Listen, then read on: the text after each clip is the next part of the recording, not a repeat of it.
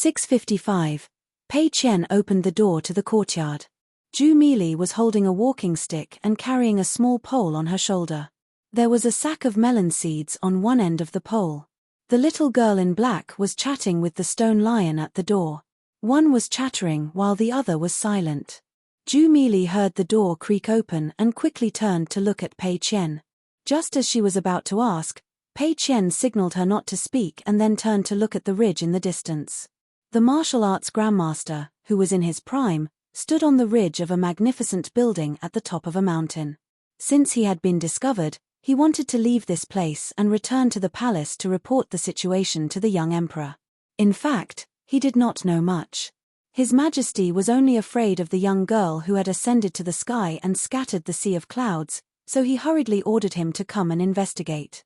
He came too late. He saw the girl return like an arrow nailed into the earth. However, compared to the trembling of the capital and the great movement of the dragon vein, when the girl landed, it was completely different. She landed silently, like a feather landing on the ground. This made the martial arts grandmaster feel terrified. She had reached the peak of perfection and could be said to have reached the realm of perfection. After the death of the great devil Ding Ying, Yu Zhani, who turned to practice magic, disappeared. It was rumored that he had secretly ascended. Zhu Fei from the Chunqiao Palace and imperial tutor Zhongqiu had left one after another.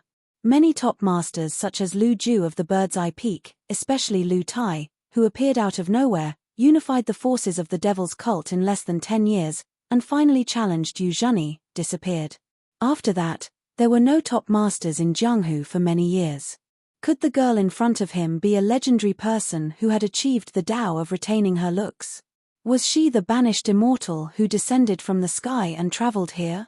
Although Jianghu was short nowadays, the fairy aura on the mountain was getting stronger and stronger. Unexpectedly, the girl jumped over the wall and the ridge of the roof in a few steps. In the blink of an eye, she was on the ridge of the roof opposite the middle-aged guru. The two of them faced each other. Pei Qian was standing slightly lower. The girl withdrew her fist and saluted. She spoke in the official language of the Nanyuan Kingdom, Pei Qian, a disciple of the Luopa mountain from the Nanyuan Kingdom. "What can I do for you?" The middle-aged martial artist with the saber at his waist retracted his awkward expression and returned the greeting with cupped fists.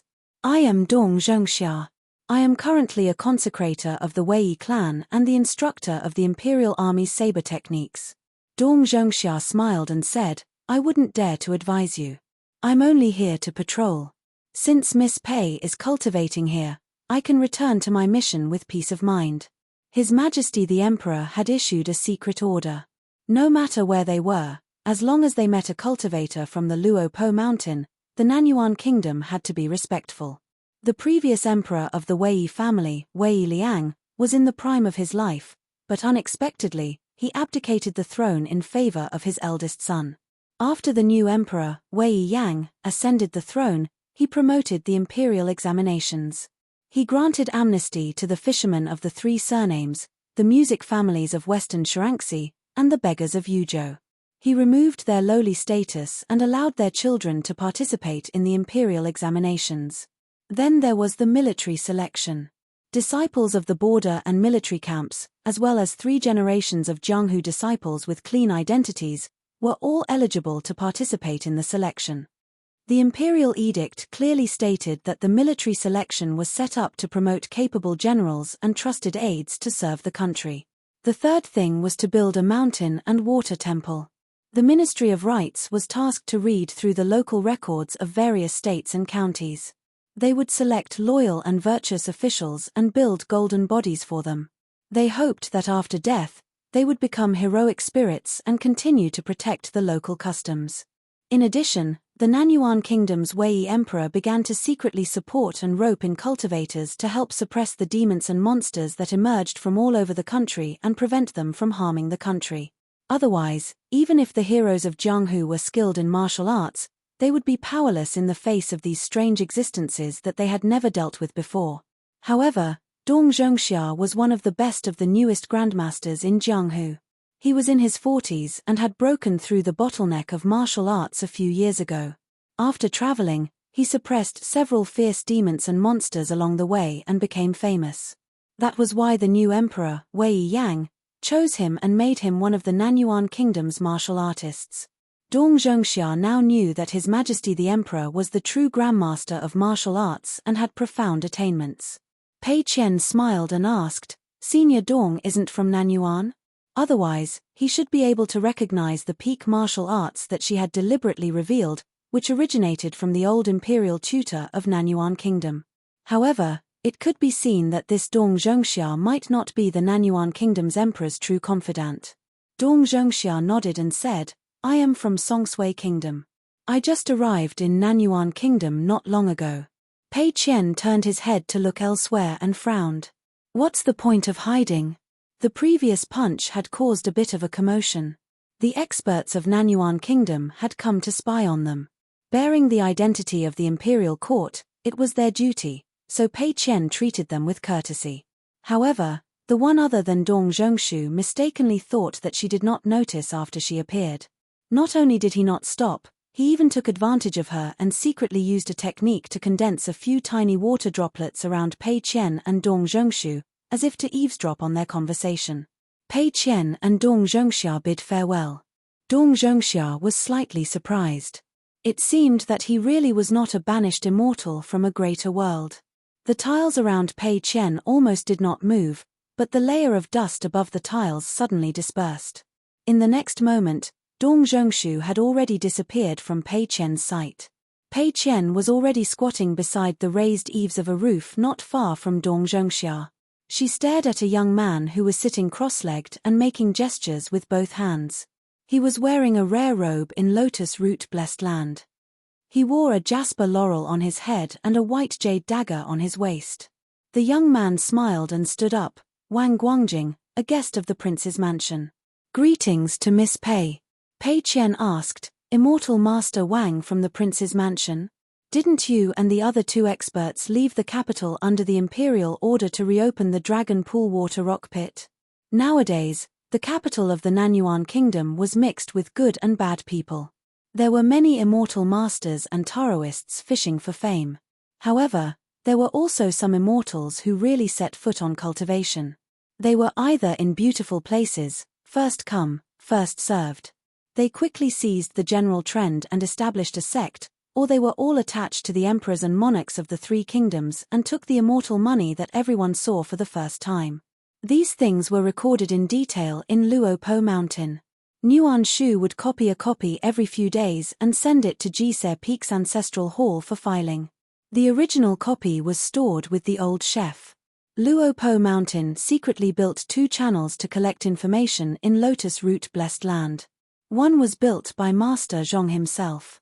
The old Emperor Wei Liang and the new Emperor Wei Yang knew about it because it was one of the terms of the contract signed between Luopo Mountain and the Nanyuan Kingdom. The other was far away in Songlai Kingdom and was run by Zhu Lian. Although Pei Qian didn't understand these imperial affairs, he knew that the relationship between the father and son of the new emperor and the old emperor was not as harmonious as it seemed. Otherwise, the old emperor would not be so close to his second son Wei Yun. The new Emperor Wei Yang would not let his younger brother Wei Yun be the magistrate of the capital and let a powerful old official who favored Prince Wei Yun be the minister of strategy of the country. If it weren't for the fact that the minister of rights, who would be in charge of the mountains and rivers, was the young emperor's confidant, Pei Qian would have thought that the old emperor was still in charge of the Nanyuan Kingdom. Wang Guangjing was slightly surprised and said with a guilty face, "Before leaving, I was in a hurry to break through and made a mistake in cultivation. I had to rest in the capital." When Dong Zhongxia left, he glanced at this side from afar with a heavy heart. That Prince Wei Yun was definitely not someone to be trifled with. With the support of the retired emperor, he had recruited a large number of cultivators. If that female martial artist with the surname Pei was recruited as a consecrator by the prince's residence, wouldn't it implicate the undercurrents in the Nanyuan Kingdom's capital? Dong Zhongshu quickly rushed back to a hidden residence adjacent to the palace. It was once the imperial tutor's cultivation ground. When Dong Zhongshu saw the incognito man, he was shocked and quickly landed. He cupped his fists and said softly, "Your Majesty."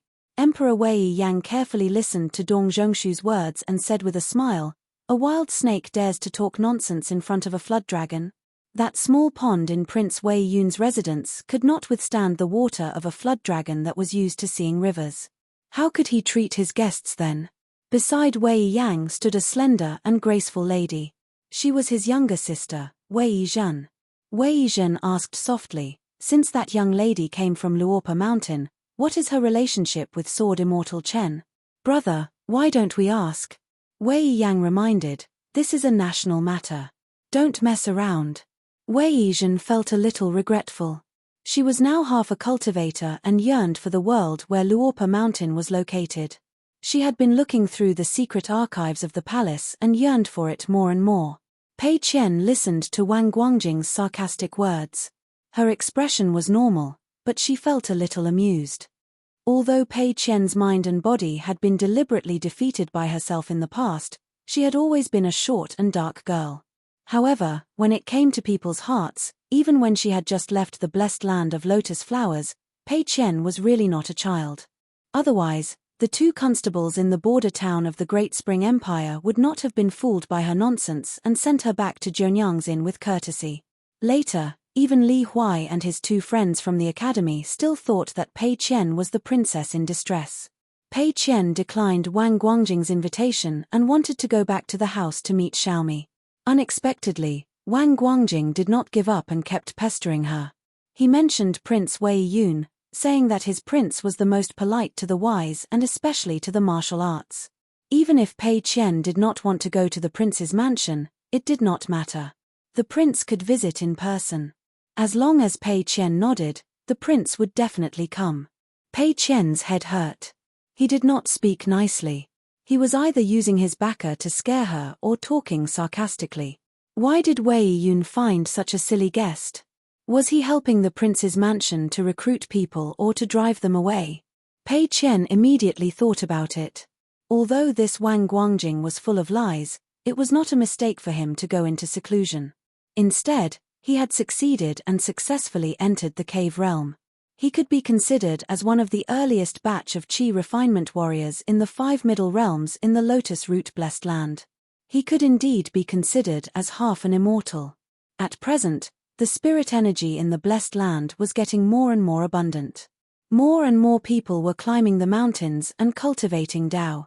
However, there were still very few people who could enter the 5 middle realms.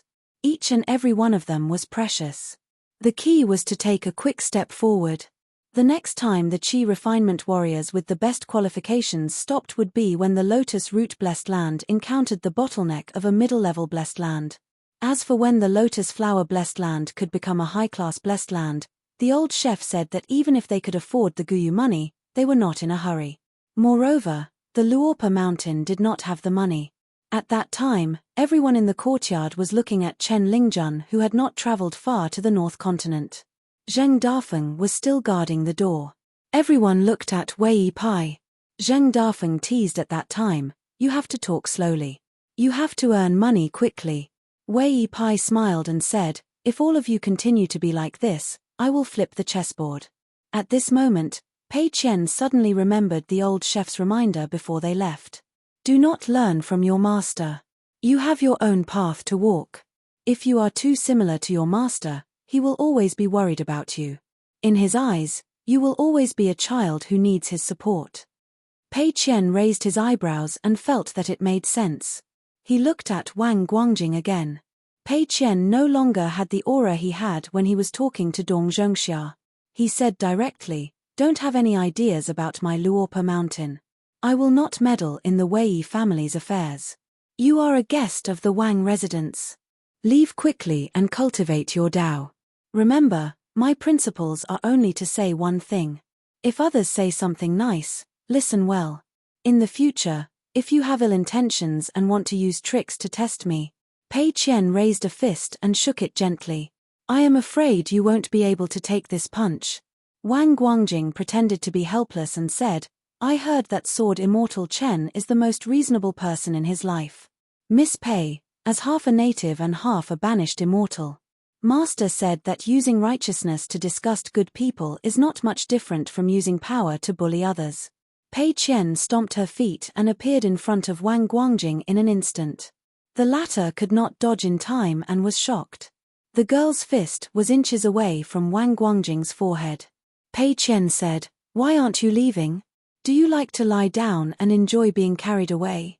Wang Guangjing's white jade short sword, which looked like a paperweight, glowed.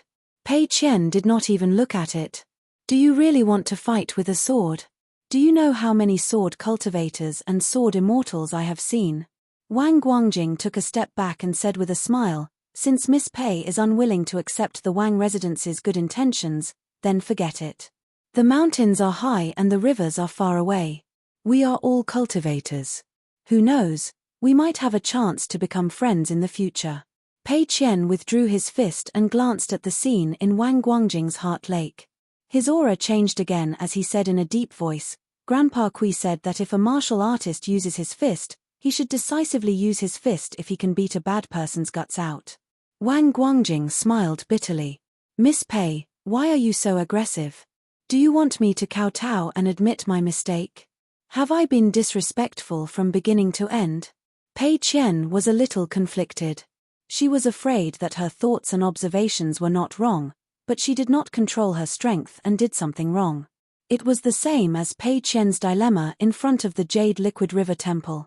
Instead, it was not as straightforward as Chen Lingjun. All of a sudden, Pei Qian looked up. A grey robe flew over and floated down. He held Wang Guangjing's head and twisted his wrist, causing the latter to spin all the way to the street. Zhu Lian's back was facing Wang Guangjing on the street. He raised his hand and casually waved it behind him. Wang Guangjing, who had not yet steadied himself, felt as if his head had been hammered. He flew backward and slid for dozens of feet on the street. His eyes rolled back and he fainted on the spot. Zhu Lian laughed. "There's no such thing as guarding against thieves for 1,000 days. A rat's poop can spoil a pot of porridge." Zhu Lian leaned back slightly and looked elsewhere. There were cultivators lurking in the dark, ready to save Wang Guangjing. Zhu Lian asked, "Do people from the prince's residence like to bring chicken poop and dog poop home?" That Wei Yun had not been quiet for a long time. As for the old emperor, Wei Liang, he had the temperament of an emperor. Even if he wanted to cultivate, he had never truly seen the vast world. After becoming the retired emperor, he had taken off his dragon robe. However, he had not yet completed his cultivation, so he kept playing tricks. Of course, he also had the thought of bargaining with Luo Po Mountain. If not for the kindness of the current emperor, Wei Yang, this lotus root-blessed land would soon be in a mess. At that time, the ones who would be the most upset would only be the teacher, Zhong Qiu, and Cao Qinglang. Pei Qian sent a telepathic message and asked in confusion, "Old chef, why did you change your face?" Zhu Lian said helplessly, "The wind on the mountain is strong, it blew away." Zhu Lian turned to look at the young immortal who was dozing off on the street and remained silent. Pei Qian suddenly asked a question. "Old chef, will you not be free in Luo Po Mountain?" Zhu Lian sighed. "You have indeed grown up to be able to ask such a question. I thought you would only ask me this when you returned home." Pei Qian smiled. "I'm just asking casually. You can tell me the answer later." Zhu Lian said slowly, "The freedom to punch may not be great. But in life, the freedom to speak without restraint, the freedom to cook, the freedom to earn money and how to spend it, the freedom to flip through books, the freedom to look up and enjoy the scenery, the freedom to play chess with a good friend, the freedom to watch the younger generation grow day by day. Which one of these isn't freedom?" Pei Qian was not used to talking about old people who were not old chef, so he quickly changed the topic and asked, "What about Wang Guangjing who pretended to be dead?" Zhu Lian said, "Yu Lu and Xie Xie have already asked for leave from the Marushan Mountain Master of the Academy. In the next 2 years, they will travel to the Lotus Root-blessed land together. When the time comes, we can borrow people from Wei Yun and let Wang Guangjing lead the way. With Yu Lu, cultivating the heart will not be a big problem." Pei Qian asked curiously, "Li Huai did not join in the fun?" Zhu Lian shook his head. According to Brother Feng Feng, if Li Huai were to join in, the cultivators in the Lotus Root-blessed land would not have any great opportunities. Pei Qian had an idea, but he did not dare to say it. Zhu Lian asked, Do you want to go to the Lion Peak of the North Continent to find Li Huai's father? Pei Qian nodded.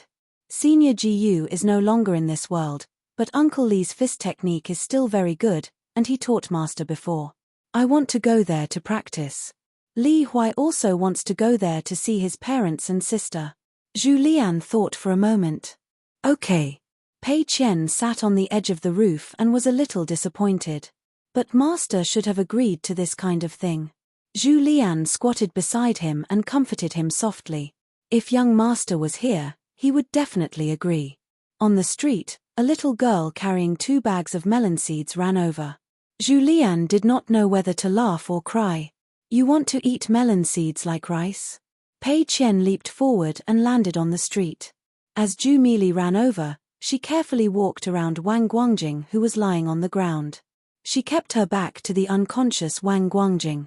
I didn't look at you, and you didn't see me.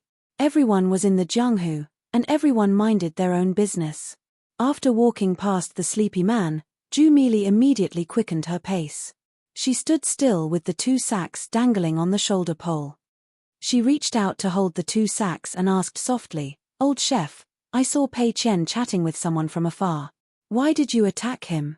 That's a sneak attack. You shouldn't attack him next time. Otherwise, it won't be good if word gets out. I'll eat some melon seeds first and muster up my courage to shout a few times to wake him up. Can you come again? Zhu Lian imitated the little girl's words and nodded with a smile. Yes, I like him.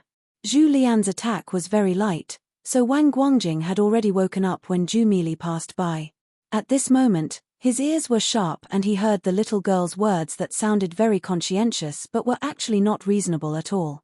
This young immortal, who was both a guest and a behind-the-scenes military advisor in the prince's mansion, almost shed tears. Pei Qian pinched Zhu Mili's cheek and pulled. Zhu Mili immediately tilted her head and stood on tiptoe. She gently patted Pei Qian's finger and said vaguely, That's necessary. That's necessary. Zhu Lian stamped his foot. Wang Guangjing's whole body bounced up and he no longer dared to pretend to be asleep. After standing still, he said in a trembling voice, Greetings, old immortal. Zhu Lian nodded with a kind expression and patted with his hand. Wang Guangjing fell directly to the end of the street. Zhu Lian smiled. After this punch, he should be timid. Zhu Lian looked around and said to himself, It's a pity that when we met in the early years, Ding Ying was still a little boy. When I finally came back, he was gone. Otherwise, I could have taught him how to be a junior. He was not a martial arts madman talking nonsense. Actually, Ding Ying's later actions were more or less the same as Zhu Lian's. Earlier, Zhu Lian had already fought against 9 people in the Generational Pact.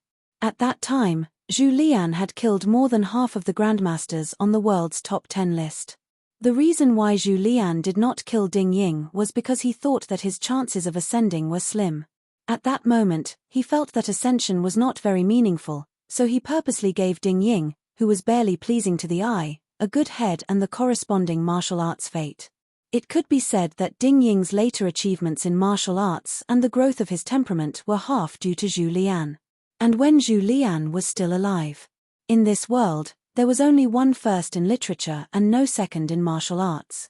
Pei Qian said, Let's go back. Zhu Lian nodded and said, Let's finish a sack of sunflower seeds first. Otherwise, Nuan Shu will probably nag you for buying too much.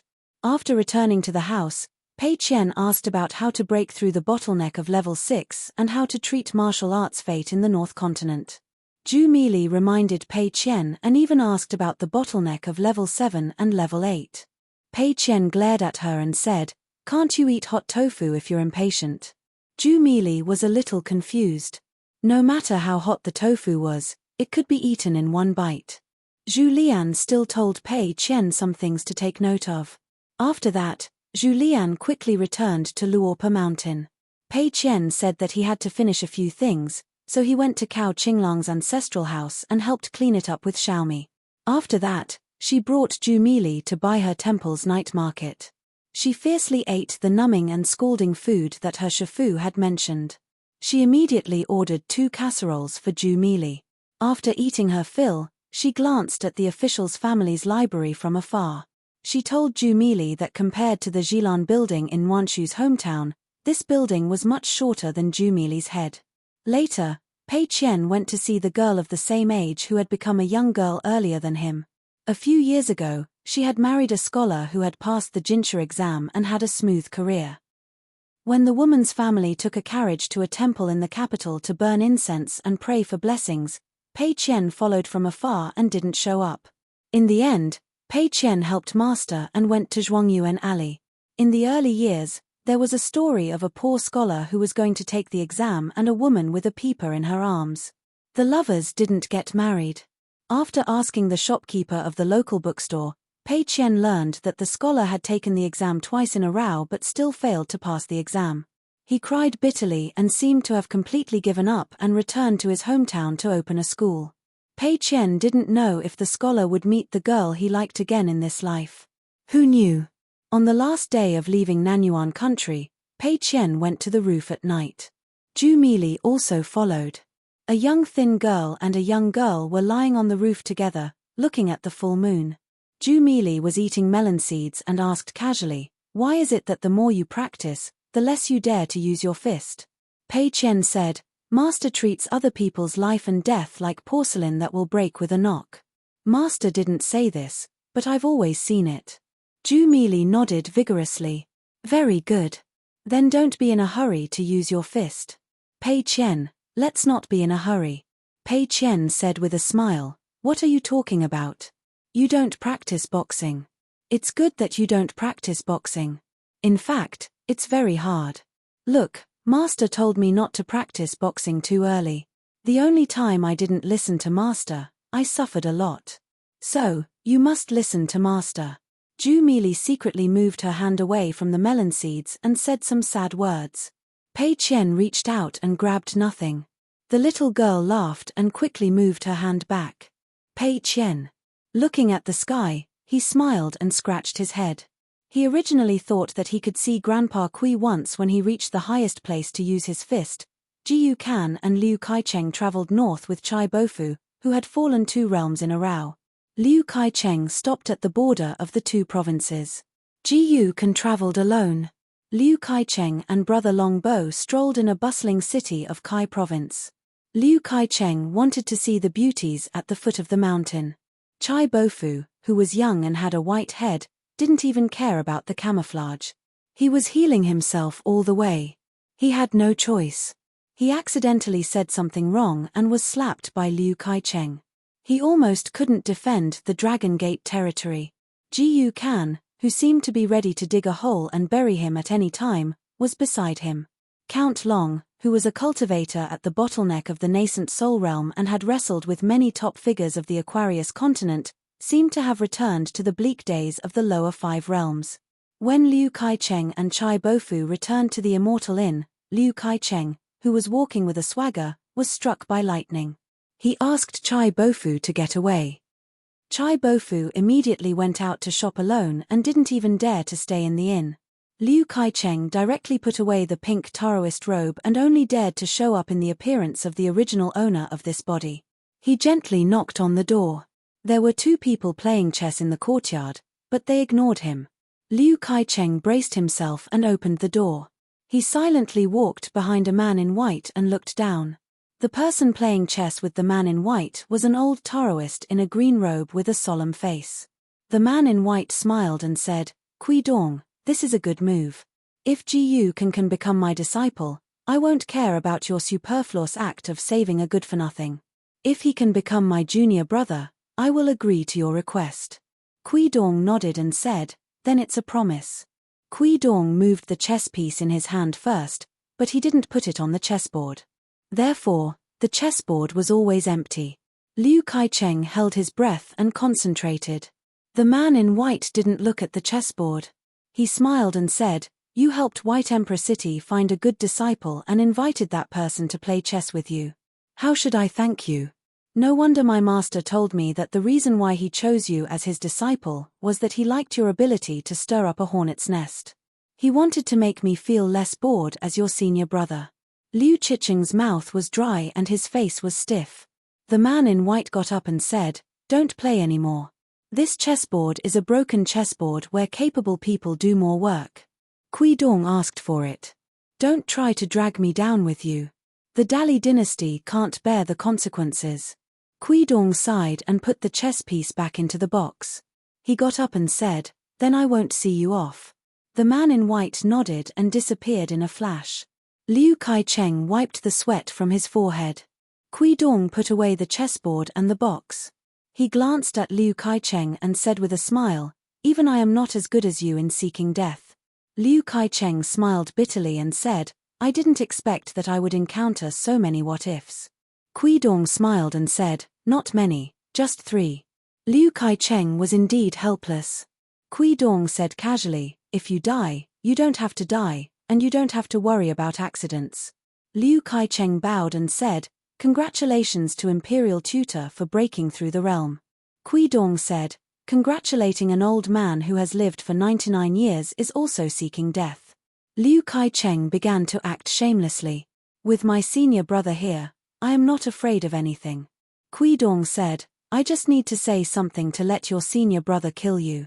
Liu Kai-cheng immediately bowed again and said pitifully, Imperial Tutor, please tell me something about a scholar. I am most willing to listen to this now. Kui Dong said, then listen to my advice. When Ji Kan arrives at White Emperor City, no matter what happens in the future, you just need to protect him from death. Don't do nothing, and don't do too much. Liu Kai-cheng still wanted to ask this real master about the mysteries of heaven, but Kui Dong had disappeared. Liu Kai-cheng sighed. The old Cliff Academy in the capital of Dali had been sealed off by the imperial court for many years. It was deserted, overgrown with weeds, and foxes, and rabbits. A snow-white rainbow light descended from the sky. It completely ignored the great array of mountains and rivers in the capital of Dali. It even seemed that it did not take the scholarly sage who was guarding the sky screen seriously. After the man in white appeared, he glanced at the imitated Baek Okekyung building that was ready to move. The Baek Okekyung building that had been activated seemed to have received an imperial edict at the last minute. The man, who did not like to leave White Emperor City, walked slowly and sighed, when flowers grow, they become evil weeds. Before Ji Kan returned home, there were 2 pairs of master and servant, a total of 4 people. 3 of them were returning home. The vassal of Dali, Song Jisin, and the servant girl Ji Qiu from Mud Bottle Alley.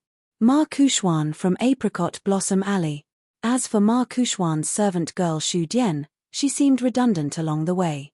And Song Jisin was disgusted by Ma Kuxuan, who pretended to be a bodyguard all the way. The ferry docked at the Oxhorn Mountain. Ma Kuxuan took Xu Dian to the river god temple of Longshu River. Song Jisin and Ji Qiu went to Mud Bottle Alley. But Ji Qiu left the house alone in the night. She looked at the clean yard next door and the Spring Festival couplets, and walked out of the alley. After she left the alley, Song Jisin took a small stool to the yard in the dead of night. But he did not sit down. He stood on the other side of the yellow mud wall that seemed to be getting shorter and shorter, looking at the neighbor's yard. Ji Qiu went to the iron lock well first. She reached out and scooped up a handful of water, weighed it in her hand, and poured it back into the well. Then she walked out of the town. Near Li Huai's house, she looked at the hill called Zhenzhu Mountain and frowned. Buried there was the body of the real dragon that was refined and defeated by the saints of the 3 sects and 1 family. Zhenzhu Mountain. Zhu, Wang Zhu. Zhenzhu was the real body of Wang Zhu. On the other hand, Wang Zhu's current physique was transformed from the true dragon Li Zhu, and it couldn't be considered her true body. Someone still needed to add the finishing touch before he could rightfully take back that true body. Only then could she restore the real dragon's identity. At that time, all the luck of the flood dragon in the world would be gathered on her alone. Helping her break through the bottleneck of the gathering vitality realm was nothing. It was not difficult to break through the bottleneck of the pure jade realm. As long as she stabilized the immortal realm, her combat power was comparable to half of the ascendant realm. The writer and the person who added the finishing touch was the peasant boy who signed a contract with her in the early years. After Ji Qiu left the Iron Lock Well, the first person she saw in the snow and cold season was Chen Pingan. However, at that time, Chen Pingan's soul was too weak, and his luck was so thin that it made one's hair stand on end. She didn't want to be implicated by him, so she chose the neighboring prince of the Great Li, Song Jisin, as her master. Why was the four-legged snake that was thrown to the yard next door by Song Jisin and would run back by itself? Why was it so despised and still unwilling to stay at Chen Ping'an's house? It was also one of the 5 opportunities of the Great Tao. Chen Ping'an gave the little loach to Ji Can not only accepted it, but also caught it without any problem. Logically speaking, Song Jisin had been thrown away several times, so it should be Chen Ping'an's opportunity. However, how could the four-legged snake with horns on its forehead be on the same level as Wang Zhu? Like Wang Zhu, it recognized Chen Ping'an as its master. The master-servant relationship between Wang Zhu and Song Jisin next door was just Wang Zhu's camouflage. Later, Song Jisin changed the name to GQ, which was a great trick. The 2 words GQ originally belonged to the supervisor, Song Yuzhang. In fact, it was given to Song Yuzhang by Kui Dong. Then, Song Jisin coincidentally saw it and knew about it. Unconsciously, he remembered it in his heart and kept it echoing. Finally, he helped Wang Zhu to name it GQ. The 2 words GQ were related to the illusion of chiseling the wall to steal light. The plaque hanging in the main hall of the house in Mud Bottle Alley, Huayuan Palace, was written by the late emperor of Dali. They were all very particular. Therefore, during those years, GQ was able to slowly absorb the dragon energy of the Dali dynasty. Therefore, Song Jisin missed out on the dragon throne. It was not without reason that he was only a vassal and not an emperor. Heaven's will and destiny were in the unseen world. When GQ met Lu Chen, who was looking for her in Mud Bottle Alley, GQ subconsciously mentioned Chen Ping'an instead of Song Jisin. GQ stood where she was and looked at the Zhengzhou mountain in silence for a long time. Song Jisin walked to her side. GQ told him the inside story in her mind. There was no point in dragging this out any longer. He might even become enemies with Song Jisin. Unexpectedly, Song Jisin smiled and said, "I don't mind." Wang Zhu blinked and said, "I don't mind either." Song Jisin was speechless. Then, he felt a dull pain in his heart. The 5th world. The old scholar was above the sea of clouds, looking at the magnificent mountains and rivers. He said, "The poor scholar moves. Moving books is like moving mountains. Only those who have books on the shelves are rich." The scholar standing beside him was empty-handed. He did not have a sword in his hand because there was a sword light in the middle of the world far away. The scholar said, "The great rivers and mountains are going to be slaughtered again." The old scholar smiled and said, "Saints do not hurt things. Those who do not hurt things cannot hurt things." The scholar shook his head and said, "Saints are like that. How many saints are there?" The old scholar also shook his head and said, "As far as I can see, there are saints everywhere. It can be seen that your fighting skills are better, but your vision is lower." The scholar was speechless. There were only the 2 of them in this world. This boast was not false. He was indeed an old scholar who did not take advantage of others. These words were said by the old scholar himself. It was not slandered by others. The old scholar was silent for a moment. Suddenly, he became spirited and said, "Since you have nothing to do, why don't I tell you more about my isolated disciple?" The scholar took a deep breath. He was going to talk again. It wasn't that he was impatient, but no matter how patient he was, he couldn't withstand the old scholar's nagging. He turned his head and said helplessly, "Can you stop talking about this?" The old scholar sighed and said, "It's a regret in life." The scholar sighed in relief. Using the sword was not as tiring as listening to the old scholar's nagging. The old scholar suddenly said, "If I don't talk about it, why don't you? This is a very novel idea. First, set a small goal. For example, 1 second. Remember, the scholar's residence."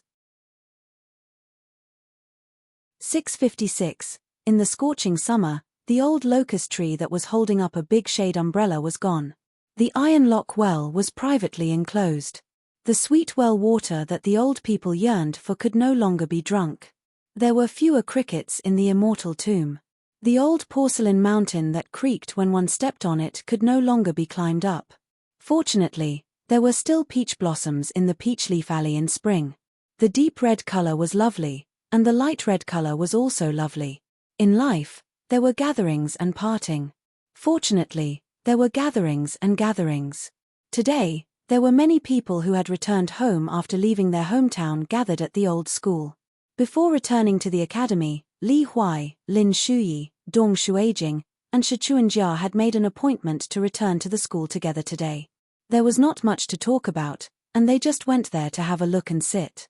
Dong Shuijing asked someone to find the county magistrate to get the key to open the door. Normally, people did not know Dong Shuijing's ability, nor did they know Dong Banqing's name.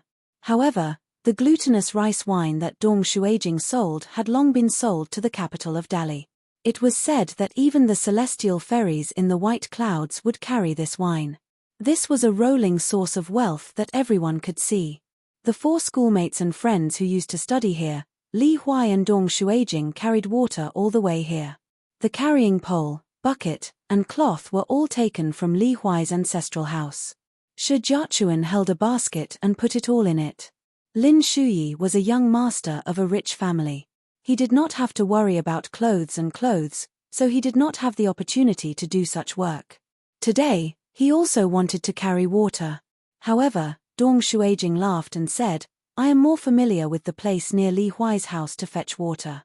Therefore, Lin Shuyi, who was empty-handed, chatted with Shi Chuanjia, who was close to him, all the way. Both of their families had moved to the capital of Dali. Lin Shuyi's father had been promoted to an official in the capital, while the Shi family was just rich. In the eyes of the locals in the capital, they were just rich people who came from outside the capital. They reeked of mud and blood. In the early years of the Shi family's business, things did not go well. When they were cheated, they could not find a place to complain. There were some things that Shi Chuanjia wanted to say. Previously, there were too many people at the shop in Dragon Rider Alley, so even if she was joking, she couldn't say too much. Now that there was only Lin Shuyi around, Shi Chuanjia openly mocked and complained about Lin Shuyi. She said that her family was bumping around in the capital and that they couldn't find a temple even if they carried a pig's head, so she went to find Lin Shuyi's father. She didn't think that she would be rejected at the door. She only entered the house to drink tea and reminisce about old times, and that was it. Lin Shuyi's father made it clear that he wasn't willing to help. As a married woman, Shi Chuanjia was no longer the carefree little girl with ponytails. However, she was willing to talk about this openly because she was willing to treat Lin Shuyi as a friend.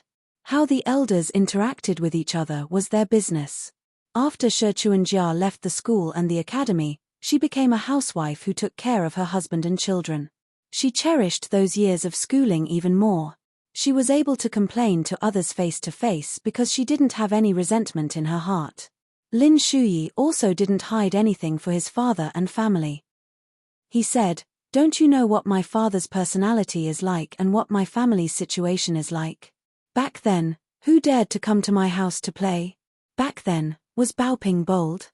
How many times have you seen her come to my house?" Lin Shuyi's father was even weirder. When he worked in the construction supervision office, he was all by himself. When he returned home, he was all by himself. When he was with his concubine-born son, Lin Shuyi, he was almost harsh, but he was also another person. That man was all too clear with almost everyone he interacted with. Because he was efficient in his work, he had a good reputation in the construction supervision office and got along well with several construction supervision officials. Therefore, other than the praise of his colleagues in the construction supervision office, Lin Shuyi, as the head of the family, or as a father, seemed somewhat harsh and heartless. When he traveled to the academy of the Great Sui Kingdom, the letter he sent to Lin Shuyi was always concise and to the point, as if he was calculating accounts. No matter how famous Lin Shuyi was now in the Great Sui Kingdom, even in the officialdom of Dali, that man didn't seem to have such a son. He never wrote to Lin Shuyi to ask him to come home and visit when he was free. Shi Chuanjia remembered something and joked, "Lin Shuyi, even my friends have heard of you. How capable must you be to be able to spread your deeds to the capital of Dali? They say that you will definitely become a sage of the academy. Even a gentleman dares to think about it. You are a successful immortal on the mountain, and you are also good-looking." Speaking of this, Shi Chuanjia turned sideways and looked at Lin Shuyi, who was dressed in a green robe. "Oh, you are really handsome. I couldn't see it at all in the past. You always have a straight face, like a little teacher. You are not likable." Lin Shuyi said, "If you have the ability to say this, say it in front of Bian Wenmao." Shi Chuanjia smiled and said, "I didn't say that you are better looking than my husband." Lin Shuyi shook his head and said nothing. Shi Chuanjia was a little emotional. At that time, Yu and Li Huai were the only ones who had the latest books in the school. They were the same for a year. Li Huai didn't like to flip books. He would feel sleepy as soon as he read. "You were the most careful when flipping books."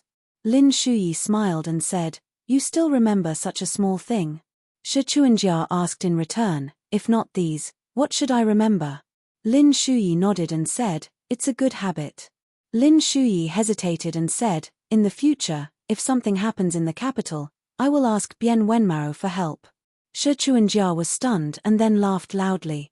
She pointed at Lin Shuyi and said, "Since you were young, you spoke the least and had the most complicated thoughts. Why would Lin Shuyi need to ask Bian Wenmao for help?" This kind of thing of helping others and building a ladder was probably Lin Shuyi's unique gentleness and kindness.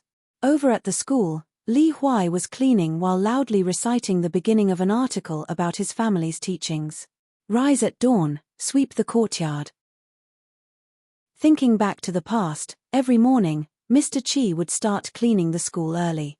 He would always do these things himself and didn't need Zhao Yarrow to do it. Dong Shuijing smiled and said, "It has to be clean inside and out." Shi Chuanjia wiped the table. Hearing this, she waved the rag in her hand and said, "Close the door after fainting." Nearby, Lin Shuyi smiled. "I will personally check." Lin Shuyi wiped the windowsill carefully. Studying at the foot of the mountain, cultivating on the mountain, cultivating the body and the mind. Was this not the same? Shi Chuanjia's husband, Bian Wenmao, had also returned to Huaihuang County. The town belonged to the prefectural government. Bian Wenmao had sent a letter of invitation to visit the prefectural government of Baoshi, Fuyu. Fuyu was also the son of an aristocratic family of the capital with quite the status. The Bian family and the Fu family had some ties. They both belonged to the Dali faction. However, the Bian family still paled in comparison to the Fu family. However, the Fu family was not as wealthy as the Cao and Yuan surnames. They were not a surname of the pillar of Shangzhou after all. Fu Yu had once been the secretary of the first district magistrate of Longquan, Wu Yuan. He was very well hidden. After the Longquan commandery was elevated to the Dragon province, it governed the 4 commanderies of Qingxi, Baoshi, Sanjiang, and Burning Incense. The prefectural government of Qingxi had been promoted on the spot, while the governors of the other 3 commanderies were all officials of the capital. They came from both aristocratic and frigid clans. Baoshi commandery had been taken over by Fu Yu. Bian Wenmao was willing to submit to the governor's estate of Baoshi, but he was afraid to visit the government office of Qingxi commandery. This was due to the prestige of the surname of the pillar of Shangzhou. In reality, although Fu Yu was of the same rank as the grandson of the Yuan family, both governors of a commandery, whenever he visited the provincial governor's residence in the provincial capital to discuss matters, even the provincial governor, Wei Li, found it difficult to deal with Governor Yuan. It was not just Governor Yuan's background. Governor Yuan's personal integrity and methods of governance were key as well. Yu Lu and Xie Xie visited the Yuan family's ancestral estate first before hurrying over to the school. They chose 2 empty seats. The 2 of them had once been students from the old Cliff Academy in Dali, except they were not as close to Mr. Qi as Li Huai and Xie Xie. They had migrated here as descendants of the Lu family, but they had only seen Kui Dongshan. They had not seen Mr. Qi, who had founded the Cliff Academy and the school in the small town. Very coincidentally, Song Jisin and his maidservant, Ji Qiu, were also revisiting this place today. They did not go to the school and take their seats.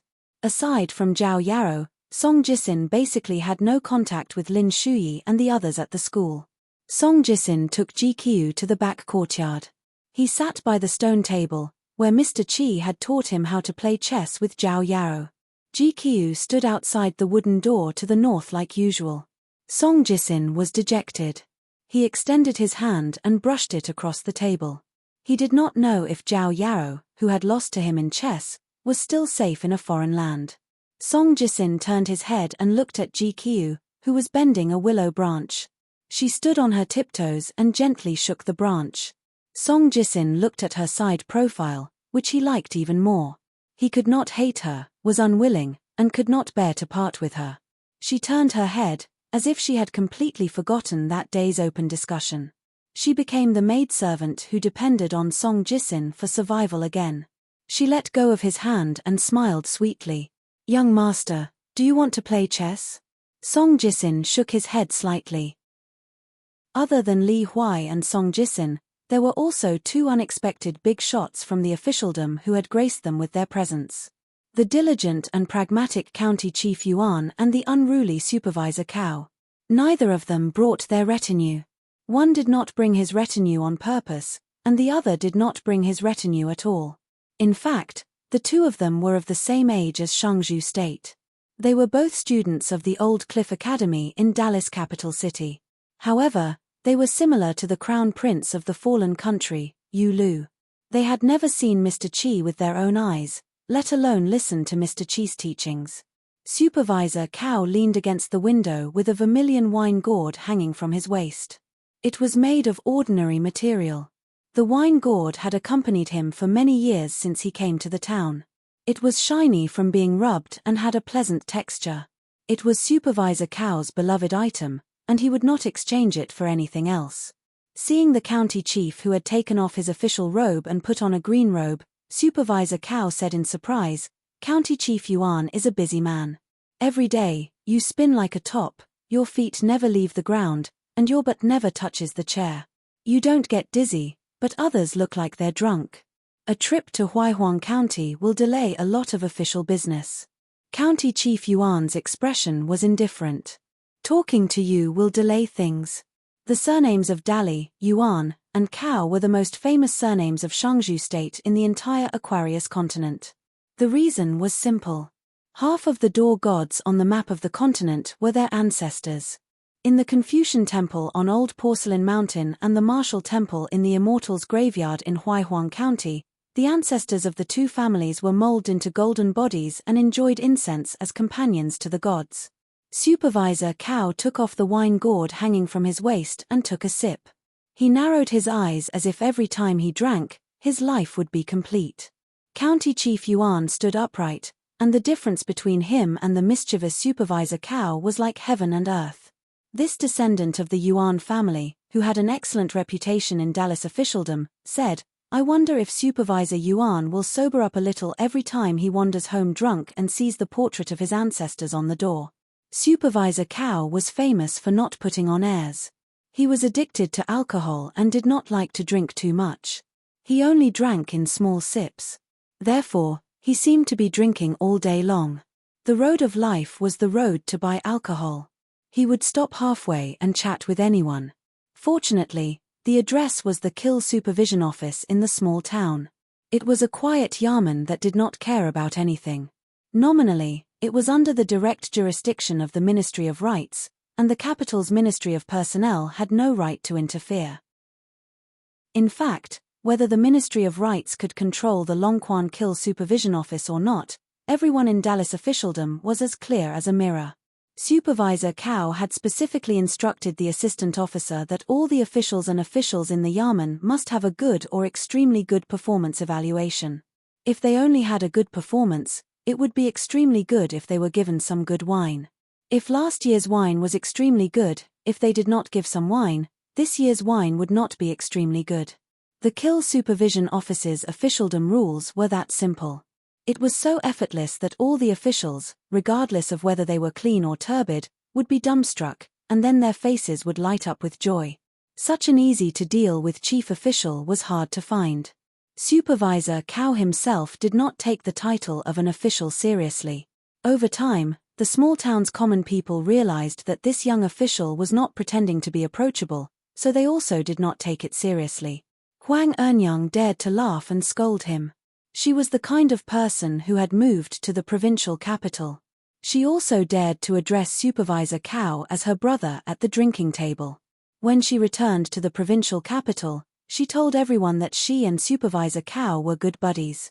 Even those big kids who wore open-crotch pants liked to play with the idle Supervisor Cow. If they complained to their father, it would most likely be useless. If they complained to their mother, as long as the woman was a bit shrewish, she would dare to tear off Supervisor Cow's clothes. Supervisor Cow had long been fluent in the small town's dialect. If he spoke in Dallas official language, he would feel uncomfortable. Supervisor Cow glanced sideways at his familiar peer and replied, "I wonder if County Chief Yuan, who scrupulously abides by etiquette, would kneel and kowtow every time he saw the portrait of the door god." If the two of them had not come to the small town to gain experience, County Chief Yuan Zhengding, who had just started his career in officialdom, would never have spoken to the other party. Supervisor Cao Gengxin would most likely have taken the initiative to talk to Yuan Zhengding, but he would never have been able to speak in such a graceful manner.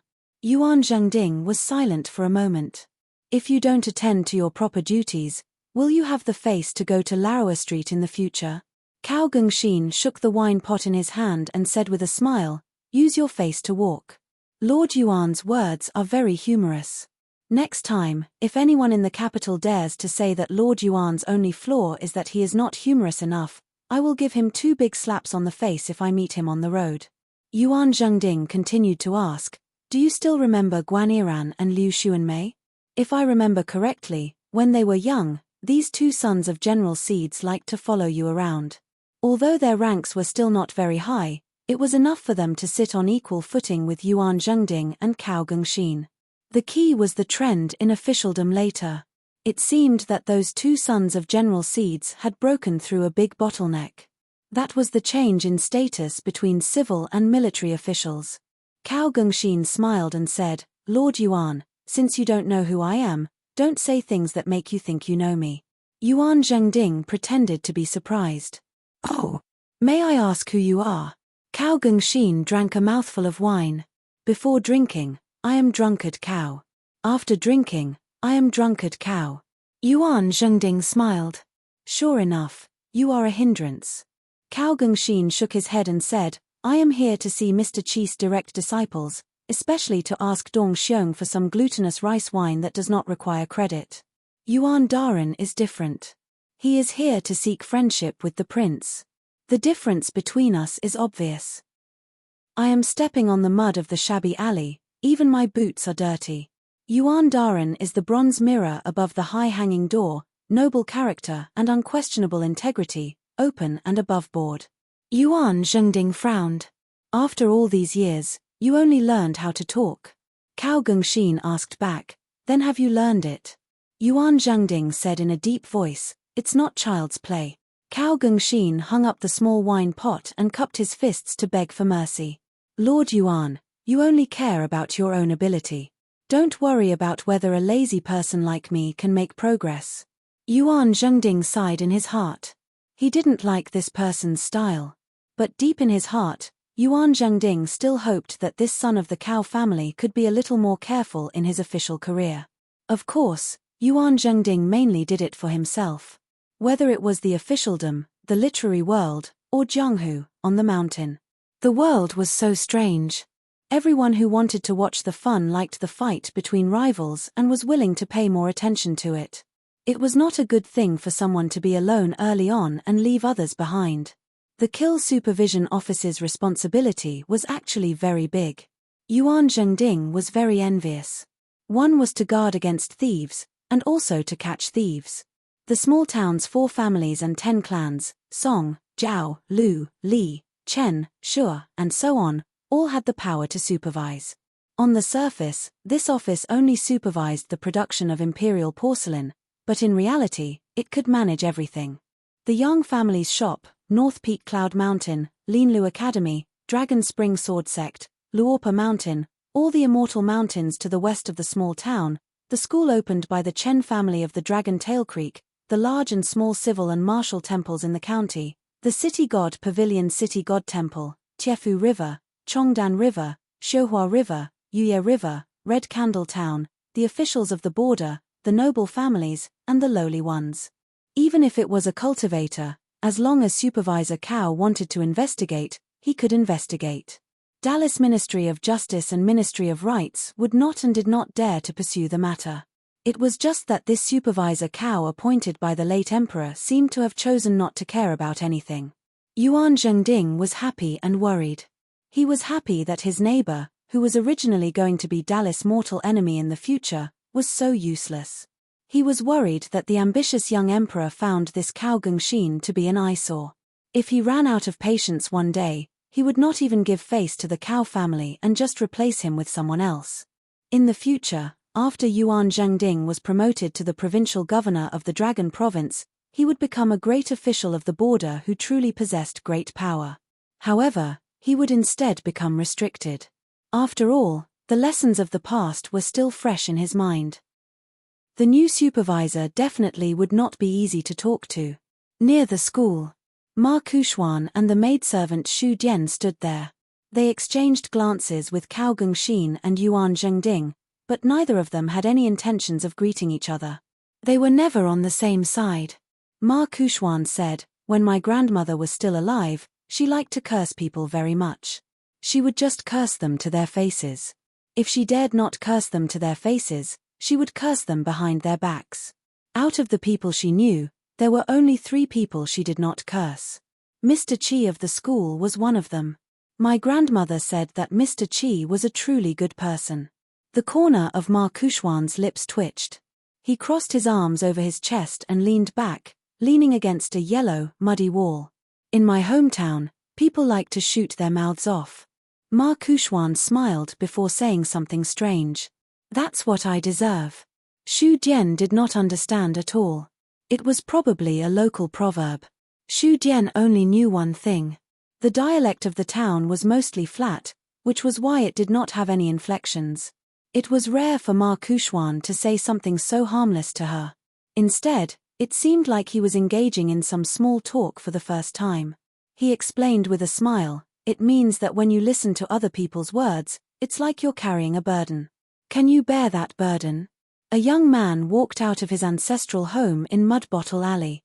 When he passed by Chen Pingan's ancestral home, he paused for quite a while. Ji Yukan originally planned on directly going to the provincial capital, but after thinking about it, she still decided to go to the school.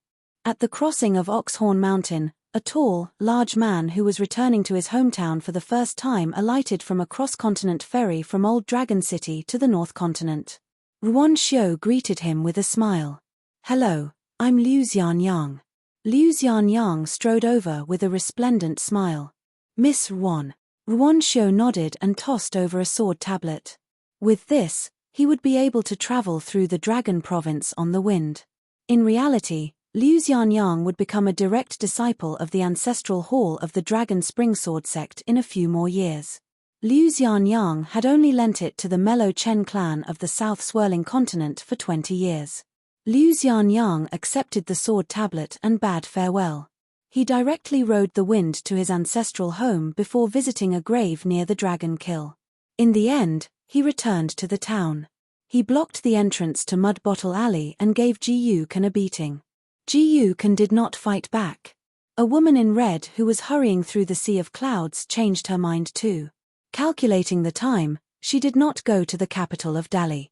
Instead, she took a detour back to her hometown. Lowering her head, she saw that she had arrived at the school. Ruan Xiu had gone to the shop in Dragon Rider Alley to suppress the new year, eating pastries along the way. She also made her way to the school.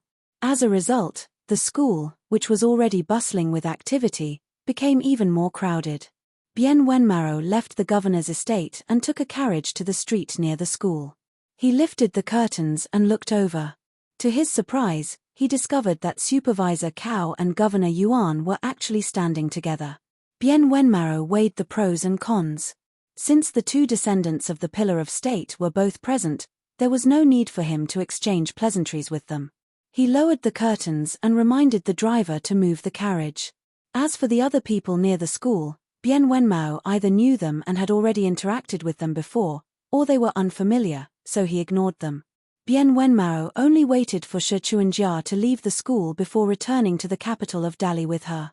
A guy who seemed like a frail scholar had actually gone back on his word. He brought his brother Longbow carefully with him, strolling around the town. In the end, he was drawn over by their activity over at the school. Liu Kai-cheng gritted his teeth and silently told himself that he was just going to look around and not cause any trouble. Even if a random kid on the side of the road in this palm-sized place jumped up and slapped him in the face for no reason, he would still welcome him with a smile. So Liu Kai-cheng and his brother Long Bo saw this scene. The people over at the school began to disperse almost at the same time. So at a certain moment, everyone fell into the sight of the pedestrians on the street. The woman in cyan with a ponytail, Ruan Xiu. The one in red cotton-padded jacket, Li Baoping. Li Huai, Lin Shuyi, Dong Shuijing. Yu Lu, thank you. Ma Kushuan. Song Jisin, Ji Qiu. Liu Xianyang, Ji Yu Kan. Those people more or less glanced at Liu Kai-cheng, who was standing on the side of the road. Especially Ji Yu Kan, who had a playful smile. Liu Chicheng's scalp was numb and his intestines were green with regret. I shouldn't have come. I shouldn't have come. If there was no one around, he would have slapped his brother Long Bo in the face. I'm so stupid, but you don't even know how to persuade me. How can you be my best friend? Chai Bofu had lost his realm, but his vision was still there. However, he was more stubborn than Liu Kai-cheng. My life is worthless now. Take it away. Liu Kai-cheng humbly asked for advice. Brother Long Bo, if you make a living here, how many days can you live? Chai Bofu was speechless. However, those people were getting farther and farther away from the school and closer to the street. Chai Bofu felt more and more suffocated. Liu Kai-cheng stopped talking in his mind and said to his brother Long Bo with a smile, Xiao, do you know that Chen Pinggan and I are best friends? Chai Bofu thought for a moment and nodded, me too. 657. The disciples of the Yang family shop, Li Zheng Dafeng, Su family shop, and Shiling Mountain had all left one after another. Old Yang was happy to be idle. Yang Xia, who was guarding the shop in front, did not understand the human language. Old Yang was too lazy to say a word. Of course, Yang Xia did not want to have anything to do with that old bastard. That old bastard really thought of himself as someone important. If not for the Yang family ancestors' nostalgia, how much money could the shop earn in a year with such a poor business? If Yang Xia was in charge, he would have settled the score long ago. Wei Pai and Ruan Tong came to visit almost at the same time. Mountain Lord Bei Yu and the presiding saint had arrived quietly. Ruan Tong was more casual. He sat on a bench under the eaves and drank. Xiao had brought some good wine home this time. Normally, she could not bear to drink it. Wei Pai stood beside the bench with a serious expression. Many saints had sat on the bench beside him before. Old Yang sat on the steps outside the main house opposite. White fog was everywhere. Ruan Tong put away the wine pot and said directly, if Xiao did not go to the school, I would not have come. Old Yang laughed, I can't control her. Ruan Tong, you have yourself to blame. Ruan Tong nodded. With such an answer, as long as it was not Old Yang's scheme, it was enough. Wei Pai's mood became heavier. Without a natural ally like Ruan Tong, he, as a mere mountain lord, was under a lot of pressure. To be honest, dealing with this old senior was not easy. Old Yang knocked his pipe on the steps and said, the city lord of White Emperor City is in the capital of Dali. He is looking over here. Maybe in the blink of an eye, he will visit here. Ruan Tong frowned. Wei Pai asked, what about the imperial tutor? Old Yang laughed, if you guessed that embroidered tiger's thoughts, will it be easy for you as a mountain lord to do things in the future? I don't think so. Since it is so, what is there to think about? Back then, when the Black Pearl Grotto heaven was destroyed, the various fortuitous encounters scattered and left with the people. It was as if a piece of porcelain had fallen from the top of the table and smashed to the ground. Pieces of porcelain, big and small, fell in all directions. The 5 greatest blessings of the Great Tao came from the fire dragon bracelet on the wrist of Saint Ruan Qiong's only daughter, Ruan Xiu. Ji Yu Kan had taken Little Loach from Chen Pinggan a long time ago and kept it in her own water tank. After Liu Zhimao had taken it away from the town, Little Loach had taken on a large amount of nourishment at Bookslip Lake and transformed into a human form. It was named Charcoal Snow. Beside Song Jisin and the maidservant Ji was the four-legged snake with horns on its forehead. The prince of the Great Sui Kingdom, Gao Xian, bought the golden carp from Li Er. It was a buy-one-get-one free deal, and it came with a high-quality Dragon King basket. There was also Zhao Yarou, Qi Jingchuan's errand boy, who had left the town early on an ox cart. Back then, other than the wooden dragon, the boy had also secretly hidden the Chun character seal, which his teacher had given him as a parting gift. On the surface, it seemed that only Zhao Yarou was not in his hometown. However, Kui Dong's plan was destined to not miss out on this. The mountain alliance between the Great Sui Kingdom's Gao family and the Song clan was a chess game. Gao Xian, as a hostage, had been studying at the Deer Academy in the Cloud Forest for many years under the protection of the ancestor of the Gao family in Gaiyang. The golden carp had been kept in the mountains and streams all these years. The Dali imperial court had obviously secretly instructed the three mountain gods, Long Shuhe, Tiefu Jiang, and Song Yuzhang, not to leak this matter to the outside world. Bookslip Lake was another chess game. Ji Kan was in the game, and Ruan Xiu followed the cultivators of Dali all the way to the south to kill a young man who had great martial arts luck but was taken away from Dali. Ruan Xiu also almost fell into the game. After the incident at Bookslip Lake, Ji Kan's mother was scared out of her wits and chose to move back to her hometown. In the end, she settled down in the provincial capital and once again lived a life of luxury. There were 3 reasons. First, Chen Ping'an's suggestion was seconded by Ji Kan. The woman herself also had lingering fears of the local customs of Bookslip Lake. Second, Ji Kan's father became a god after his death. First, he accumulated merits in the mansion of the ghost in wedding clothes. Later, he was promoted to a famous mountain god in the old mountains of Dali. Once he returned home, he would be much more stable. Third, Ji Kan hoped that his mother would stay away from trouble. From the bottom of his heart, Ji Kan did not trust his master, Liu Zhimao, the head of the true state sect, Liu Larocheng. As for Song Jisin, from the beginning to the end, when had he ever left the chessboard? When had he ever not been a chess piece? How could Zhao Yarou be an exception and truly escape from Kui Dong's plan? Ruan Xiu left. However, Wei Pai was still unwilling to return to Mount Padding Cloud. This gathering came too abruptly and strangely. Now that the young mountain master had traveled to the Great Wall of Sword Qi and Zheng Dafeng was not at Luopo Mountain, Wei Pai was afraid that Zheng Dafeng would change his mind and not go to Lotus Root Blessed Land. This was all arranged by this old senior. Now, the backbone of Luopo Mountain was actually only Zhu Lian. He, Wei Pai, would always be a guest in the Hall of Ancestral Masters on Jise Peak, without a seat. Old Yang smiled and said, Wei Shan Jun, is it necessary to repay the kindness of creation in the early years like this? Wei Pai smiled bitterly and said, I'll have to trouble the old senior to tell me sincerely that this matter is not directed at Luopo Mountain. Then I will not disturb senior's peace. Old Yang thought for a while, there are some implications, but it is not directed at Luopo Mountain.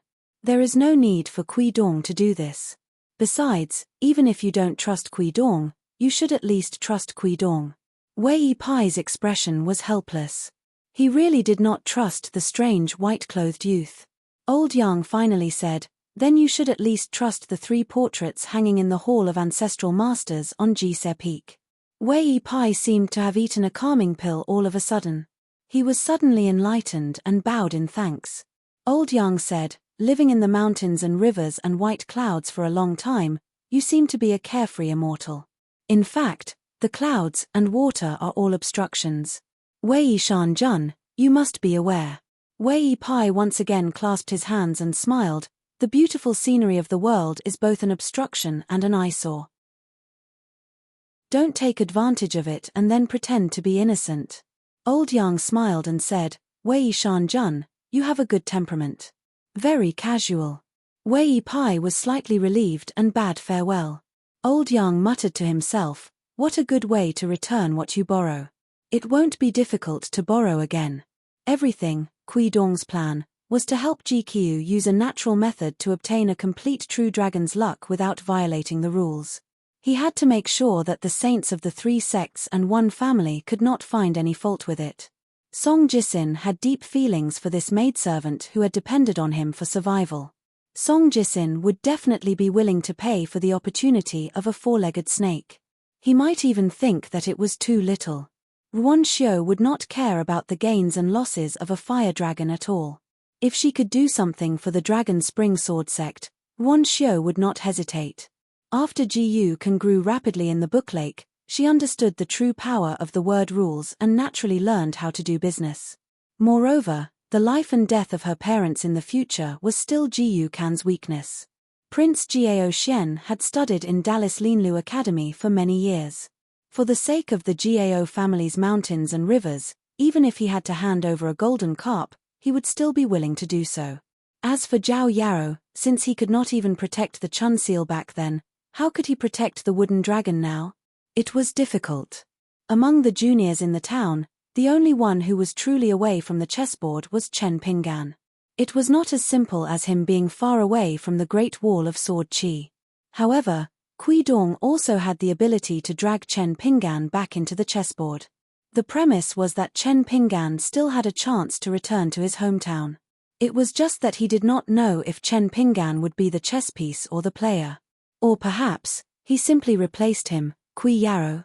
In front of the medicine shop, Yang Hua saw an old Confucian scholar cross the threshold. Yang Hua smiled and asked, "Sir, do you want to see a doctor or buy some herbs? Did you bring the prescription?" With such a glib tongue, how good could the business of the Yang family shop be? The old man did not mind.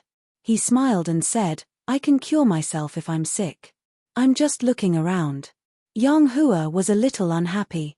He said casually, "Herbs are precious to begin with.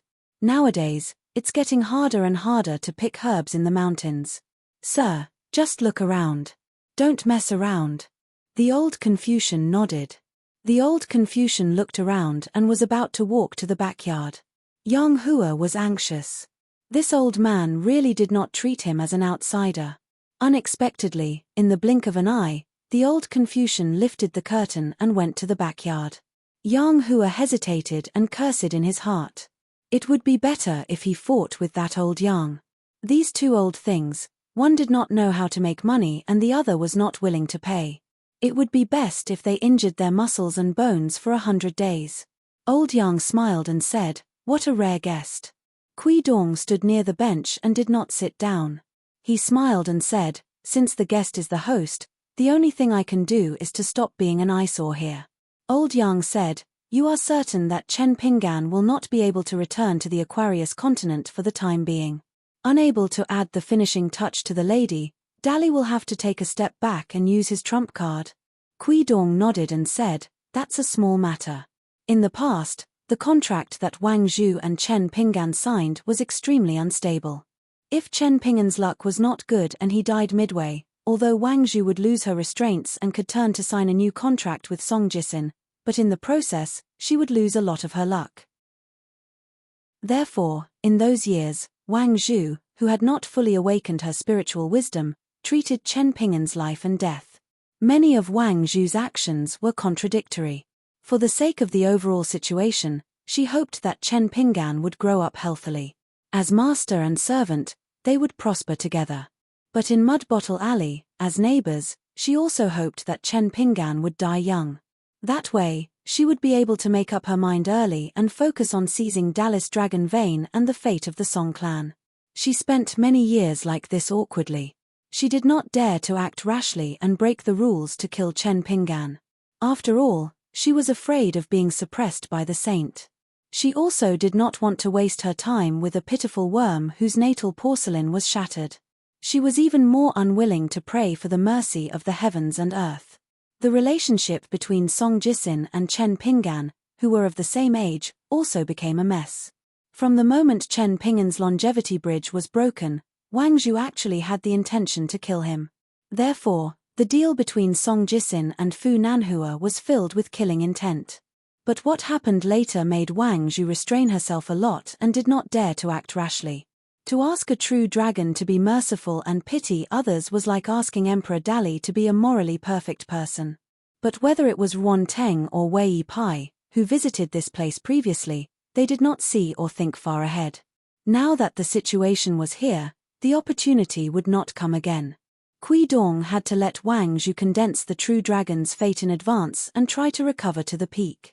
But Kui Dong did not just arrange for everyone to gather at the small town school. Old Yang smiled and said, as a guest, you have to pay attention when visiting. As a host, you have to treat your guests well. The more neighbors like this, the better. Kui Dong said, according to the agreement, as long as I am alive, I will not let the battle between fire and water repeat the same mistake in the vast world. Old Yang asked, what if you die? Does Kui Dongshan count as you? Will the agreement between you and me still be in effect? Kui Dong smiled and said, Senior, you have to ask him. Old Yang clicked his tongue and said, scholars who wholeheartedly do business are really shrewd. Kui Dong said, I hope you will keep your promise. Old Yang nodded and said, of course, fairness in business has always been my foundation. Ruan Xiu was born in the Wind Snow Temple, but followed her father to the Pearl Grotto Heaven to cultivate. Li Liusheng was in the Pearl Grotto Heaven, but followed his parents to the Lion Peak of the North Continent. Both sides would occasionally meet, but they would not be neighbors for long. Around Ruan Xiu, there was Li Baoping, who hit it off, and Pei Qian, the first disciple of the Luopa Mountain. Liu Xianyang, the direct disciple of the Dragon Spring Sword sect, and Ji Yu Kan, who did not have many friends left in the world. The Lu dynasty belonged to the fire element, and the crown prince of the fallen country, Yu Lu, who carried the martial fate of the country, carried the gratitude of many people. Beside Li Liu, there was his younger brother, Li Huai. The true dragon, Ji Qiu, was naturally close to the water. Then, Song Jisin's choice was very obvious. Ma Kushuan, firstly, was willing to follow Ji Qiu, and secondly, his grandmother was promoted from the Dragon Whisker River Granny to the River God. Lin Shuyi and Dong Shuijing, the knife man, both liked Li Liu. When it came to major issues, both sides were still in their embryonic stages. Everyone had their own concerns, and if small matters accumulated, who could stay out of it in the end? Then, between both sides, there would need to be someone who was willing to be reasonable and could convince the masses. Chen Pinggan. When Kui Dong played chess, he did not treat the chess pieces as puppets. Kui Dong never felt that the life and death of people were in his hands, and that playing with people's fates in his hands was not a great ability, nor was it something to be happy about. Instead, he needed to quietly pave the way for those chess pieces, so that the path of the chess pieces' great Tao might be crooked, but in the end, they would still appear at the crucial position at a certain moment. If he coveted the great Tao of immortality, Kui Dong would not have betrayed the line of the sage of literature. If he coveted authority, the position of the Grand Chancellor of the Academia and the Vice-Hierarch of the Confucian Temple of Middle-earth could be easily obtained. How difficult would it be for him, Kui Dong, to obtain it? Old Yang exhaled a cloud of smoke that enveloped the medicine shop, and asked, how's that matter? Kui Dong revealed a rare look of helplessness. I can't trust him, and he can't accept it, so I can only separate my soul and spirit. I observe Kui Dongshan quietly. In a day, he has at least 2 thoughts, and at most 70,000 thoughts. If it were Kui Dongshan quietly observing, I would have at least 3 thoughts, and at most 80,000 thoughts. Both of us have our own strengths and weaknesses. Old Yang asked, have you smoothed out those fundamental connections? Kui Dong shook his head and said, the dispute is not small. There are fundamental differences between our 2 sides regarding the 3 levels of conversion, and the order is almost completely reversed. It's very troublesome. Old Yang smiled and asked, why didn't you ask me about it on purpose? Kui Dong smiled and said, in terms of age and state, you're the senior, and I'm the junior. But in terms of scheming, we're of the same generation. Old Yang shook his head and said, there's no need to be humble, you're the senior. Kui Dong gave a fist salute and smiled, I don't dare to be honest, I accept it with fear. The line of the sage of literature, from the teacher to the disciple, seemed to be very good at it. Old Yang laughed involuntarily. After a moment of silence, he sighed and said, the old scholar has a good eye for taking in disciples. His first disciple's layout is as bright as the stars. His left and right sword techniques are like the bright moon hanging in the sky. Qi Jing-chun is the most knowledgeable, but he has always been down-to-earth, guarding the human world. The Book Lake Real Estate sect was related to the Jade Gui sect of the Tongye continent. The Skeleton Beach was the continent crossing ferries of the Hemp sect, and their business was not small. Mo clan's big son, Shong clan's old ancestor, and many others who were still hiding behind the scenes had been invited to the gambling table by Kui Dong. Now, the White Emperor City Master had come to the Aquarius continent. Kui Dong sat on the bench and placed his hands on his knees as he mocked himself. It's just that they didn't end up well. Old Yang smiled and said, cultivating the Tao and having a long life is important for one's life, but writing and learning are bad for one's life. Kui Dong smiled and said, senior's words are comforting. Liu Kai-cheng brought old brother Long Bo to travel with Ji Yu Kan to the continent's capital. Huaihuang County was now well connected, and there were many big and small roads. As soon as the young people in the school dispersed, they went their separate ways and returned to their own homes. The overwhelming pressure in Chai Bofu's heart was suddenly reduced, and he couldn't explain it clearly. Liu Kai-cheng sensed the change in Chai Bofu's state of mind and patted the white-haired youth's shoulder. Old brother Long Bo, I didn't expect you to be so intelligent. Chai Bofu said, thank you senior for your auspicious words.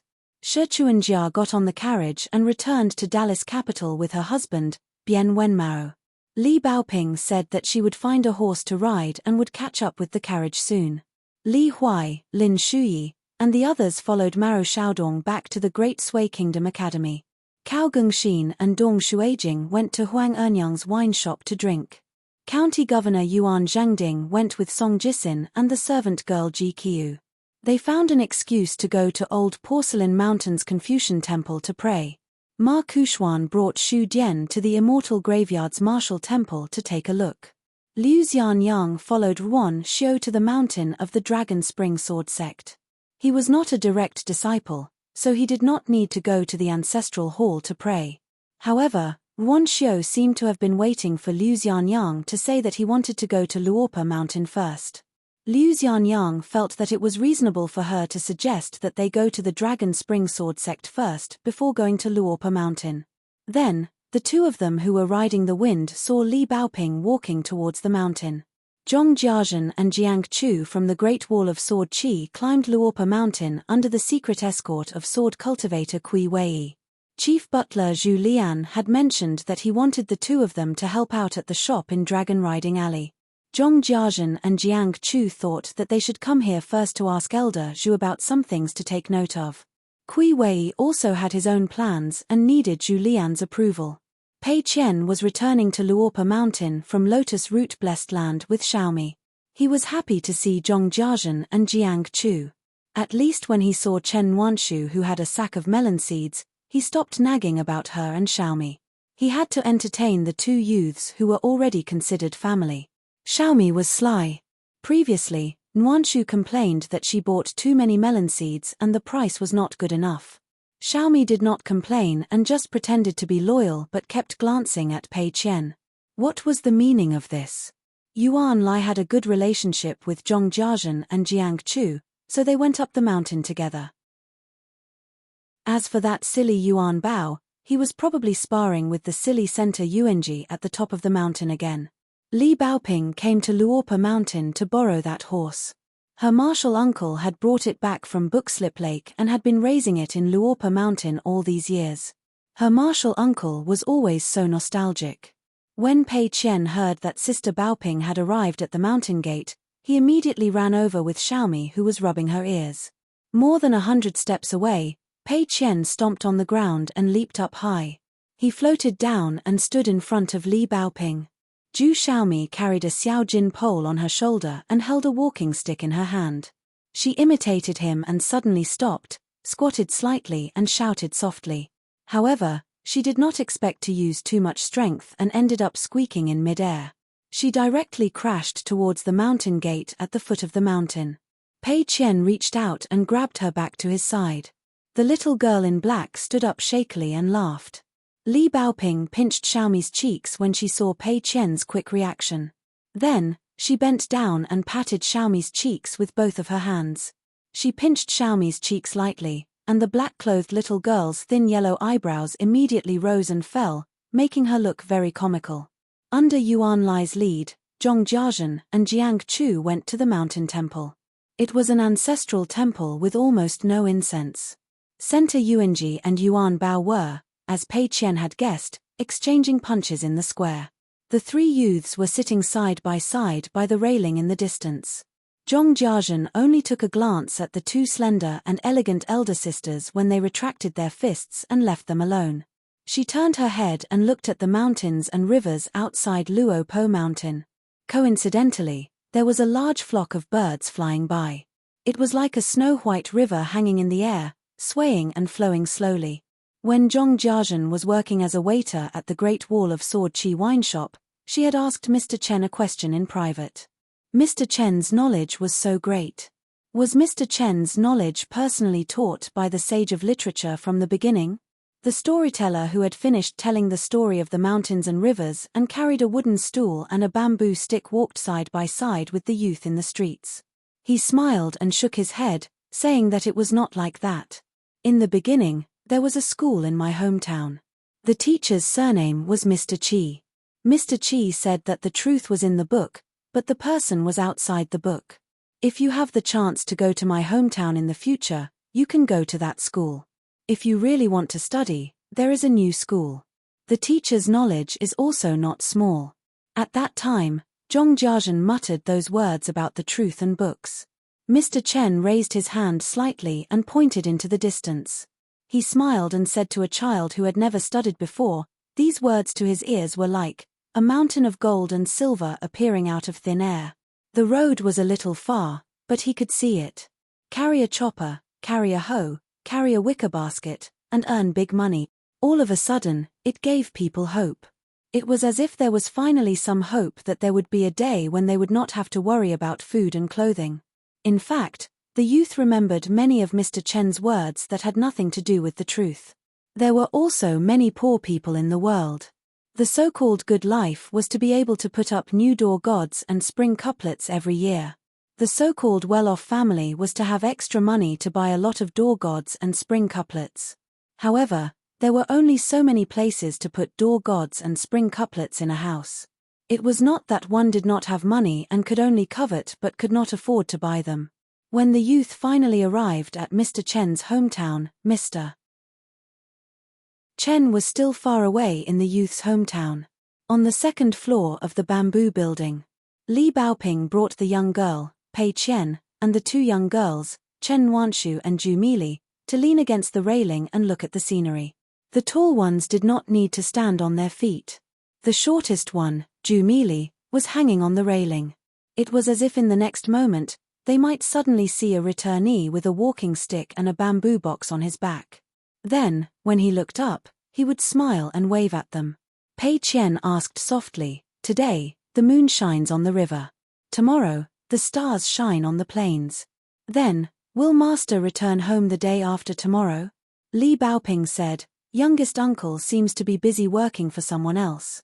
From the first day he left his hometown, he has not stopped. It's good to stay at the Great Wall of Sword Chi for a few more days. Just treat it as a rest." Chen Wanshu smiled and said, "I heard that there is a wine shop there, melon seeds, and a big bowl of Yongchun noodles." Zhu Mili swung her feet in the air and nodded vigorously. "Yongchun noodles are delicious. The bigger the bowl, the better." At the wine shop of the Great Wall of Sword Chi, Chen Pinggan, who had left the city for the second time and returned to the city, had changed into a clean set of clothes and was sitting at the table. He ordered a pot of wine and ate a bowl of Yongchun noodles alone. Although he had told the child's father not to add chopped green onions, he still added a small handful of chopped green onions in the end. It was rare for the second shopkeeper to come here, so the bowl was not big. However, the portion of Yongchun noodles was enough, and it was more appropriate to add more chopped green onions. The two children, Feng Kangol and Dao Ban, were sitting at the table next to him. They looked at the second shopkeeper's back as he bent over to drink. Chen Pinggan turned his head and raised the empty bowl in his hand. He smiled and said, "One more bowl. Remember not to add chopped green onions. It's not necessary." 658. Ji Kan arrived at the gate of the mansion in the provincial city. There were 2 white jade lions made by immortals squatting at the gate. They were so majestic that even a starving beggar would not have the courage to go near the gate to beg.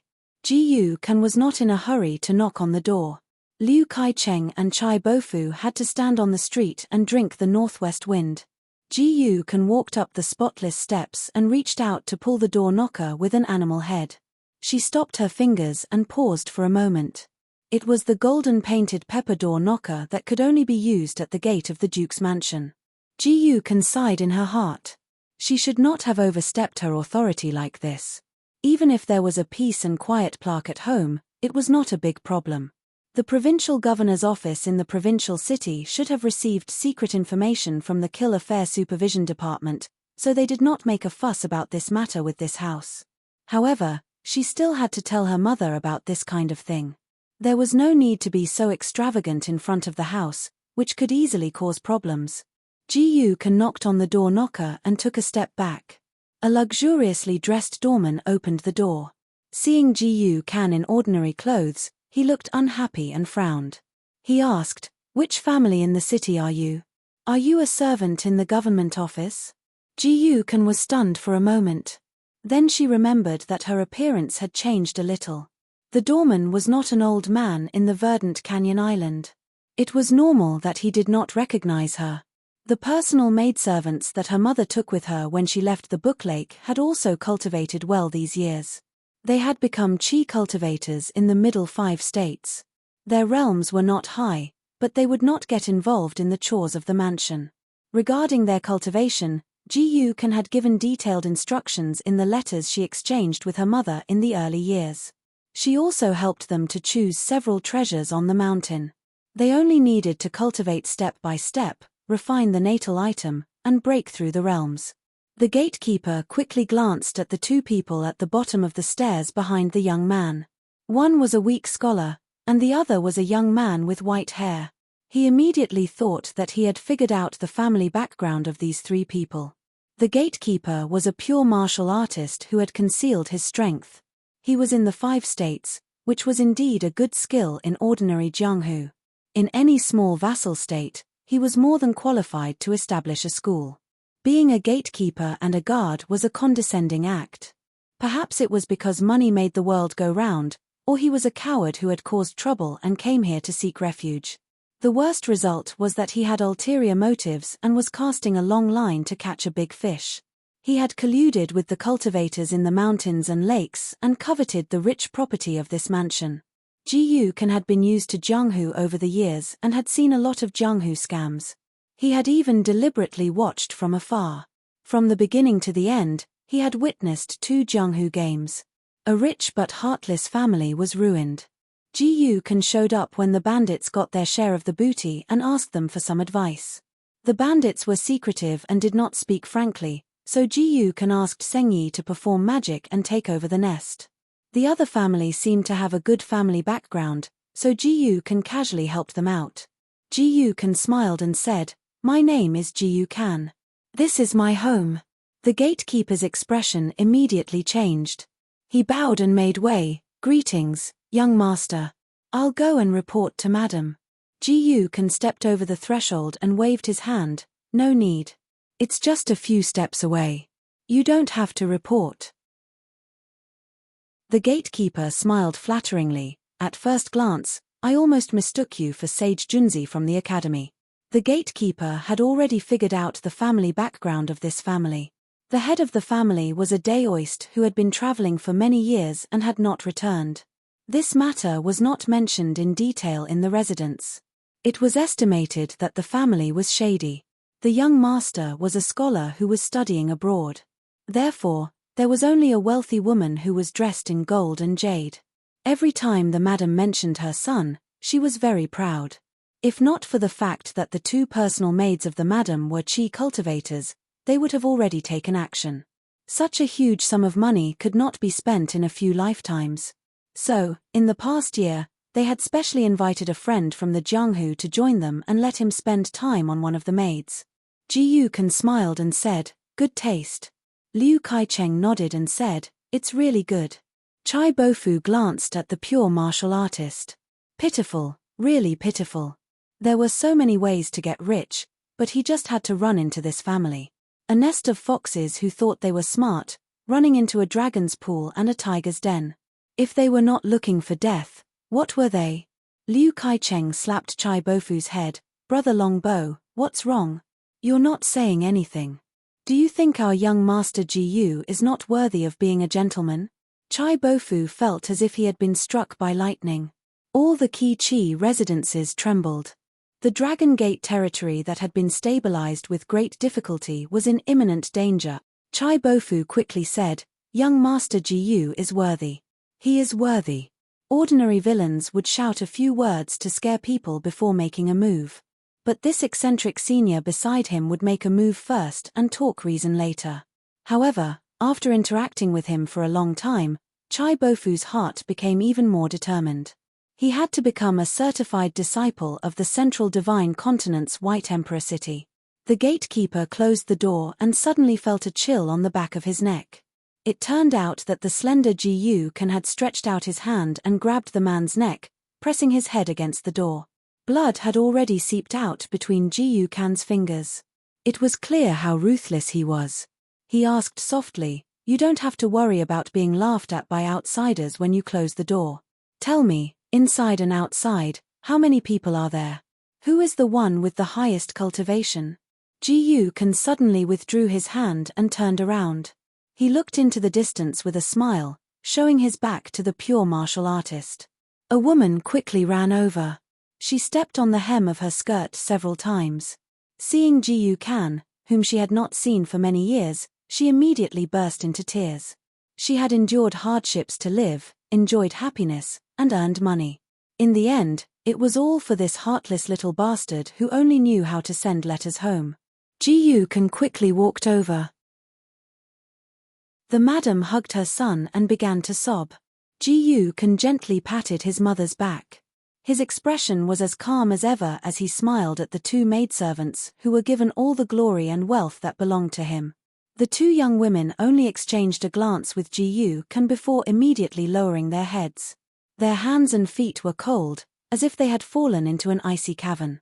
The woman let go of Ji Yu Kan and wiped away her tears. She began to carefully examine her son. At first, she was gratified, but who knew how much Ji Yu Kan had suffered outside by himself? The woman covered her mouth and began to sob. She blamed herself in her heart. She blamed that damned man who had mysteriously become the mountain god. She blamed that Chen Pingan for abandoning Ji Yu Kan and killing that charcoal snow. She blamed the heavens for not having eyes. Why did they let Ji Yu Kan suffer so much? After Ji Yu Kan and his mother went to the hall to reminisce, he stepped into his own study for the first time. Liu Kaicheng brought brother Long Bo to stroll around the mansion. Ji Yu Kan called over the two servant girls and the gatekeeper who had not dared to fight to the death. Ji Yu Kan moved a chair to the window. He put his elbow on the armrest and rested his chin on one hand. He asked, "A tall tree attracts the wind. It's inevitable. I won't ask the two of you for this matter. After all, my mother also had her faults. It's just that it's not good to forget one's roots. Does my mother know that outsiders have infiltrated the mansion to set up a trap?" The two servant girls had already knelt on the ground. One servant girl was at a loss. The other servant girl nodded and said, "I told the madam." The madam said to just treat it as a way to relieve boredom. Ji Yu Kan hesitated for a moment before asking, "Did my father arrange a backup plan?" The servant girl said sternly, "The master is extremely worried about the madam's safety. Not only did he contact the master of the Xing Wong Pavilion, but he even used an ability on the door god of a courtyard. There's an elderly 7th realm martial artist in the estate. He was once from the frontier army, and his hometown is in the territory of the old mountains of Dali. As a result, he got to know the master and was invited here by the master. He's now living in seclusion, taking on the role of a guard. He's been keeping an eye on the people at the gatekeeper the entire time." The gatekeeper's mind blanked out. A cultivator who could befriend the Xing Wong of the Dragon Province and make a 7th realm grandmaster take on the role of a guard? Why was he being scolded by that narrow-minded woman for being a useless ghost? Ji Kan was helpless. What relationship? What seventh realm martial artist in Dali? They were all recorded down. The imperial government was keeping a close eye on him. He was probably in existence on par with the mountain god of the fallen mountain, Song Yuzhang. Protecting the Ji estate was true, but it was more of an open surveillance. The father of the mountain god that Ji Kan had no impression of would obviously not tell her about this and make her worry for nothing. Ji Kan looked at the pure martial artist who was still thinking about how to survive and said without rhyme or reason, the person behind all this might really be a master. As for you, forget about it. You probably still don't know who's behind all this, and whether they're behind it or not. Ji Kan muttered to herself, men die for wealth, and birds die for food. Why are there so many idiots in the world? A smiling voice rang out. Isn't that a good thing? In a game of chess, how can you talk about making the first move if you throw pieces around carelessly? Only the younger, smarter people can rise above their peers and surpass those who come after them. Ji Kan stood up sternly. There was no one else in the room, but Ji Kan remained polite, clasping her fist and bowing. A man in white appeared beside Ji Kan. Pack up. Come to White Emperor City with me. Before you set off, go to Yellow Lake Mountain with Liu Kaicheng first and see the old Daoist priest called Zhao Cheng in this life. If he's willing to show up, you'll be my junior brother. If he doesn't want to see you, you can just be my unofficial disciple. The man in white held a scroll in his hand. It was a tattered mountain search map. He handed it to Ji Kan. Take this and go to Yellow Lake Mountain. Before coming to this mansion, the man had taken this map from Lin Shuyi.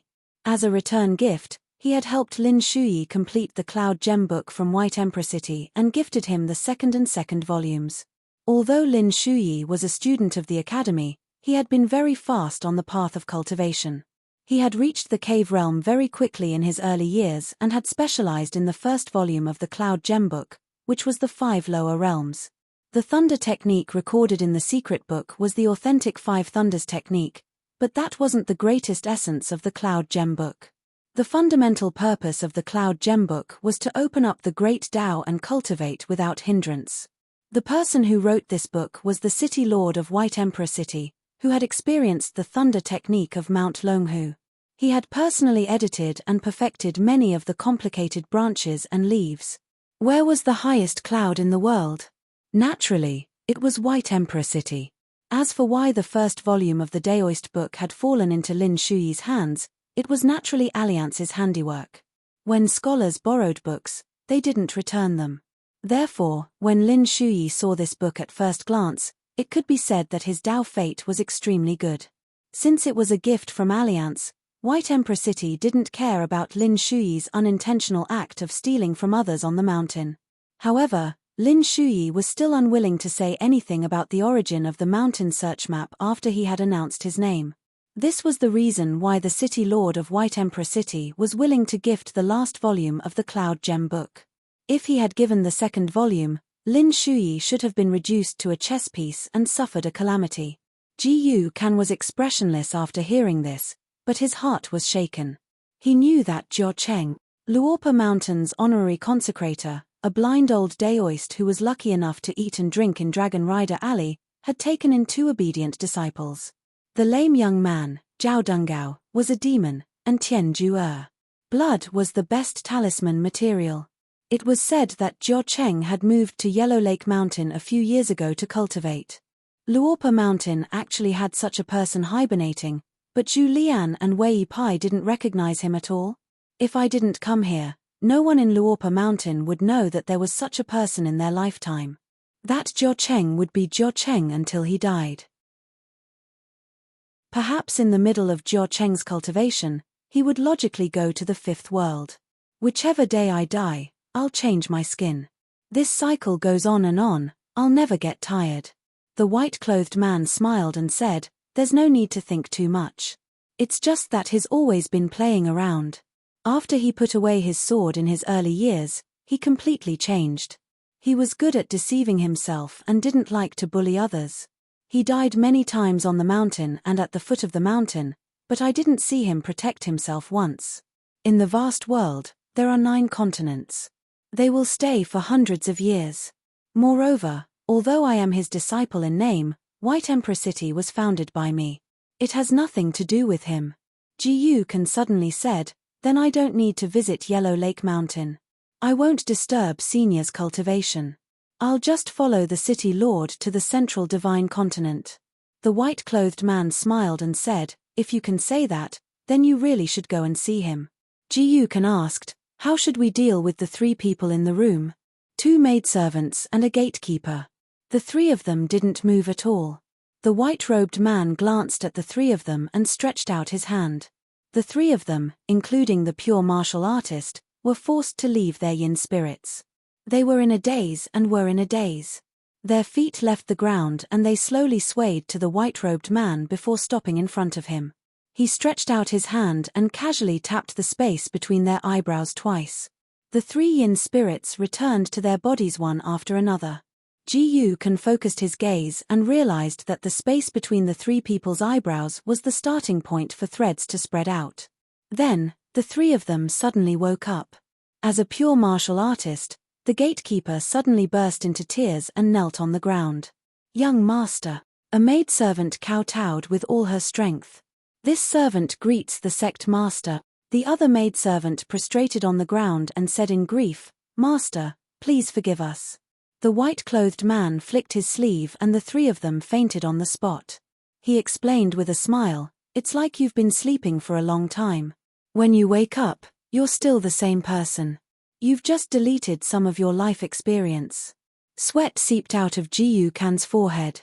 This was the demonic method of White Emperor City. It wasn't until this moment that he understood why Liu Kai-Cheng would be so respectful whenever this person was mentioned. The other party could casually make a person no longer the same person, but still firmly believe that it was them. Then, what were all the grudges and the so-called cultivation of the great Tao worth? The white-clothed man smiled. Life and death are the most important things. Then, what is life and death? I just understood that there were people who didn't want me to leave White Emperor City. He finally said, that old man came to Pearl Grotto Heaven not to completely sever karma, but just to stroll around. Master finally has a bit of a master's demeanor. He finally surprised me once. Beside a thatched cottage on Yellow Lake Mountain. In the depths of the mountain. The blind old Daoist walked out of the thatched cottage during a break in cultivation and sighed. After his good brother Chen Lingjun left, there was no one to accompany him to chat about the mountain. It was really lonely. The so-called cultivation was actually just an excuse for him to move. He was no longer holed up in the straw shop in Riding Dragon Alley. In any case, he was closer to Luorpa Mountain. In the future, he would return to Riding Dragon Alley. With this, his status as an honorary consecrator would become more and more solid. If the shopkeeper of the shop next door saw him in the future, would he dare to look down on him? Wouldn't he be inferior to him? Jiao Cheng suddenly felt a little frightened. He vaguely sensed ripples in front of him. It seemed that guests had arrived. Jiao Cheng immediately braced himself and said loudly, 2 guests, it's not very appropriate for you to come uninvited and not greet me. Liu Chicheng's eyes almost popped out of their sockets. Sometimes, when looking at people, one's skin, soul, aura, and so on could be hidden from others' eyes and ears, causing others to be unable to recognize them when they were close. Only some subtle traces, as long as one looked deeply, would be obvious. For example, the blind old Daoist standing posture, the degree of bending his fingers when he made a gesture, and so on. In addition, the eldest senior brother did not say the reason and just threw him and Ji-Yukan here. Liu Kai-Cheng immediately thought of the most unlikely if. He prostrated himself on the ground and said in a trembling voice, Disciple greets master. Jiao Cheng felt a little guilty.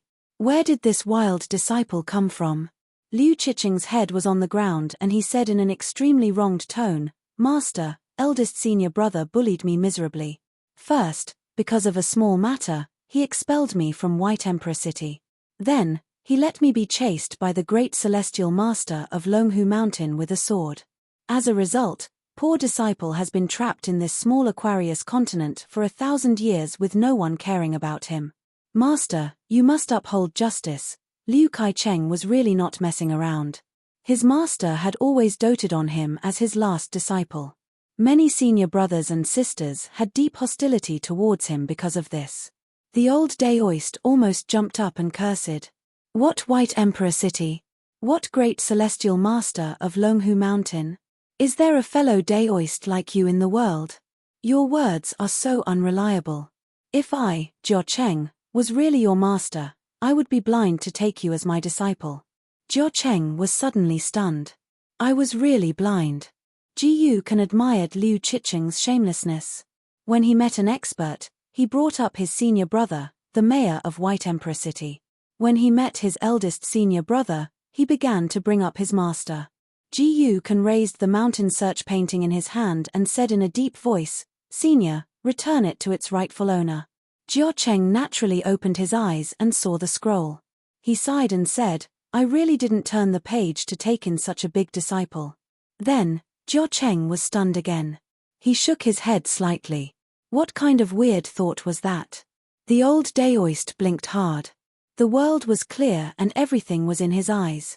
Back then, he cultivated the strange thunder method of his own mountain. It was an unorthodox method, and the price was great. First, his organs were injured, and then his eyes were blinded. He had not been able to see for many years. After a moment of absent-mindedness, the old Daoist, Jiao Cheng, shrank back. His mind was focused like a mustard seed, and he fell into a deep sleep. The old man lowered his head and tugged at his Daoist robe. Then, he turned his head and glanced at the scholar square of Huaihuang County. Then, he shifted his gaze and saw the Pearl Mountain and all the dragon kilns. The old man's expression was complicated. Then, he ignored Liu Kaicheng and Ji Yu Can and began to ponder. The old man opened his palm and stared at the lines on his palm for a moment. Finally, he muttered, "This life is just a small dream. When I wake up, Liu Chen has wronged me a lot." The old man took a step forward. The blind old Daoist, Jiao Cheng, stood in the same place and was still sleeping. The old man regained his true appearance. He was a tall and thin old man.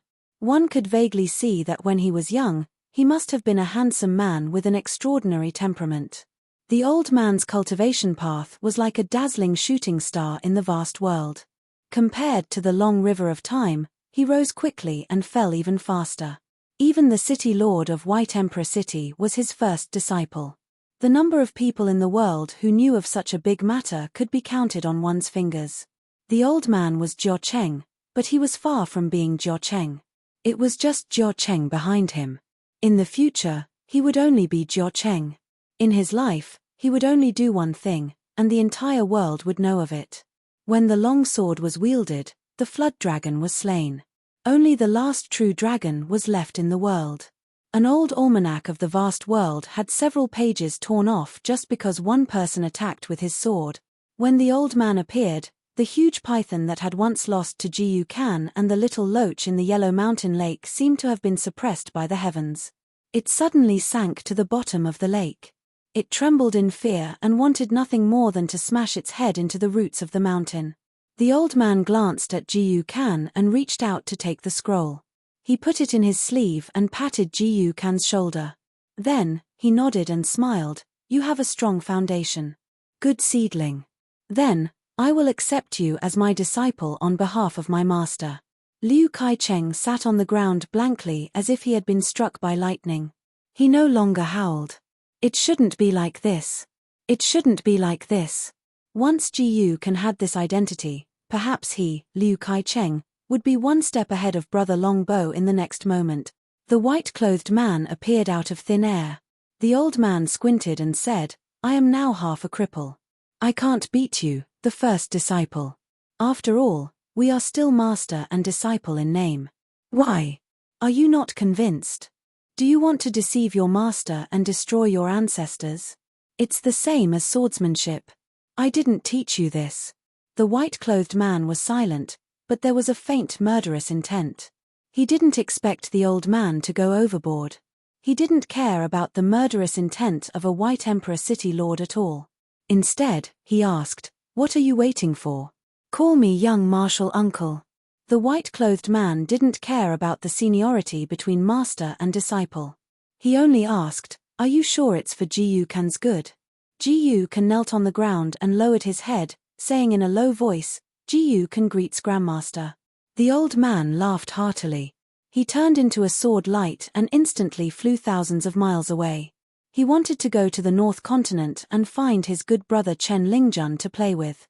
However, the next time they met, he wouldn't know him, and Chen Lingjun wouldn't know him either. The white-clothed man looked up at the sword light heading north and said with a smile, "You have to treat your last disciple better." Liu Kaicheng heaved a sigh of relief. Fortunately, Ji Yukan was only his junior. Otherwise, with his high seniority, with Ji Yukan's temper of not caring about old friendships, he would do anything that went against his conscience. Lin Shuyi sat in his ancestral residence. No matter how he held his breath and concentrated, he still felt uneasy. He could only go to the ancestral hall in Dallas capital city where the deity position had been moved. Only then did he feel more at ease. Lin Shuyi took out 3 incense sticks and worshipped his ancestors from afar. After doing this, he turned and walked to the ancestral hall's door. Just as he closed the door, he found an old Confucian standing beside him. Lin Shuyi was smart. He immediately bowed and said, "Lin Shuyi of Cliff Academy greets Grandmaster." Kui Dong smiled and said, "I'm no longer in the unified branch of the literary sage school. I don't deserve this greeting." Lin Shuyi straightened his back and bowed respectfully again. Dallas Lin's disciple greets imperial tutor. Kui Sha nodded. "In the early years, your performance on the road to study was extremely outstanding." Lin Shuyi was the first to notice that alliance was unusual and the first to get the opportunity. It was very difficult. This time, you let that person do things within the rules. It's all because of your steady study, good preparation, and good fortune. Kui Dong took Lin Shuyi for a walk in the empty house and let the young man walk side by side with him. There was no need to be too restrained. Kui Dong said, "Your father has some difficulties and will not take the initiative to tell you more in this life." Back then, he was the first to tell Chen Pingan's father about the inside story of the natal porcelain. Of course, he was kind. He even told Chen Pingan's father about the consequences. The two of them felt like old friends at first sight. Although their statuses were different, they were close friends. Therefore, your father helped that man clean up the mess. Otherwise, Chen Pingan would not have been able to survive. Therefore, Chen Pingan later gave you the mountain search painting on the way to study. There is some karma in the unseen world. It's just that your father, with good intentions, did not want you to be too involved with Chen Pingan. He didn't want you to be swept away by the general trend and die young before you grew up. Therefore, he was very indifferent about you going to the Great Sui Kingdom Academy to study. Lin Shuyi was stunned. Kui Dong said, "Unbelievable. Then think about it carefully. Would a man who was the deputy of 3 supervisor of kilns be simple? Would he really care so much about the reputation of being a son of a concubine? Then do you know that before the present supervisor Cao rushed to Huaihuang town, after leaving the previous emperor's imperial study, the only person he went to ask for advice was your father in the capital, who did not show himself? How did your classmate Shi Chuanjia's family get through the crisis in the end? The Shi family themselves did not know and still had some resentment. Do you think your father would mind?" Kui Dong put one hand behind his back and 2 fingers of the other hand closed together as if he was holding something. "Shi Chuanjia is nostalgic, so you are nostalgic. You are nostalgic, so all your classmates are nostalgic with you. Bien Wenmaro has high standards but low abilities, but he sincerely treats his wife, Shi Chuanjia, who comes from a poor background. Bien Wenmaro is understood by you. This Hanlin scholar from Dallas capital, if he encounters any difficulties in the future, you are willing to help. You choose to help, even if you are not experienced enough and make some mistakes. How could your father sit idly by and do nothing? But don't forget, if you are like this, then everyone else will be like this. What kind of cultivation base will attract what kind of karma? This thing called realm is usually very useful, but it is the least useful at critical moments. Lin Shuyi, let me ask you, are you still willing to meddle in other people's business?" Kui Dong gently pushed 2 fingers, as if he had cleaned up those meridians. Lin Shuyi thought for a moment, then answered, things have already come to this, and they are close at hand. It is better to take care of things one by one. Lin Shuyi sighed. In the future, don't meddle too much. Kui Dong smiled knowingly. Your father's unreasonable and shameless behavior was not in vain. He had me give you such a good name. Lin Shuyi suddenly stopped and bowed again. Gathering his courage, he asked in a trembling voice, May I ask, Martial Uncle, why did you stand idly by and let Sir die alone? This question really made Lin Shuyi feel aggrieved, and he had to get it out of his mouth. Even if he angered this imperial tutor, who was unwilling to acknowledge his status as martial uncle, Lin Shuyi still had to ask him today. Kui Dong didn't mind.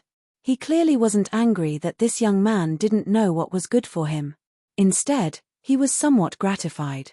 He said, if you speak of great principles, you don't have to pay a great price. What's so valuable about that? If you can't speak of it, then what's the point of studying? Of course, I won't give in. If you don't study, you won't be able to do this kind of stupid thing. It's just that books are divided into inside and outside. With Confucian teachings, where isn't there an open book of sages? Kui Dong lightly patted the young man's shoulder and laughed. That's why in life, you should curse half-baked scholars more and curse less sages. Kui Dong looked around. In the early years, when you were traveling to study, Chen Pinggan traveled with you and remembered your terrible impression of your father. So even though Chen Pinggan later had enough confidence to dig up old scores, including many old almanacs about the Ma family in Apricot Blossom Lane, Lord Lin of the Kill Supervision Department stopped. Because he trusted you, he was afraid of those rumors, and he didn't trust the hearts of people he hadn't seen with his own eyes. He was most afraid that once the inside story was revealed, it would cause his friend Lin Shuyi to be drenched in blood. This is called once bitten, twice shy. After suffering at Bookslip Lake, he really didn't want to go through it again in his hometown. Kui Dong laughed. Although it was Chen Pinggan who thought wrongly, it's a good thing. Otherwise, with his temper, once he got serious, even if he found out the truth, he could relax and smoothly bypass you and your father. Luo Po Mountain would have been badly beaten by the Song clan. Then, he would definitely still stay in his hometown to investigate this matter, making enemies everywhere and greatly damaging his vitality. Naturally, he wouldn't be able to be the hidden official of the Great Wall of Sword Qi. The Shu family of Qingfeng City, Zhengyang Mountain, and many other forces would spare no effort to hit Luo Po Mountain when they were down. Kui Dong said, you don't have to go back to Cliff Academy for the time being. Ask Li Baoping, Li Huai, and the others again. Who still has the Qi character from the early years? Together with yours, collect all the ones that still have it. Then, go find Kui Dong Shan and give all the Qi characters to him. After that, go to Bookslip Lake and pick up the bamboo slips that Chen Pinggan threw into the lake. Lin Shuyi didn't understand the reason, but still nodded and agreed. Kui Dong looked up at the magnificent sword light that flashed and disappeared. It was easy to invite the devil in, but difficult to send it away. Finally, it left. The matter of the Great Li dynasty excavating great desecration was like a raging fire. The tycoon Gongsun Guanyuran, together with his younger brother Liu Xuanmei, had suddenly become the newest influential figures in Great Li that no one dared to approach. As for the former county chief of Qingwan country, Liu Qingfeng, who had appeared out of nowhere, once the liveliness of the Great Li capital's officialdom had passed, and in addition to some deliberate arrangements behind the scenes, Liu Qingfeng quickly became uninteresting. He came from a scholarly family in a remote country and was not a Qi cultivator. He was destined not to live long. In his early years in Qingwan country, his political achievements were good, but his reputation was bad. Therefore, he sat in this position. He had a bright future, but it was difficult to have a great future. After all, he was not an official in Dallas capital. As for how he could suddenly rise to the top and gain power, only God knew. In Dallas capital, there were speculations that this person was a puppet supported by the Yunlin Jiang family. After all, the estuary of the latest great blasphemy was in front of the Jiang family's door. An extremely handsome young man in white squatted in the ridge of the field, watching a fight between local clans in the distance with great interest. Beside him squatted a thin child with a dull expression. Liu Qingfeng sat on the ridge of the field. His squire Wang Yifu and the young man Liu Suo stood in the distance. Liu Suo was not afraid of the strange young man who he had dealt with in the early years. Other than being a little confused, there was nothing worth mentioning. However, Wang Yifu reminded Liu Suo not to get close to the young man. Liu Qingfeng turned to look at the young man who was chewing a weed and asked, "The excavation of the great blasphemy is nothing more than a step-by-step process. Mr. Kui, you don't have to watch here." Kui Dongshan was still looking at the other side. Many of the people fighting were uncles and nephews. They were fighting for real. After the fight, they would still be relatives. They might even have to fork out money to buy medicine for the other party. They were all sincere and came from the bottom of their hearts. Hearing Liu Qingfeng's question, he did not look away and said casually, "The great blasphemy is the reason." Liu Qingfeng nodded with a smile, indicating that he understood. A carriage stopped on the country road. Li Baozhen got out of the carriage and walked over. He bowed and said, "Mr. Kui." Kui Dongshan did not respond. Li Baozhen stood up and looked at Liu Qingfeng. He smiled and said, "Mr. Liu." Liu Qingfeng smiled and gestured for him to sit down. Li Baozhen sat beside Liu Qingfeng.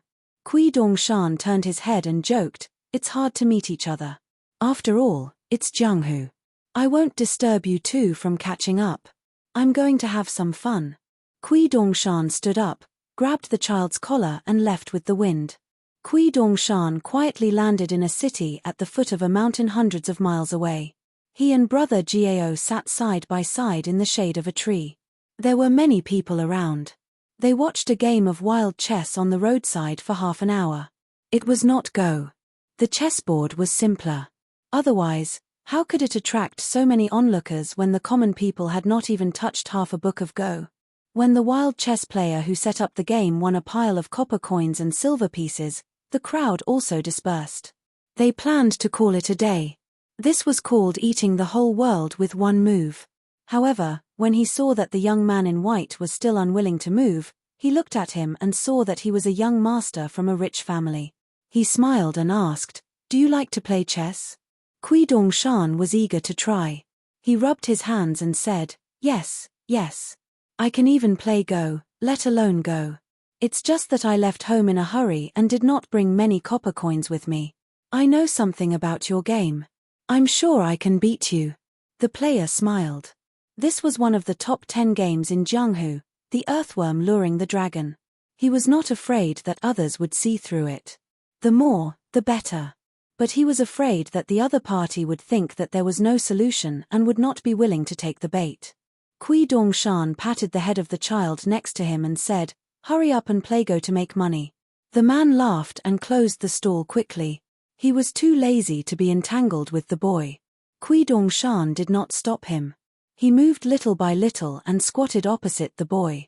Kui Dongshan stretched his neck and stared at the boy. Then he raised his hands and pulled the boy's cheeks. "How can I tell that you are a master of Go? I didn't tell that person your surname is Gao." The boy was expressionless.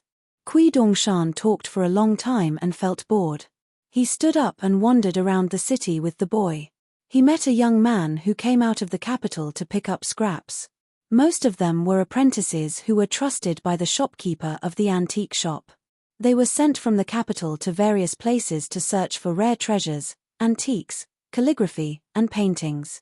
In this line of work, one had to have sharp eyes and a strong character. Otherwise, once they got a valuable treasure, they would run away and start their own business. Kui Dongshan followed that Jing Liuzi as he strolled around the street stall.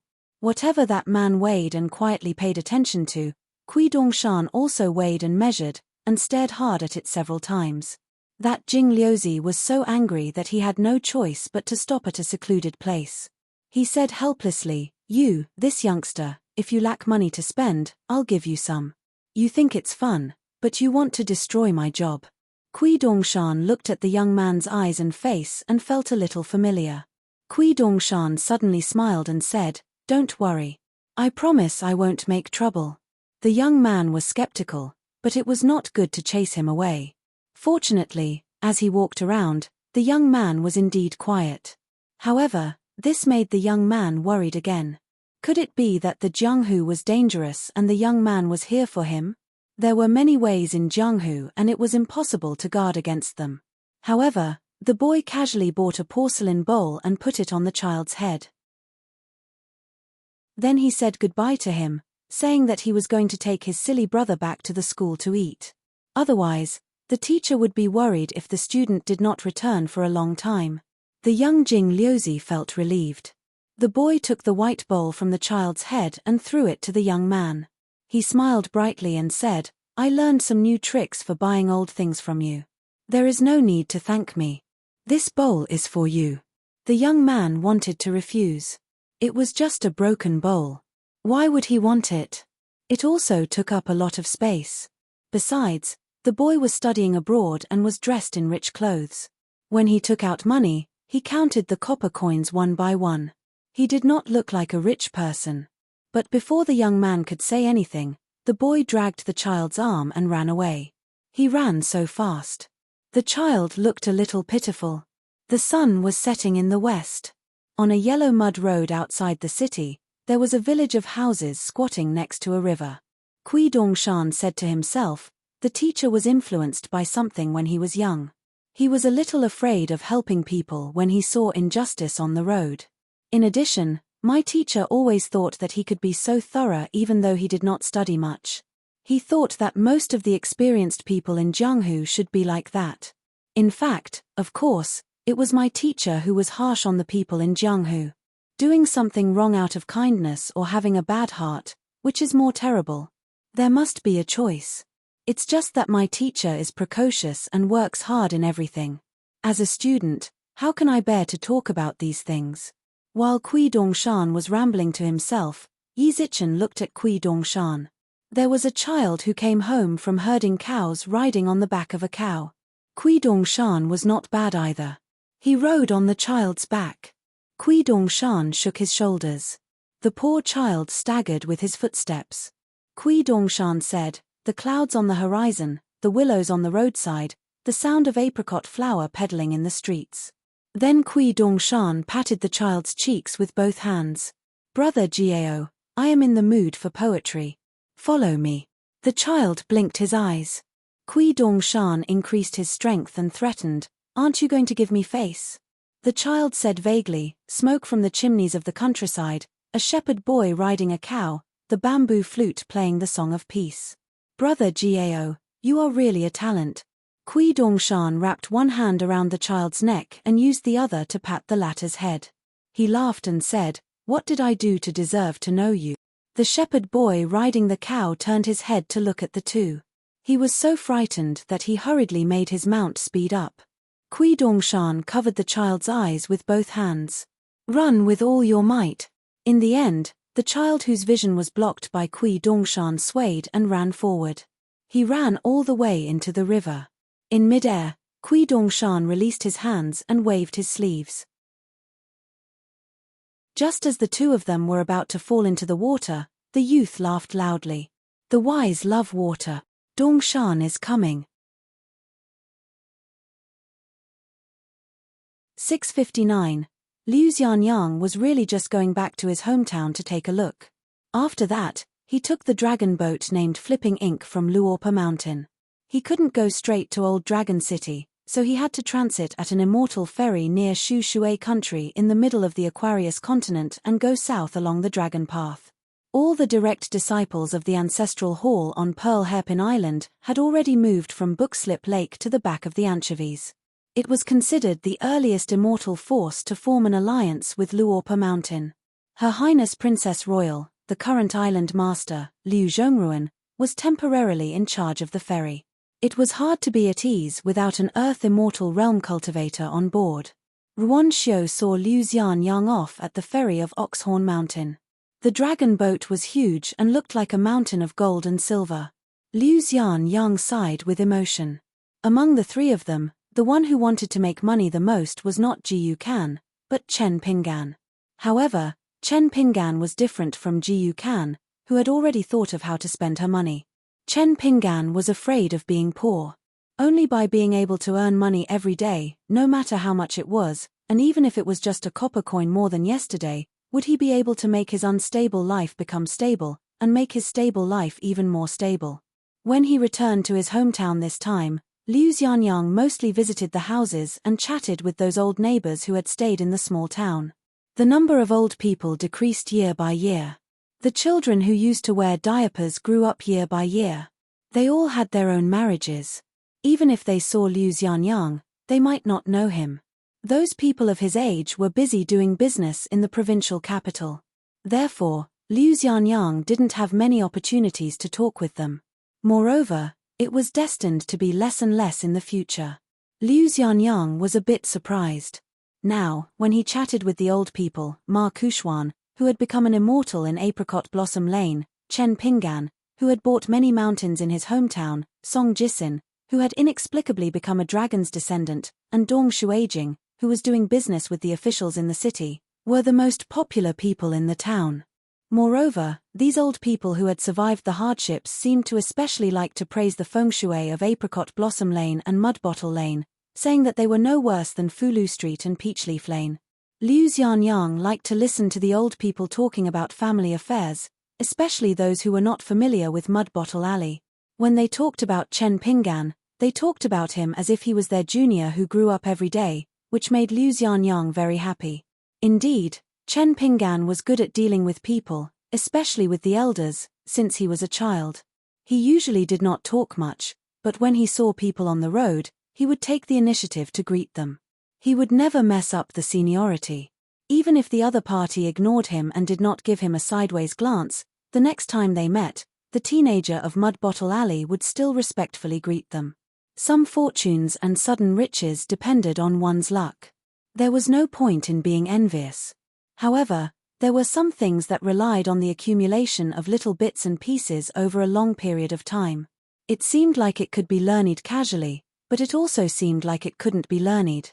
Liu Xianyang waited for the dragon boat ferry to dock. He still needed to unload and load the goods. Nowadays, the dragon boat business was related to the linen sect and spring dew garden in the North Continent.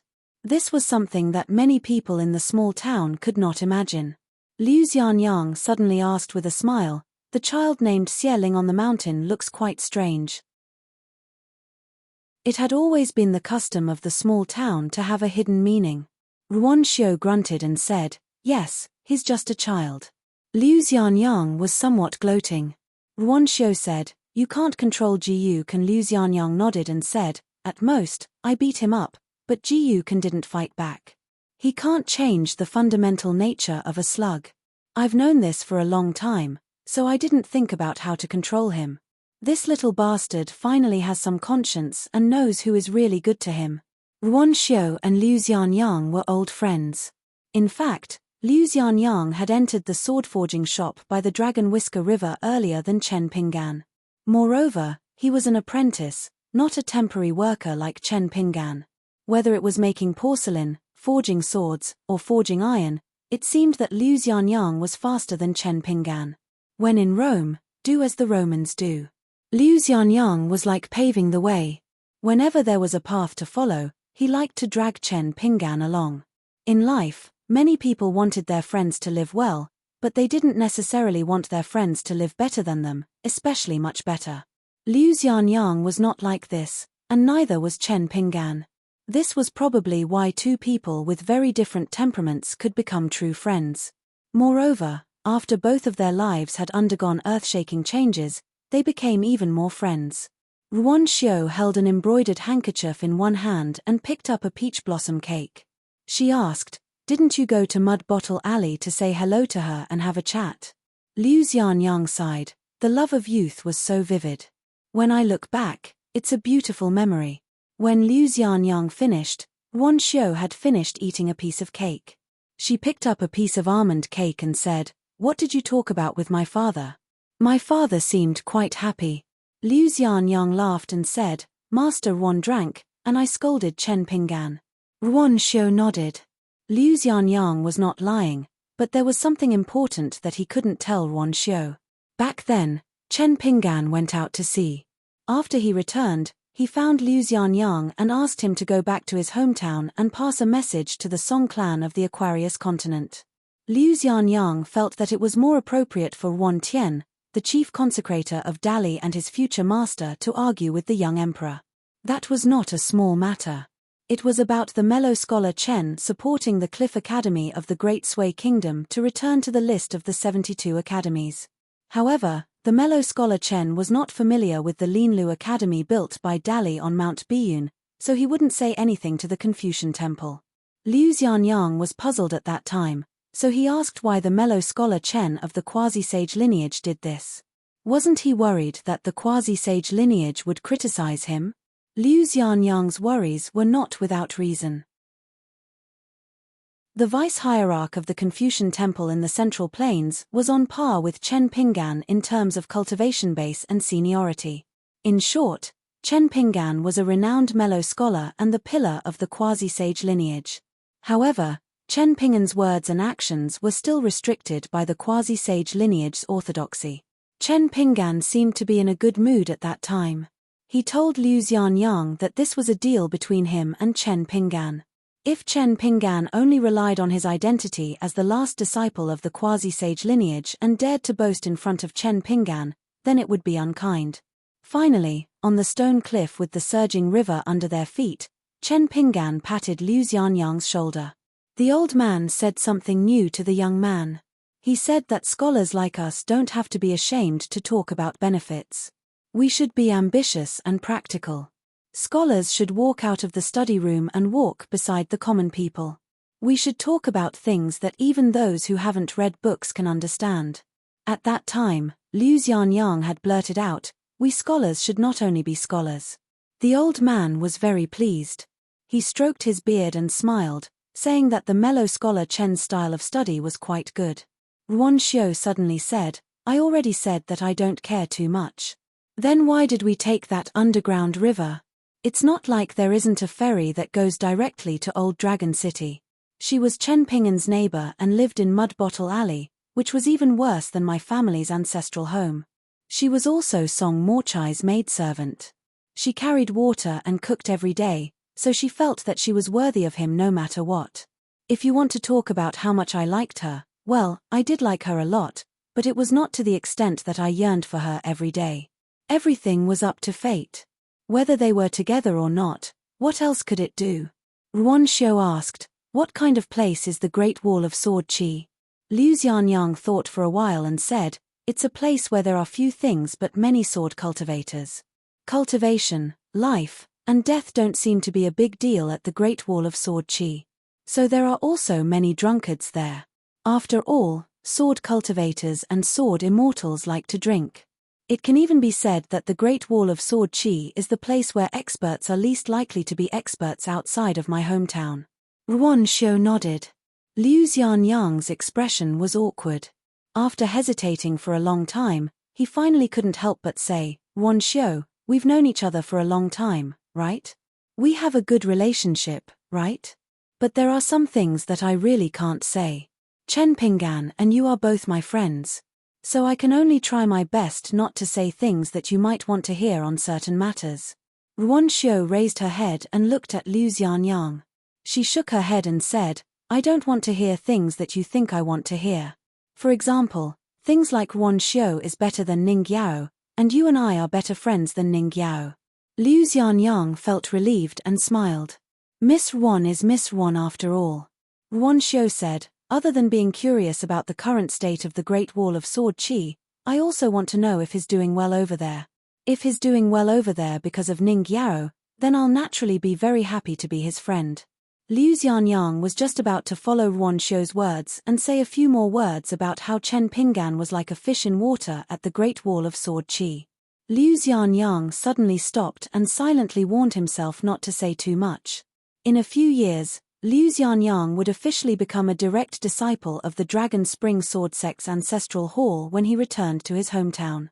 Regarding this matter, after Liu Xianyang ascended the mountain, Ruan Xiu explained it to the direct disciples and in-name disciples.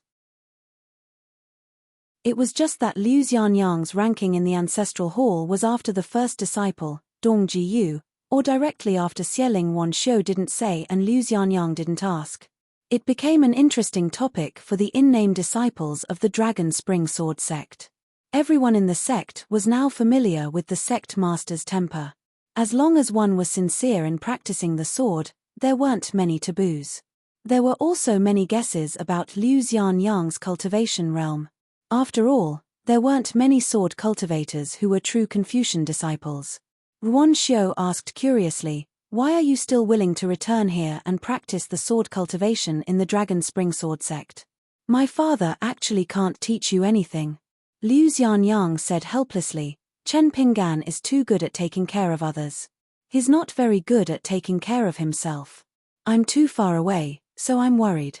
I'm worried about Chen Pinggan." Wanxiu softly muttered Liu Xianyang's heartfelt words. She laughed and kept the embroidered handkerchief in her sleeve. Her fingers that were stained with pastry crumbs gently twisted the corner of her sleeve. "Liu Xianyang, not everyone has the right to say such words. It might be fine in the past, but it will be very, very difficult in the future." Liu Xianyang chuckled and said, "I'm worried about Chen Pinggan." Wanxiu smiled and narrowed her eyes, playing dumb. Old Dragon City, Vassal Manor, study room. There were some orthodox history books of different dynasties on the study table. There were books of literature and calligraphy. There were no immortal items as decorations.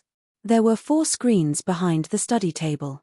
One was the map of Dali, one was the map of the Aquarius continent, and the other 2 were the maps of the immortal sects in the Tongyi continent and the North continent. Song Jisin, who had just returned from his hometown in the north, sat alone in the study room. He moved his chair and sat facing the 4 screens. Song Jisin's hands were wrapped around a small and exquisite heart-nourishing pot. He spun it gently. The small pot had the words Mountain Elf written on it. Song Jisin gently twisted the small teapot in his hand. This item had been lost and recovered. It could be considered as returning it to its rightful owner. It was just that the method used was not too glorious. However, Song Jisin did not care what Yu Nanhua thought. When Fu Nanhua entered Liju Grotto Heaven, he bought this small pot from Song Jisin with a bag of gold coins and an old dragon's rain pendant. This transaction was actually quite fair. Of course, Fu Nanhua still picked up a big bargain with his own ability. It was different from many magic treasures on the mountain, which only had a grade but were of little value to Earth immortals.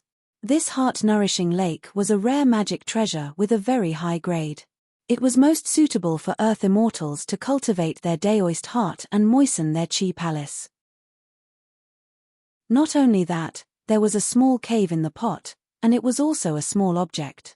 Therefore, when Fu Nanhua got it, he asked an expert to inspect it. He was overjoyed and treasured it very much. Yesterday, when Fu Nanhua was reminiscing with the young lord, Song Jisin mentioned this small pot. Today, Fu Nanhua asked someone to deliver it. Song Jisin was not really greedy for the heart-nourishing pot. It was just that when he returned to his hometown, the young lord, who seemed to be diligent in politics but was actually muddling along, unconsciously raised his ambition. He finally began to consider himself as the lord of Dali, Song Mu. Therefore, when the small pot fell into his hands again, Song Jisin loosened his hand and gently weighed it. This was the weight of the power at the foot of the mountain. Since ancient times, immortals had always looked down on nobles. However, the current Great Li dynasty was different. It had long suppressed, restrained, and intimidated all the forces on the continent to the point that they could not breathe. Even if you were a colossus like the Divine Grandeur sect or the True Boundary sect that had the word sect in their names and even had a great backer from another continent, when you arrived at the small court meeting in the imperial study of the Emperor of Great Li, Song He, you still had to consider yourself as half a subject and act according to his wishes. You had to sit down and stand up obediently. Song Jisin casually tossed the priceless small pot and caught it with both hands. There were 2 secret files on the table behind him. They were the information that Song Jisin asked the bronze statue to collect. Song Jisin did not trust the spies of the Green Wave Pavilion at all. After all, the original owner of the Green Wave Pavilion was the Dali Empress. The current Empress Dowager was also Song Jisin's biological mother. Although the Green Wave Pavilion and the cow and horse pens belonged to the imperial tutor, Song Jisin knew very well that many of the old people in the Green Wave Pavilion who were not kicked out knew what to do. Between the emperor, the empress dowager, and the weak lord, Song Mu, even a fool knew how to choose. On the other hand, the Green Wave Pavilion was the exclusive spy agency of the Dali army. It only listened to the orders of the imperial uncle, Song Jianqiang. All along, even the imperial tutor, Kui Dong, did not interfere. Song Jisin turned his head and glanced at the two files. One was a list of the cultivators of the upper 5 realms in the North Continent. It was very detailed. The other was a file about the young Kui Dong Shan. It was very simple. Venerable Hualong of the Lying Ground Peak. Li Yu of the Tai Xia lineage had already passed away. Yingxian Peak's Yuan Ling Hall. There were also the 2 lineages of the White Cloud and Peach Mountain. Fortunately, one of them was only in the nascent Soul realm. Otherwise, Venerable Hualong's lineage would be too terrifying. Heavenly Lord Xieshe. Skeleton Beach's Hemp Sect. Sect Master Zhu Quan. 2 Old Grandmasters. Ghost Valley's Jingguan City. Gao Cheng. There were Taoist temples and temples hidden in the Peach Forest. The specific details were unknown for the time being. Floating Duckweed Sword Lake. Female Sword Immortal Li Cai. She had already traveled far to the Great Wall of Sword Qi. Taihui Sword Sect. Sect Master Han Huizi. Old Grandmaster Huang Tong. New Jade Realm Sword Immortal Liu Jinglong. Han Huizi had also been in the Great Wall of Sword Qi for many years. The number 1 Sword Immortal of the North, by Shong, Shu Xian's mentor. Ape Chatter Mountain's Ji Yu had died in battle. He exchanged his life with the 10th realm martial artist, Ji Yu. This was a great loss to the entire North Continent. Water Dragon Sect. North Sect's Sun Jie. South Sect's Shao Jingji. Chonglin Sect's Sect Master. Da Yuan Dynasty's Chongxian Bureau's Cloud Palace. Yong Family's Master. Qingliang Sect's He Xiaoyong. Huang Jing, an immortal realm wild cultivator whose fate was unknown. Other than that, there were many other existences similar to the Taoist temples and temples in the Peach Forest. There were also experts who rarely appeared in the world and quietly lived in seclusion. It was difficult for the Dali dynasty's spies to truly penetrate the hinterland of the North Continent and find out the truth that had been covered in dust for a long time. There were also some secret records of all living and dead sword immortals' trips to the Great Wall of Sword Qi. As for Kui Dong Shan, he was only given a blank piece of paper by the balcony. However, there were 2 pieces of paper that had been transferred from the Ministry of Justice to this study. One of them briefly described where this person had appeared, stayed, and what he had said and done. He had spent the most time studying in the academy. He had first appeared in the Lizhu Grotto heaven that had yet to shatter. Later, he had brought the young crown prince of the Lu family, Yu Lu, and the young girl who had changed her name to Xie to the academy of the Great Sui Kingdom. There, he had a conflict with Cai Jingshan, a consecrator of the Gao family of the Great Sui Kingdom. A dazzling rain of Dharma treasures fell in the capital. Later, he had pursued a nascent soul realm sword immortal from the Zhuiying dynasty with Ron Xiu and successfully killed him on the border of the Zhuiying dynasty. The ending of the first page of the Ministry of Justice's file was that this person had broken through the realm extremely quickly, had many Dharma treasures, and had an extremely strange temperament. The second page was densely packed with introductions of those Dharma treasures. Song Jisin retracted his gaze and turned his head to continue staring at the 4 screens. Nowadays, there were all kinds of people who went in and out of the king's mansion. Many of them had hidden identities. If the other party did not take the initiative to reveal them, Song Jisin would never have guessed that there was the consecrator of the ancestral hall of the Tongyi sect who had been hiding in the Aquarius continent for many years, and the business manager of the Chonglin sect of the North Continent in the Aquarius continent. At first, Song Jisin was like a fool. He could only try his best to say some appropriate words.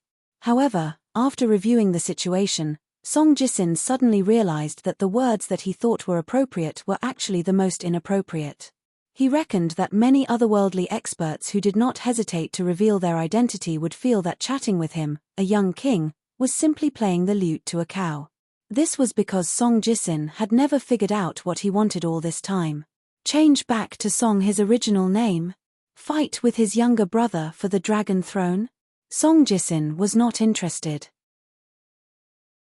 Or it could be said that Song Jisin was afraid of repeating the same mistakes. Anyone who had read a few history books would know that when brothers of the emperor's family fought against each other, many people would die. Whether it was the current emperor or the empress dowager, they were all his close relatives. Song Jisin realized that his life had always been so sloppy. It was hard to love anyone purely, and he could not hate anyone thoroughly. In the end, he had to repay his debts one by one. Supervisor Song Yuzhang, neighbor Chen Pinggan, made GQ. He could not go on like this. Song Jisin clenched the heart-nourishing pot in his hand and suddenly stood up. GQ, who was at the door of the study, had actually been quietly standing there for a long time. She then opened her mouth and said, "Young master, someone wants to see you.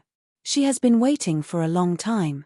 She is the Yun Lin Jiang family's DI daughter, Fu Nanhua's wife in name. That lady looks a little plump. But it is an expert who used a camouflage technique. Her real appearance is all right." Song Jisin smiled and walked to the door. While walking beside her, Song Jisin asked softly, "Snake gallstones, gold essence copper coins, how much do you need?" GQ's eyes lit up and smiled, "Young master, of course it is the same as the silver in the past. The more the better. But these resources are now under the strict control of the imperial court. The imperial treasury will not casually take them out." Song Jisin smiled, "Don't worry, it is just a small matter. I can make a deal with Nanyu Mountain Monarch and use Fan Junmaro as a cover. I will try to get half of it for you." GQ seemed surprised. She secretly glanced at Song Jisin. Young master was somewhat different now. She continued to look around, but did not reveal any secrets. There were only a few people in the Aquarius continent that could make her feel apprehensive. Coincidentally, there was one there, and he was someone she did not want to provoke. After Song Jisin left the study, a white-clothed youth walked out from behind the 4 screens. There was also a wooden child who did not breathe from head to toe squatting at the corner of the room. Kui Dongshan held a folding fan in one hand and gently knocked on his back. He flipped his wrist and produced a brush. He drew circles on one of the screens. Using the resources of the North Continent, he helped to write the names of the cultivators of the upper 5 realms. Then, he leaned on the table and flipped through the 3 pages that were related to him. First, on the 2 pages of the Ministry of Justice's files, he added the names of many unknown artifacts. Finally, on the blank page of the cow and horse pen, he wrote, "Kui Dong is an old bastard. Ask him if you don't believe me."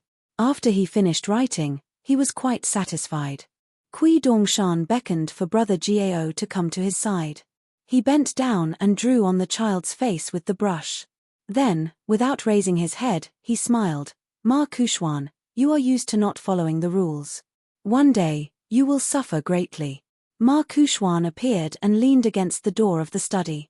"How much suffering? Death and Tao vanishing? Entanglement of karma? Lord Imperial Tutor, it's fine if others don't know. They are like frogs at the bottom of a well. But how can you not know that I am not afraid of this?" Kui Dongshan was still drawing a turtle on Brother Gao's face. "On the way here, I saw a scholar who was full of righteousness. He had some ability to read people's minds and the general situation.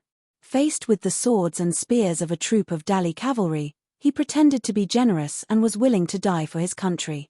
He almost tricked me into losing my reputation. I had someone put the saber back into its scabbard, and only used the hilt of the saber to break one of the scholar's fingers. I only exchanged a few words with that official." Life in this world is not only about life and death. Between life and death, there are many calamities. As long as he could endure the pain of his 10 fingers being broken, he could rest assured that he would be able to live in that vassal state for the rest of his life. He could be the leader of the literary world when he was alive, and he could still be called when Jin after he died. Guess what happened? Ma Kushwan frowned. Kui Dongshan finished painting and nodded his head. Every stroke was a stroke of genius. It was indeed the manifestation of a lifetime's skill. He then turned his head and smiled. You said that you are not afraid of death. I believe you. However, you don't even understand the power of karma. You are like a frog at the bottom of a well. What right do you have to tell me that you are not afraid? Speaking of the Ma Lanhua incident, whose arrangement was it? I am not trying to scare you. Just by relying on my high realm, how many people can kill me? Even if you reach the heavens in the future, I will still make you worry for thousands of years. So, be smart and save me some trouble. Otherwise, when the day comes when you are truly afraid, what good will it do for me? One of the fundamental principles of the meritorious doctrine is to try not to let people make stupid mistakes. Those who seek benefits will obtain benefits. Ma Kuxuan nodded. That makes sense. Kui Dongshan sat on a chair and twirled the fan in his hand. He laughed. After a few days of not being beaten, I will beat up a poor beggar. Don't you think it is fun? Ma Kuxuan laughed. If you can beat up a poor beggar today, you might be able to beat up a rich man tomorrow. You have to have something to live for. Otherwise, you might as well be a beggar for the rest of your life. Kui Dongshan suddenly understood and nodded vigorously. That makes sense. Ma Kuxuan cupped his fists. I hope I can still listen to Imperial Tutor's teachings in the future. After Ma Kuxuan left, Kui Dongshan waved his fan leisurely. There were 4 large semi-cursive characters written on the fan. Kui Dongshan stretched out a finger and casually made a gesture. He seemed to be writing. He said complacently, 3 inches vertically, 1,000 feet high. A line flying white, a rainbow soaring into the sky. Kui Dongshan turned his head and looked at the child standing silently beside the writing desk. Which child is so handsome? The child whose face was covered in scribbles suddenly said, Teacher, I want to learn chess. Kui Dongshan rolled his eyes. If I teach you martial arts and footwork, I'll starve to death. If I teach you how to play chess, what benefit do I have? The child said, I can play chess with you. Kui Dongshan shook his head and did not give an answer. He only said a few strange words that did not make sense. The hairpin and the sword will eventually return. Carving the boat to seek the sword was not a fool. Worrying for nothing was not laughable. Kui Dongshan closed his eyes and rested.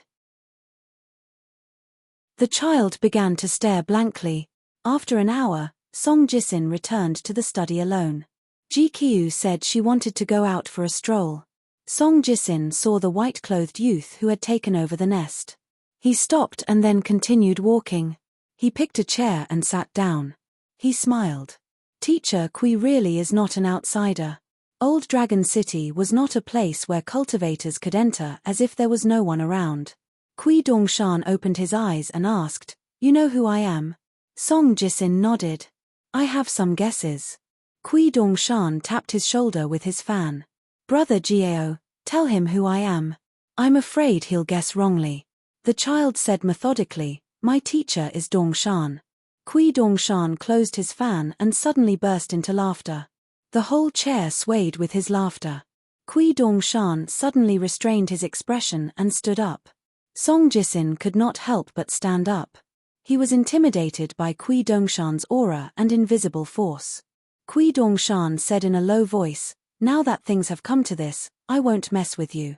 My name is Kui Dongshan. That Kui Dong is my most unpromising disciple's disciple.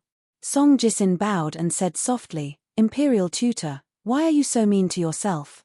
Kui Dongshan fanned himself with his hand. The breeze brushed his face. How can I relieve my worries? I can only laugh at myself. The 3 pieces of paper on the table turned to ashes and dissipated with the wind. Kui Dongshan walked around the table to the window near Song Jisin. He said softly, Qi Jingchun has high expectations of you. Why haven't you worked hard all these years? Song Jisin was silent. Kui Dongshan sighed. Song Jisin, do you know that in many novels, you're the first one to appear in the beginning or the last one to appear in the end? Why are you the one who's disappointing? Is your brain not working well? Look at Ma Kuxuan from Apricot Blossom Alley. He has a cat with him. You're even more amazing. Before you left, you brought Wang Zhu with you. For example, Xie Ling from Peach Blossom Alley. Even their ancestors can walk out from the first few pages of the genealogy records. People like you are all little gods blessed by the heavens. Song Jisin's expression was ugly. What was this? The white-clothed youth raised his head and looked like he was crying silently. He seemed to feel that the atmosphere was not good enough, so he snapped his fingers. Brother Gao understood and began to sing that little song. It was a happy story about how delicious stinky tofu was. In Kui Dongshan's opinion, there were two good ways to live. One was to be blessed by the heavens. There were small worries and no long-term worries. One could open and close one's eyes and live a comfortable life every day. The other was to be blessed by the ancestors. With a skill, one did not need to worry about the wind, sun, and rain. With money, one could eat tanghulu and stinky tofu. One could even eat a tanghulu or a piece of stinky tofu in one bite. The poor young king stood in place, not knowing what to think. In the square outside the gate of the ancestral hall of Jise Peak, a grand martial arts assembly was held. To show the importance of the assembly, a table and 4 benches were placed there. The table was filled with fruits and pastries. Of course, the gate of the ancestral hall could not be opened casually, and people could not casually move things out.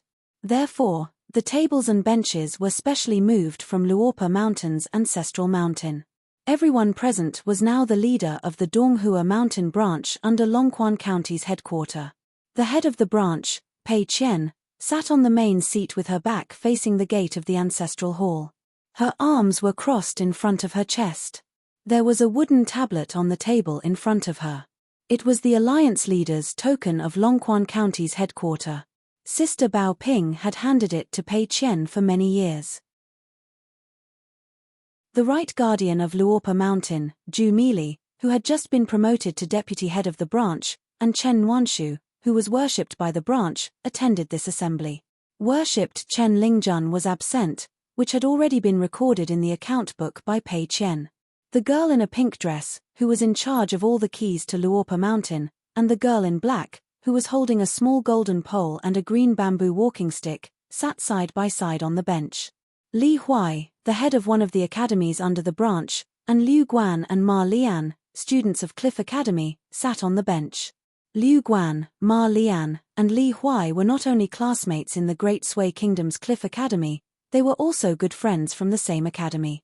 Liu Guan was a descendant of a poor family, Ma Lian was born of a rich family in the Great Sui Kingdom, and the Ma family was related to the Great Sui Kingdom's Jiao family by marriage. Liu Guan and Ma Lian were both potential scholars in the Great Sui Kingdom who were highly regarded by the academy's teachers. There was also the right guardian of Dragon Rider Ali, who was originally from Mount Mantu and the City God's Pavilion in Back Dragon State. Because he was the smallest, he was allowed to sit on the table by the head of the branch. He was fortunate enough to be able to sit face to face with the head of the branch. The left guardian of Dragon Rider Ali lay on the bench. The head of the headquarter, Li Baoping, was the head of the Wulin Alliance. The honorary head of the branch, the big white goose, Kui Dongshan, was absent from this meeting. Pei Qian coughed and glanced at the crowd. He said, "I called you here today because there are 3 things to discuss. It's not a game. Zhu Mili, put the melon seeds back first. Liu Guan, sit properly." The little girl silently put down the melon seeds in her hand. Liu Guan angrily sat properly. The head of the branch was indeed impartial and incorruptible. Pei Qian talked about 3 things. The first thing was to announce a few rules of the branch. They were the fundamental principles of Jianghu. Pei Qian had copied them from the Jianghu romance, and they mainly revolved around his master's teachings. For example, having a skill was the foundation of Jianghu people. Being chivalrous was the martial virtue of Jianghu people. Apart from using fists, feet, and swords, how to distinguish right from wrong, how to solve a situation accurately, and how to end it flawlessly was something that a true hero needed to think about again and again. It was necessary to roar when you saw injustice, but it was not enough. The second thing was to discuss the reasons for a series of changes and promotions in the branch. He emphasized on praising Ju Meili and the incense stick for being punctual, and severely criticized the left guardian of the riding dragon alley for being lazy and slacking. The last thing was that she was about to go to the North Continent with Li Huai. This was the first time the branch was going to travel down the mountain, so they needed to work together and talk about their own experiences in Jianghu. Chen Nuanshu was responsible for writing on the side. After compiling it into a book, he would copy a few copies so that everyone would have a copy in the future. After talking about business, Pei Qian waved his hand. Eat melon seed. On Jissa Peak, it was joyous and harmonious. Along the way, the wind in the sky and the birds in the sky were companions. The cross-continent ferry pulled by the heroic spirit of the Linen sect in the Sea of Clouds smoothly docked at the Skeleton Beach Ferry. The Linen sect had 2 honorary masters of the Luopa Mountain, the nascent soul cultivator Du Wensi, who was stationed in the Green Room town of the Ghost Valley with the sect leader Zhu Quan, and the sword cultivator Pang Lanshi, a direct disciple of the ancestral hall of Mori Mountain. Chen Lingjun walked down the ferry with the mountain walking stick in his hand and a bamboo box on his back. Many cultivators who had traveled south and finally returned to their hometown flew down the ferry and argued with many cultivators at the ferry. It was an eye-opener for Chen Lingjun. The cultivators of the North Continent were indeed worthy of their reputation. They were full of heroic courage and were very forthright. How many people would be beaten down by the cultivators of the Dragon Spring Sword Sect and Dali if this happened on his own Oxhorn Mountain ferry? Chen Lingjun first went to the increasingly deserted city of Murals and bought a set of goddess painting as a gift for the Linen sect. The ancestral hall of Luopa Mountain had already given Chen Lingjun a sum of immortal money in advance for these expenses. However, Chen Lingjun did not use a single piece of snow in his little treasury to spend money. What a joke! Would Uncle Chen lack this little bit of money? If it was in the early years of the Imperial River jurisdiction, the clanging of pockets and the collision of immortal money would be similar to thunder when he walked in the Jianghu. However, after arriving at the Longquan County, Uncle Chen was slightly more kind to others. Otherwise, with his fiery temper, he would have been beaten to death with a single punch. Sometimes, Chen Lingjun, who liked to let his imagination run wild, always felt that all the Qi cultivators in the world should live in the small town for a period of time and humbly ask him for some Jianghu experience. In the solemn Linen sect, the sect master Zhu Quan did not show up, and the 2 ancestors were not on the mountain either. One of them had traveled far away for many years. As for the other one, Yang Su, who was the patriarch of the discipline, had been busy strengthening the mountain protecting formation with the elders of the central region who came to the Linen sect. Pang Lanshi was in closed-door training, and Du Wensi was still competing with those skeletons in the Qinglu town. Chen Lingjun did not see any acquaintances. He secretly complained that his master was not respected enough, that the sect master did not personally welcome him and hold a welcoming banquet for him. At the same time, he tried hard to maintain his posture as if he had seen the world and had to look around carefully. In the early years at the blacksmith shop in the small town, he almost fell into a trap when he fought with Wan Teng, a saint of the wind snow temple dressed up like a farmer. Therefore, Chen Lingjun felt that it was safer for him to take it easy on this trip. Chen Lingjun presented the gift. The person who received Chen Lingjun and the gift was a person named Wei Yusong. He was amiable and claimed to be a bookkeeper who suffered from vexation every day and whose words were the most useless. Chen Lingjun felt that he had met a fellow sufferer, but he kept reminding himself that he shouldn't call others brothers so easily on this trip. Along the way, Chen Lingjun flipped through quite a few books, but most of them were things to take note of in places with steep mountains and rivers. Chen Lingjun did not pay much attention to the mountains like the Linen sect and Spring Dew Garden, which his master had visited before and had formed a relationship with. At this moment, he felt that Wei Yusong was quite congenial and was a good candidate to cut a chicken's head and burn yellow paper. Chen Lingjun hurriedly made a last-minute effort and found an opportunity to secretly take out one of his master's booklets. He flipped to the Linen sect and found this Wei Yusong. His master had specifically mentioned him a few times in the booklets, saying that he was a senior who was extremely adept at doing business and could be considered the Linen sect's god of wealth. He reminded Chen Lingjun that if he saw him in the future, He must be more respectful and speak less nonsense. Since he knew that the other party was an important figure in charge of the sect's finances, Chen Lingjun immediately understood. On an immortal mountain, there were 3 types of people who could not be provoked. Those who were in charge of the sect's rules were definitely tough fists. Those who were in charge of the sect's finances were definitely not easy to deal with and were definitely ruthless. The last type was the extremely young direct disciples of the ancestral hall. After bidding farewell to Wei Yusong, Chen Lingjun tactfully declined the other party's invitation to stay and did not dare to trouble the other party to send him to the mountain gate. When Chen Lingjun went down the mountain alone, he met an average-looking woman who seemed to be looking at him with a strange gaze. Chen Lingjun felt a bit awkward. "I'm not that Wei Pai, what am I looking at?" That woman really did not have good eyesight. She actually sneakily followed Chen Lingjun all the way to the mountain gate. Chen Lingjun was a bit scared and decided to change his mind. He planned to climb the mountain again and stay in the linen sect for a few days. In any case, it would not be too late to leave after shaking off that woman. At the mountain gate, when the woman with a saber at her waist called herself Zhu Quan, Chen Lingjun's knees went weak and his body swayed. It took him a lot of effort to stabilize himself. Zhu Quan smiled and said, "Wei Pai has already sent a flying sword message to Mui Mountain. In the future, if there are any problems when traveling the river, you can use the name of Linen Sect's Zhu Quan. It might not be able to save your life, but it can definitely help you take revenge. Of course, it's best if there are no problems. However, it will be very difficult.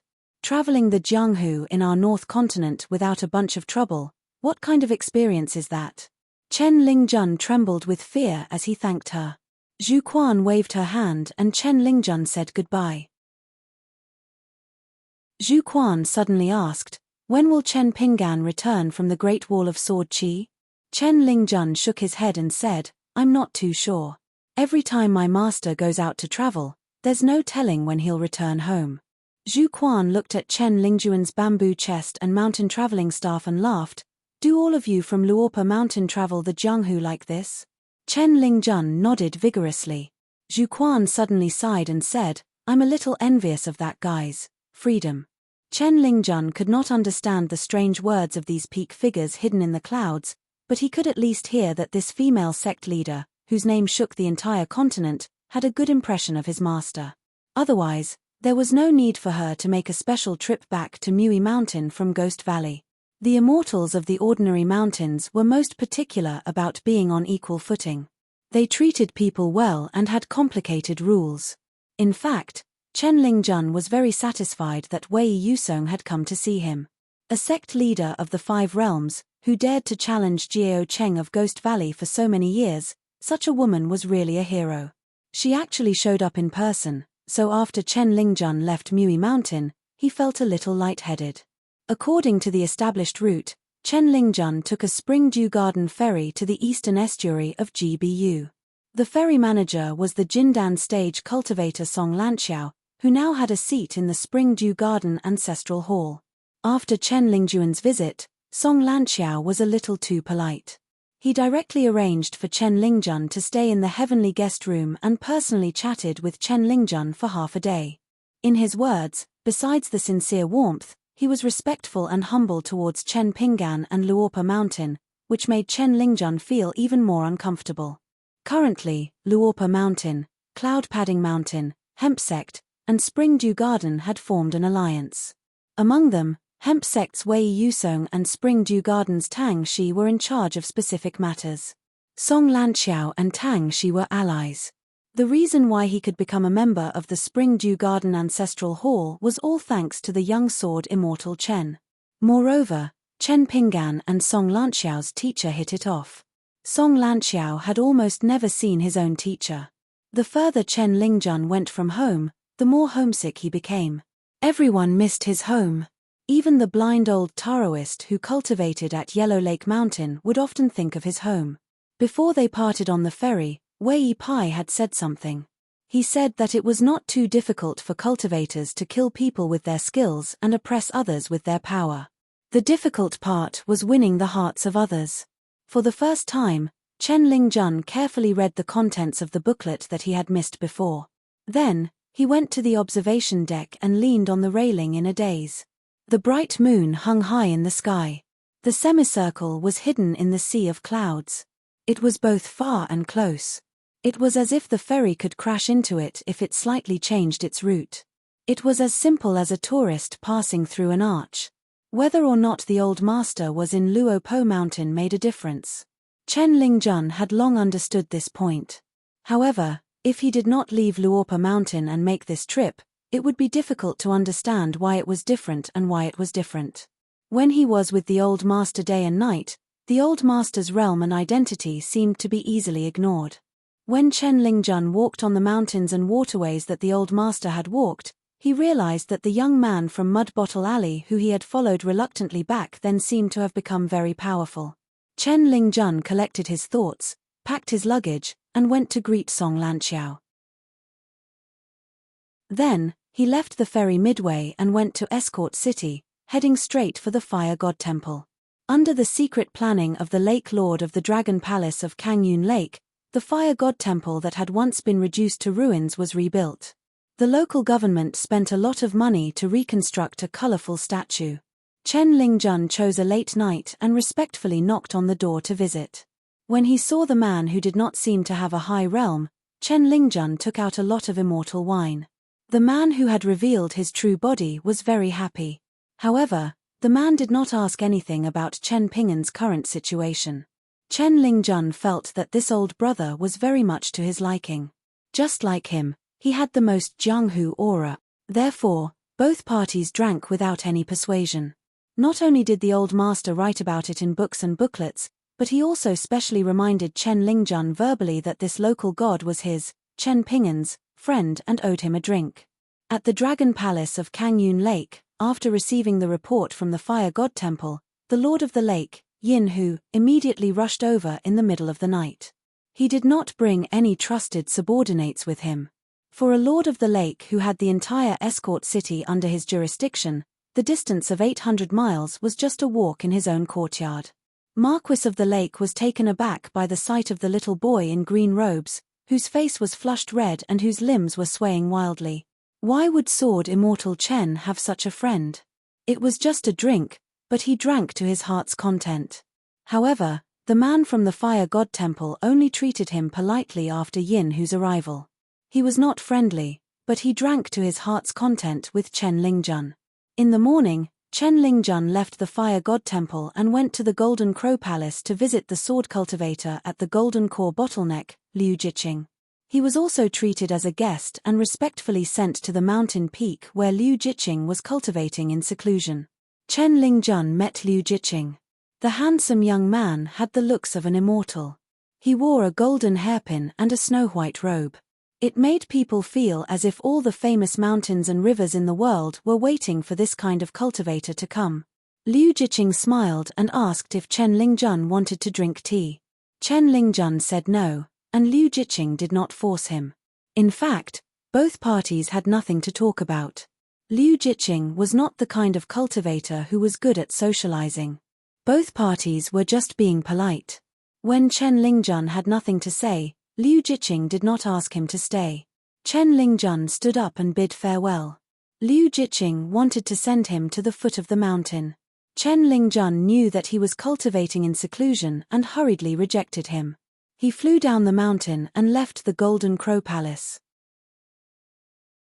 As for the Golden Crow Palace Lord who was waiting at the foot of the mountain, Chen Lingjun also rejected his invitation to a banquet. Chen Lingjun became more and more familiar with the process. After that, he went to the Spring Dew Garden and did not take the Immortal Ferry anymore. In the end, Chen Lingjun was naturally fond of water. He picked an ordinary boat and sailed through the mountains amidst the sounds of apes on both sides of the river. When he arrived at the boundary of the Spring Dew Garden, Chen Lingjun was not in a hurry to chat with Song Lanqiao, who was already an old acquaintance. Instead, he followed the map and first toured the mountains and rivers on both sides of the Great Blasphemy Estuary. Then, he went to the Spring Dew Garden and toured the Jade Cliff. Finally, he went to the Swan Ni shop built by his master. With a temporary shopkeeper in charge, business was very good. Chen Lingjun worked as a shop assistant for 2 days. On this night, there was a sudden sword sacrifice. The entire spring dew garden was lit up in an instant. Chen Lingjun hurriedly opened the shop and looked up. The streets were bustling with activity. It was said that a sword immortal had died in the Great Wall of Sword Chi. Chen Lingjun, who was thousands of miles away from his hometown, thought of his master who was even further away from his hometown. He sat at the doorstep and rested his chin on his hands with a gloomy expression. On the southern battlefield of the Great Wall of Sword Chi, the Golden River appeared for the 3rd time. A young man carried a sword case on his back, which was filled with borrowed swords from the sword workshop. Chen Pinggan stood on the city wall and looked at the battlefield for a moment. He took a step forward and his body fell to the ground rapidly. In the process of falling, his hands had already rolled up his sleeves. When he was about to land, he bent his knees slightly and stepped on the void. His entire body suddenly rushed forward and a huge pit appeared on the ground behind him.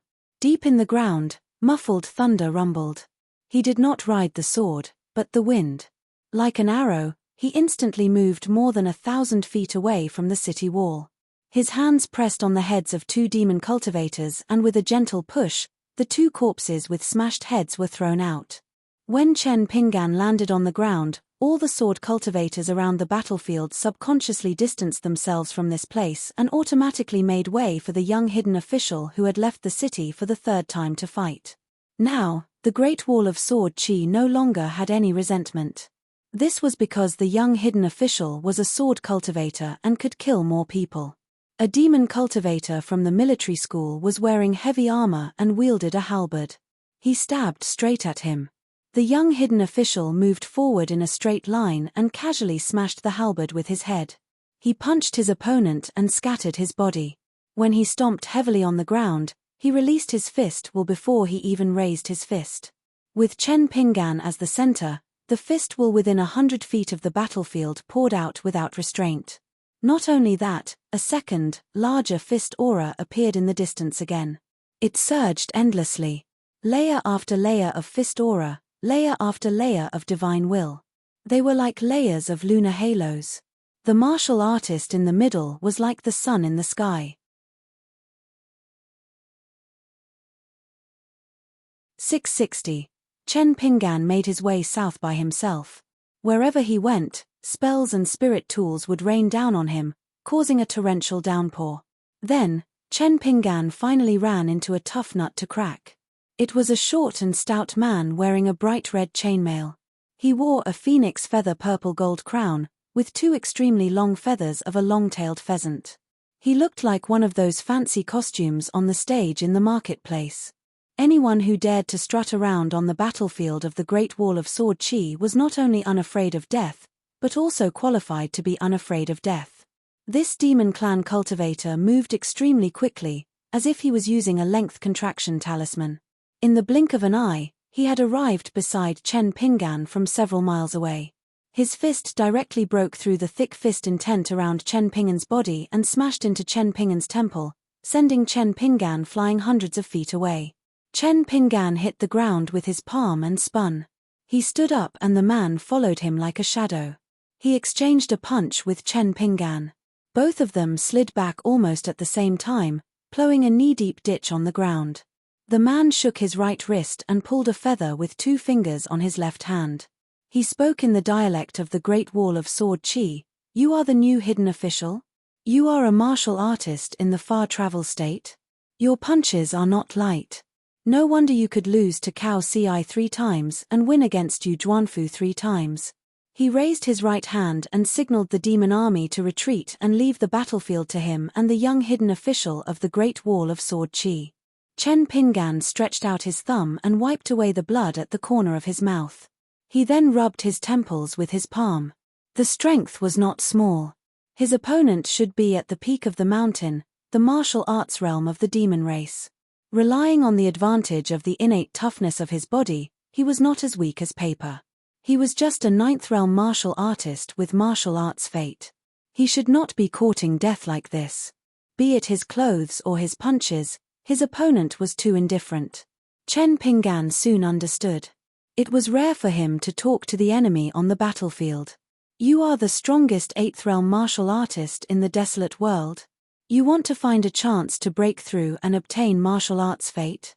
The short man let go of the feather in his hand and bounced up with a bang. He nodded and said with a smile, "How is it? Let's have a boxing match. If I say that no one will interfere, you definitely won't believe me. I reckon that I won't be able to control some sneaky sword cultivator death warriors. It doesn't matter. As long as you nod your head, anyone who obstructs me in the next round of the martial arts fist will be my enemy, including you. I'll kill them all." Chen Pinggan stretched out his hand and pointed at the great wall of sword chi. He smiled and said, "In the city, there is a level 9 senior who teaches me fist techniques. You can go over there and practice your Wen Quan." The short man's eyes darkened. He was very sincere, but this young hidden official who was famous now was not very good at all. Chen Pinggan said, "I'd like to chat with you for a bit. No matter who a martial artist loses to, even if he is Cao Ci, it is not a glorious defeat. A loss is a loss." From this, it can be seen that the strongest martial artist in the desolate world, regardless of whether his fist is hard or not, his spirit and breadth of mind are indeed not very impressive. If you become the strongest and reach the level 9, then you will be the biggest joke in the world. The conversation between the two parties was actually meaningless. It was just that both of them were scheming. The short man pretended to be bold and wanted to challenge Chen Pinggan alone. He just wanted to use the young hidden official as a stepping stone. Once he broke through, other than the martial arts fate of the desolate world, he could also obtain a portion of the martial arts fate of the Great Wall of Sword Chi. As for Chen Pinggan, he was naturally secretly searching for the strongest of the 100 sword immortals of the desolate world. Previously, when the saints of the 3 religions created the Golden River twice, Chen Pinggan had fought twice outside the city. He had fought with the other party before. Although their fights seemed to have stopped after a certain point and they did not use their full strength, the details were closely linked. Whoever made a mistake first would die, and the way they died was not destined to be heroic. It would only make the sword cultivators who were watching the fight feel confused. The short man seemed to have lost interest in scheming. He used his boots to lightly stir the sand on the ground. "If you're done standing, I'll give you a chance to lie down and talk later." "Right, I'm called Hu Kuei Men." Chen Pinggan put his hands behind his back and turned his head slightly. He extended a finger and pointed at his temple, indicating that if he had the guts, he could punch him again. He suddenly had an idea. He could try it out. The premise of trying it out was to let the other party try it out first. Hu Kuei Men naturally did not hold back. After punching, Hu Kuei Men hesitated for a moment and did not follow up with another attack. He just stood where he was, looking at the young man who was sent flying by his punch. The young man, who did not dodge or fight back, stomped his foot heavily on the ground and stopped himself. He looked at Hu Kuei Men with a smile, and there was a hint of mockery in his eyes. Hu Kuei Men was worried that it was a trap, so he held back a little. A young hidden official who was known for his scheming in the number 60 camp should not be stupid enough to stand there and let him kill him. Therefore, after punching successfully, he felt a trace of regret. If he had not punched with all his strength, would the young man still be standing? But why did the young man take his punch head-on? Chen Pinggan pointed at his chest and said, "Another punch." Hu Kuei Men raised his arms and gripped the 2 feathers with 2 fingers. His outfit, the bright red chain mail, the purple golden crown, and the pair of shining feathers, were not some ordinary treasures. Instead, they were a whole set of ancient treasures. The only difference was that they had changed their appearances after being strengthened. It was a half-immortal weapon, good for both offense and defense. It was called a sword cage, and it could restrain a sword immortal's flying sword for a moment. Once a sword immortal without a flying sword got close to him, he would have to compete with Hu Kuei Men in terms of physical strength. Hu Kuei Men let go of the 2 feathers. His body flashed, and he came in front of the martial artist of the same generation who wanted to die. He punched, and the young hidden official fell to the ground in the distance. Chen Pinggan stood up and spat out a mouthful of blood. He glanced at Hu Kuei Men and cursed in the dialect of his hometown. He had planned to let this peak-level 8th realm martial artist help him break through the bottleneck of the 7th realm, but he didn't expect this Hu Kuei-men to be so slow after punching twice.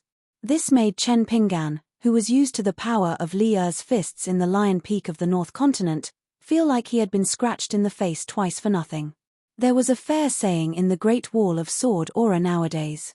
It was pleasing to see an official hit someone, or to see him get hit. Hu Kuei-men's expression was complicated. Chen Pinggan asked in the language of the savage world, "Do you want to kill the hidden official to gain merit, or do you want to break through with this martial artist?" Hu Kuei-men took a deep breath and knocked his fists lightly. He said in a deep voice, "This is the last punch. If you don't die, I lose." Chen Pinggan, I know you also have something to ask. It doesn't matter.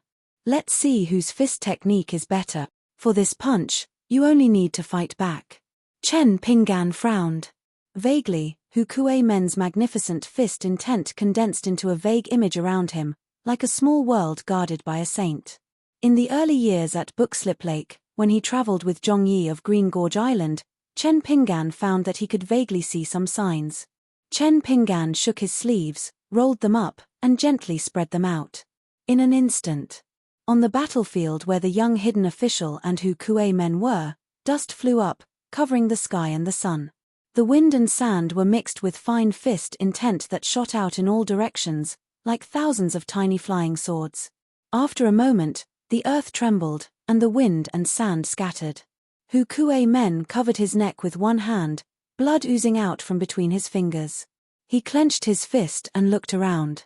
At last, Hu Kuei-men saw that behind a monster cultivator, the young hidden official stabbed the dagger in his left hand into the sword cultivator's back, then gently wiped his neck with the dagger in his right hand. Hu Kuei-men couldn't even speak fluently anymore. Chen Pinggan, as a hidden official, I've seen your power myself. But, as a pure warrior, you're so disappointing, so disappointing. Hu Kuei-men mumbled. It turned out that when the young hidden official took Hu Kuei-men's punch, he pulled out the dagger from his sleeve and directly pierced it into Hu Kuei-men's neck. Not only that, he patted the dagger with his left hand. If Hu Kuei-men didn't step heavily on the ground, raise his body, and then take a few steps back, his lips and tongue would have been crushed by the sharp dagger, and his head would have been punctured right on the spot. If Hu Kuei-men were a pure warrior in the world, without a strong body, he or she would definitely not be able to say a word after suffering such a serious injury. Chen Pinggan gently pushed away the dead body of the sword cultivator in front of him, then said to Hu Kuei-men with his voice, "You've punched 3 times, but which one of your punches fit your identity as a pure warrior? If your first punch was pure enough, I wouldn't mind exchanging 3 punches with you. Perhaps, we could both make breakthroughs. That would be a real battle, and the only thing that matters is the power of the punches." When Chen Pinggan showed up, the battlefield automatically cleared a large area. The young hidden official held the dagger with both hands, gently loosening it, and gently holding it again. This was a small habit he learned from Yu Lu. As for the way he held the dagger, it was a way he saw in the Sword Water Villa of Combe Country.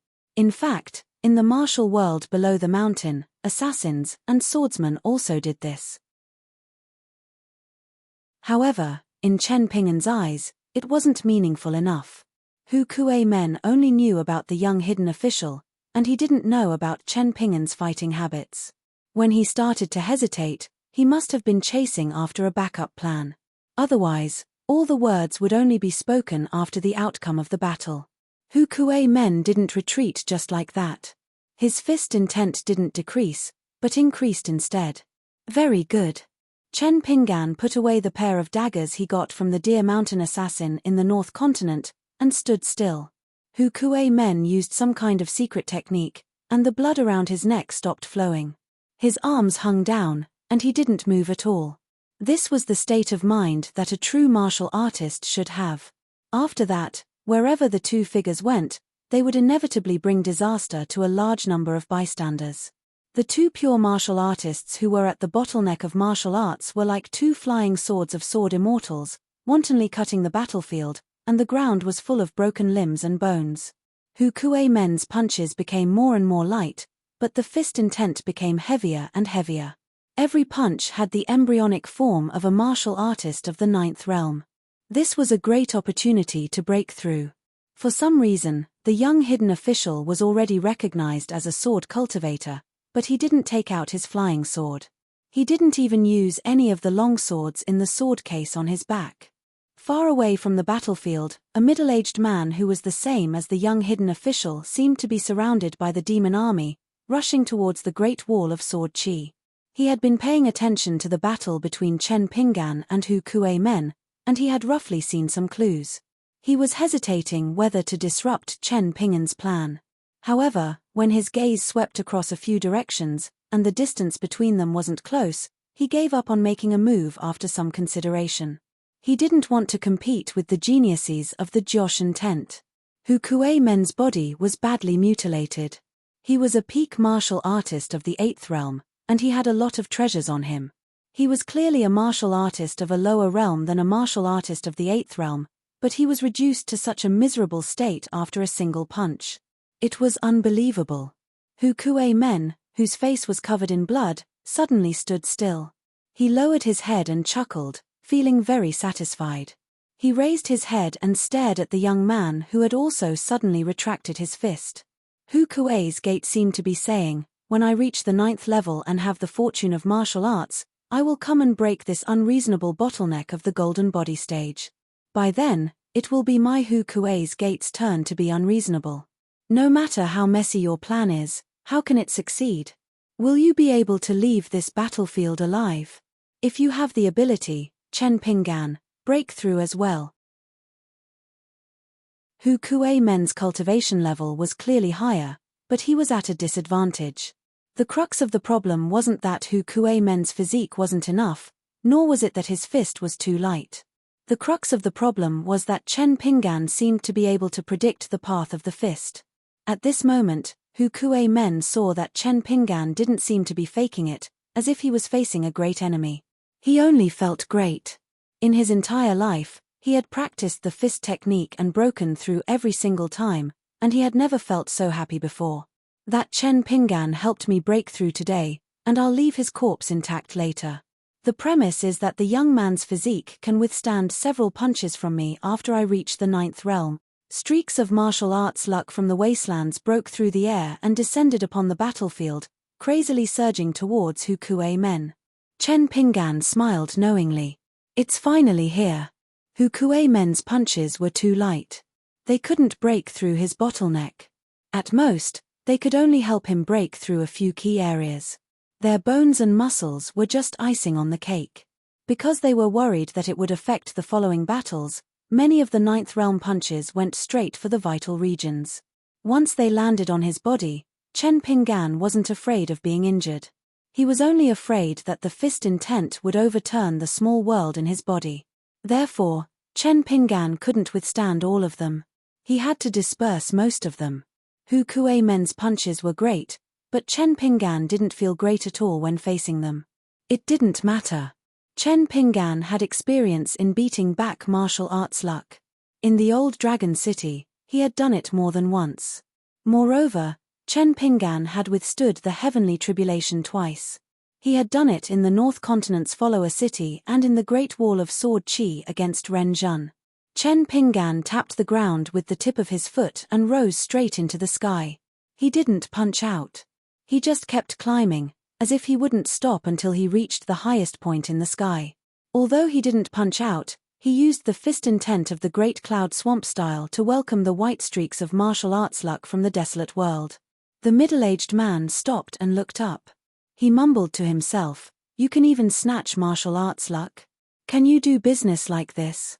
That was because the young hidden official had used some strange method to pull all the white streaks of martial arts luck into the sky, making the young man look like a white streak of light. The martial arts fate in the world was an elusive existence. Otherwise, the Confucian temple in the central region would not be unable to stop it. The martial arts fate could only allow it to circulate among the geniuses of the 9 continents.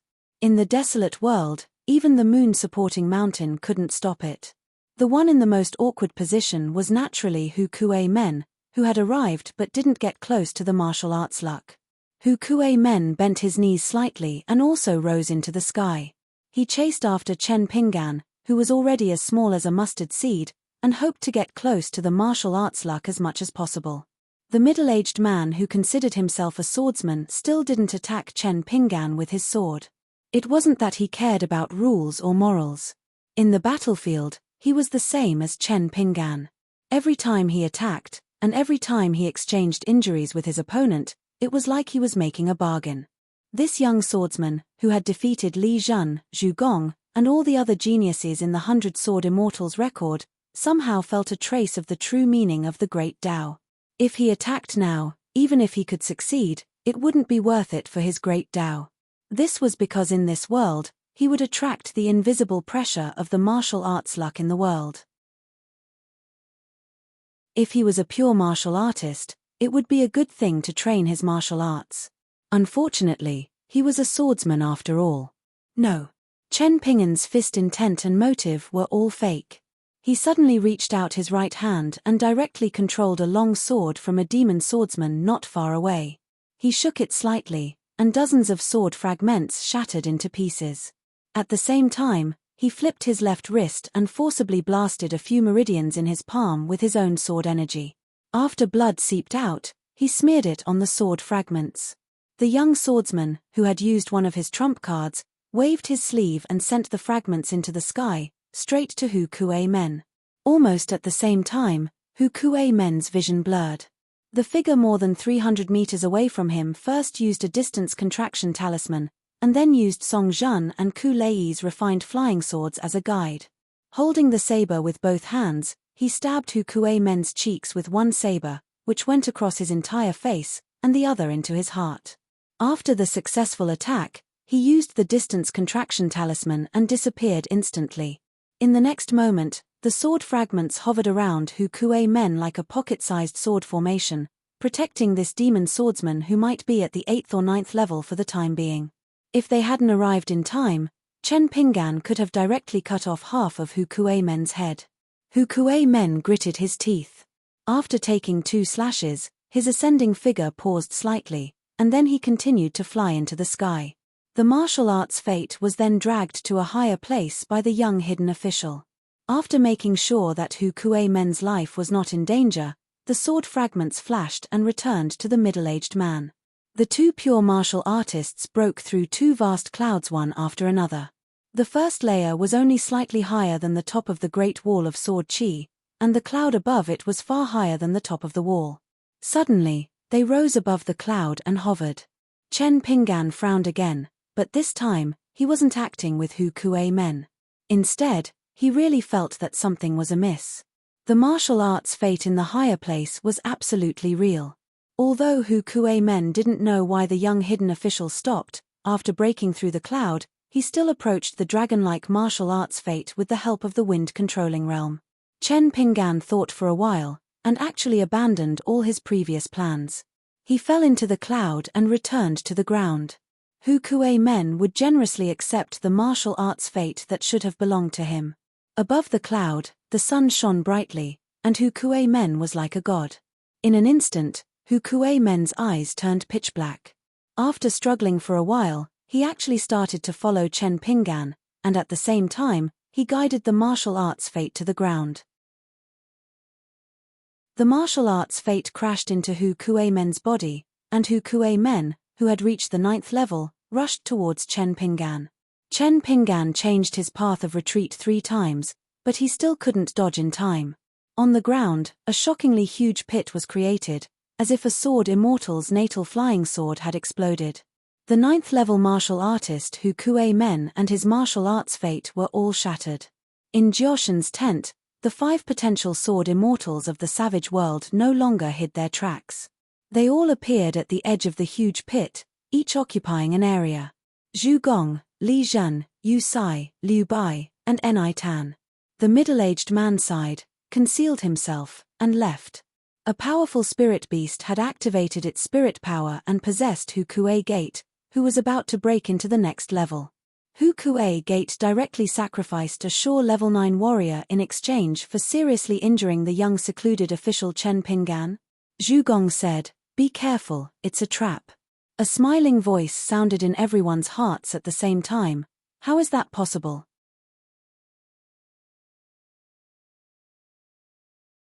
"661. They could only hear the voice but not see the person." Liu Bai had been paying attention to the battle situation around them. He quickly said in telepathy, "It happened so suddenly that there is no sword immortal to help us. We have to end this quickly." This female sword cultivator, who came from the Ju-Mi lineage along with the sword immortal minister, had been the assistant of the main official wooden clog in the Joshan tent. She had never used her sword. "Young man." Tan was the first to conjure his intrinsic flying sword. It flew close to the ground and circled the edge of the crater, creating a sword beam that lingered for a long time. "We have to force him to show up." Tan had 2 swords hanging from his waist. He held the sword hilt with both hands and looked down at the dusty bottom of the pit. Some dust and sand could not block the vision of a sword cultivator. He did not know what kind of trick the other party used, but he could not find the figure of the young hidden official. However, Chen Pinggan definitely did not leave this place. Tan communicated with his friends telepathically, "I don't care. Since I can't see, I will go directly to the pit to investigate. I will not give him a chance to recover. Zhu Gong, pay attention to the movement of the underground mountain. Liu Bai, pay attention to the sword to kill Chen Pinggan." Beach leaped down and used his intrinsic flying sword, Armored Horseman, to open a path. The sword beam dissipated at the edge of the crater, revealing thousands of armored horsemen. They were densely packed into a formation. Although each horseman was only the size of a palm and looked comical, each one of them was like a flying sword. Instantly, countless pocket-sized horsemen charged down the slope from the top of the crater like a tidal wave pouring into a depression. The flying sword armored cavalry took the lead to open the formation in the formation of an army. It was the best time to explore the details of the young hidden official's trap. Tan was a sword cultivator of the Great Wall of Sword Chi. This natal flying sword was the most suitable to break the formation on the battlefield. It could be rated as a B-class by the hidden official's lineage. It was on par with Yu Qing's 1,000 feet spring, Skylark in the Sky and Qi Shou's Jumping Pearl. If this life-bound flying sword possessed even more profundity, then perhaps it could be ranked on the same level as Wu Chengpei's Sweet Rain. Zhu Gong was Liu Cha's first disciple. If Liu Cha did not take in a group of nominal disciples in this battle, he would be the only direct disciple. However, since the start of the war, Zhu Ying had never made a move. Compared to the female sword cultivator Liu Bai, he was even more mysterious. Other than Zhu Ying having a master that everyone knew, the number of other flying swords he had, his original supernatural powers, and the way he practiced the sword were all unknown. He carried a huge sword rack on his back. At this moment, 6 of the swords left the rack and circled around the pit. Finally, the tips of the swords turned and sank into the ground. They formed a formation deep underground, not giving the injured young hidden official any chance to escape. Even if he still had the strength to break the formation, he would still be exposed. At that time, what awaited the young hidden official would be the interception of the swift and fierce flying swords, and there would definitely be more than one. Yu Sai wore a black robe. His hair was tied up with a piece of white silk. He looked like a handsome and elegant young master. With a thought in his mind, the few broken weapons on the ground nearby immediately flew away in different directions and eventually landed on the ground. Wherever they passed, there was not the slightest ripple, which meant that there were no traps. Logically speaking, from the moment Chen Pinggan fought with Hu Kuei men who acted as the bait, to the moment Hu Kuei men was possessed by the sovereign stage great demon holding the fishing rod, and in the end, Hu Kuei men was willing to sacrifice themselves together with Chen Pinggan due to the martial arts fate, Chen Pinggan had been caught in one accident after another.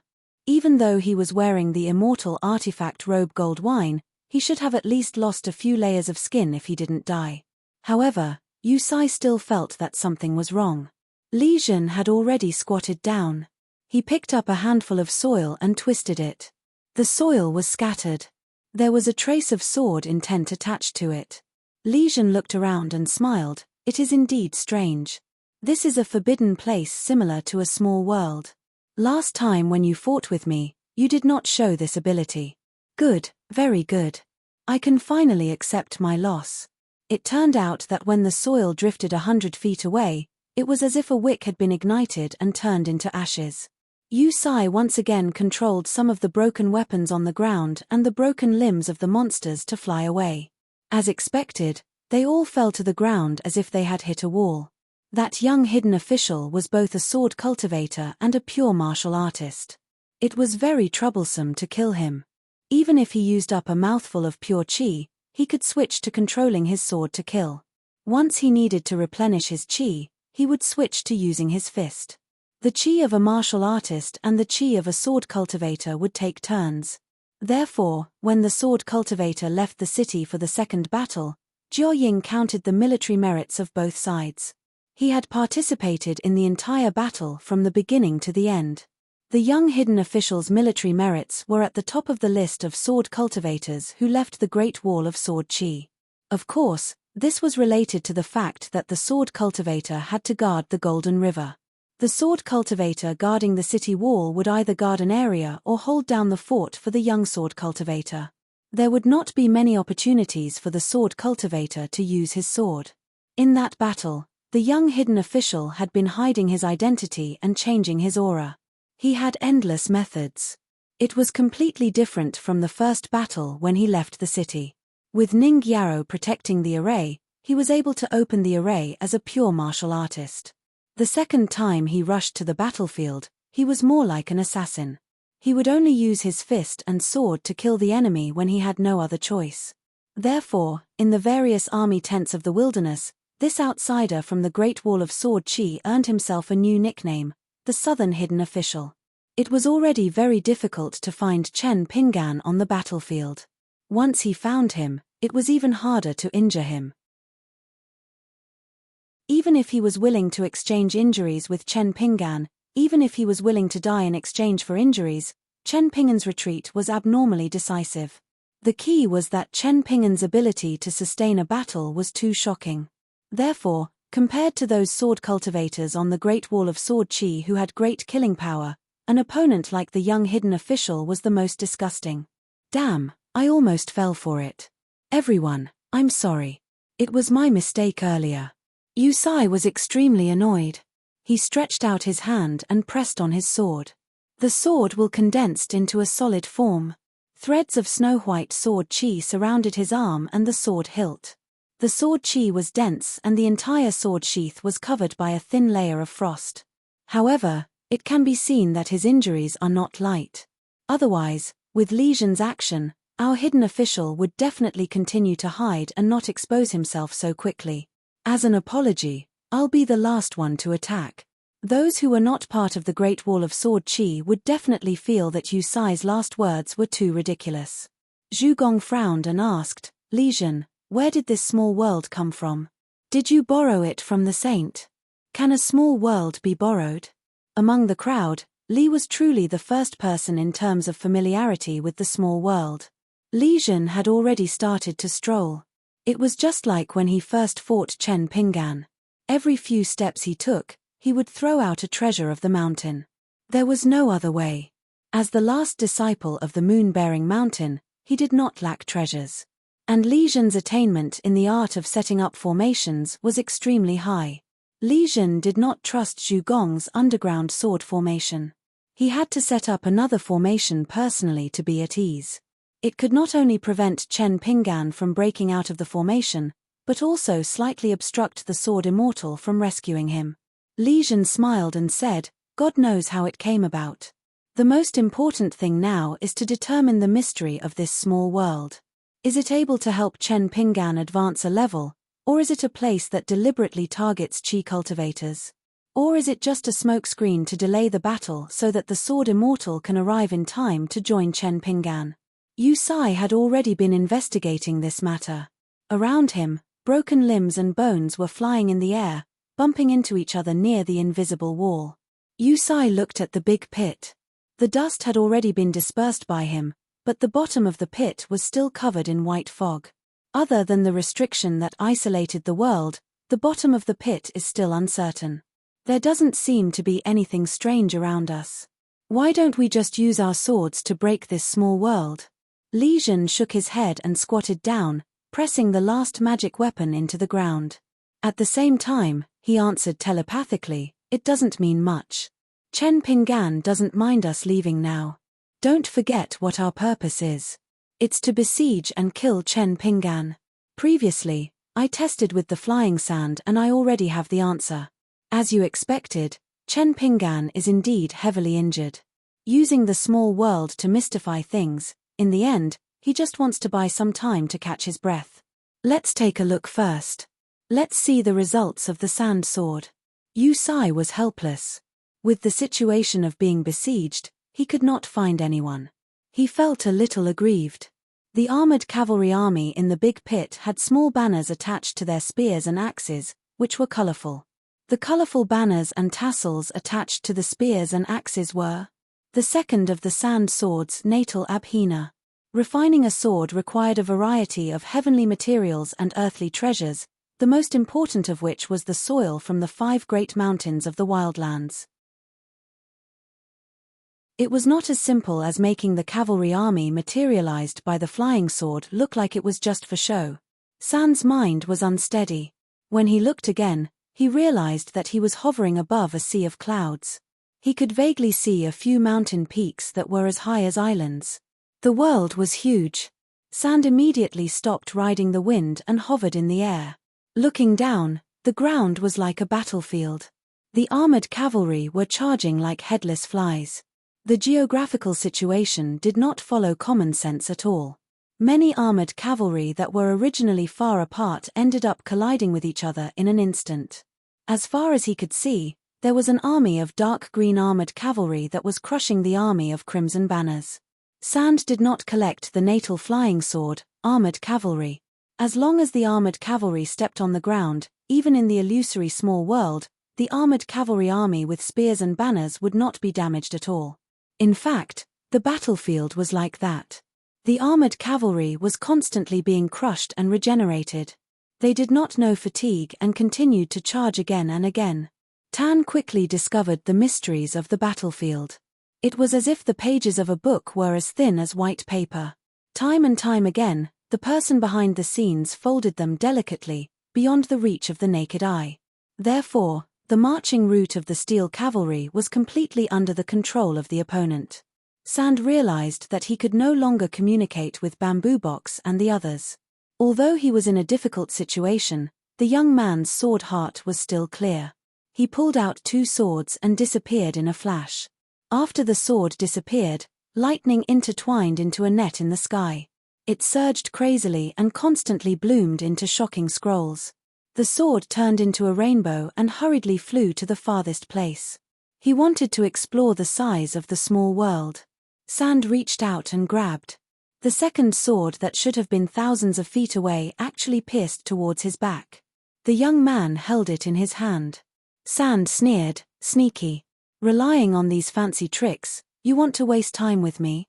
On the peak of a mountain, a mustard seed figure suddenly grew as big as a mountain. The towering green-robed visitor carried a sword box on his back. The Fa Xiong stood on the peak. It was like a person standing on a stone by the roadside. Chen Pinggan smiled and looked down at the sword-wielding young man. He raised his hand and a jade bamboo folding fan given by a student appeared in his hand. He slammed it down violently. The surrounding sea of clouds was pulled by the majestic atmosphere and rolled like boiling water. There was a faint sound of thunder. Sand did not move at all. He allowed the huge fan to slam down on his head and finally passed through. Sand sneered, "Your real body is indeed heavily injured. You can only rely on these illusions to delay." Chen Pinggan raised his hand again. There was a seal in his palm. He flipped his palm. The seal was as big as a mountain. It went towards the Fa Xiong again. Sand swung his sword and cut the Shan seal in half. There was no ripple of qi. There was only the light of the sword. It was the illusion formed by the mind again. Sand shook his long sword and hooked his finger at the young hidden official who was pretending to be mysterious. That Chen Pinggan smiled and took out a golden talisman. Because the Fa Xiong was holding a talisman in the young man's hand? Because the eye of the beach was too large, a talisman gallbladder that was like a golden pool of lightning floated towards the young sword Xiao with a menacing aura. At the same time, Chen Ping'an's Fa Xiong raised his left hand. On the ground, a mountain was directly uprooted.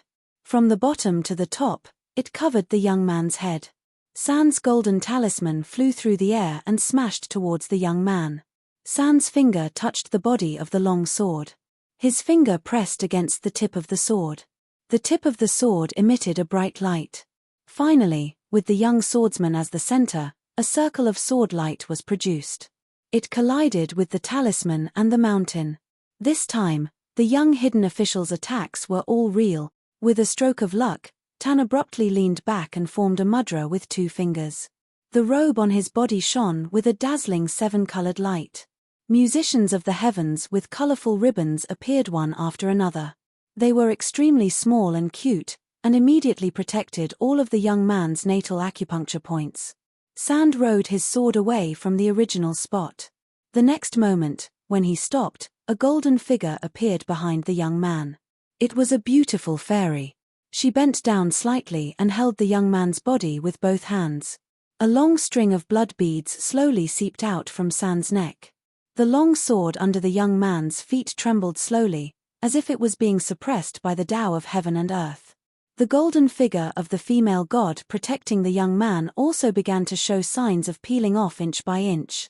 The originally flawless golden figure was being corroded extremely quickly. Sand rode his sword in one hand and wiped away the blood on his neck with the other. It was obviously a place of no return that targeted all the Qi cultivators in the world. He even almost had his head cut off by that fellow.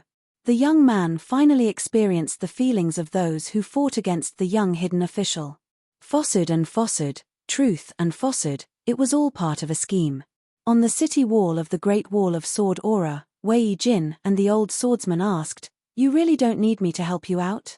Chen Qingju laughed and said, "Help? Who should we save? Chen Ping'an, or you, Wei Jin? Do you think the other party doesn't have a backup plan? If we only talk about the 5 excellent sword immortal embryos, who will be responsible for guiding them away? If any one of them dies, the 60-year camp will be heartbroken." Wei Jin said, "With Luji's help, I can try." Chen Qingju shook his head, "Just wait. Whoever makes a move later will have the advantage." Chen Qingju looked at the many demon tents in the south. Even if Zhu Mi made a move, it would still be fine. Only Liu Cha, if he had a reason to use his sword, the Great Wall of Sword Aura would be a little troublesome. For example, if a direct disciple whom Liu Cha had high hopes for died. At that time, it would be inconvenient for Chen Qingju to use his sword. Then, who would stop him? Dong San was pinned down by the Golden River. Luji. It was far from enough. Even if the jailer, Old Deaf, had a reason to use his sword, it was still not enough. Distance.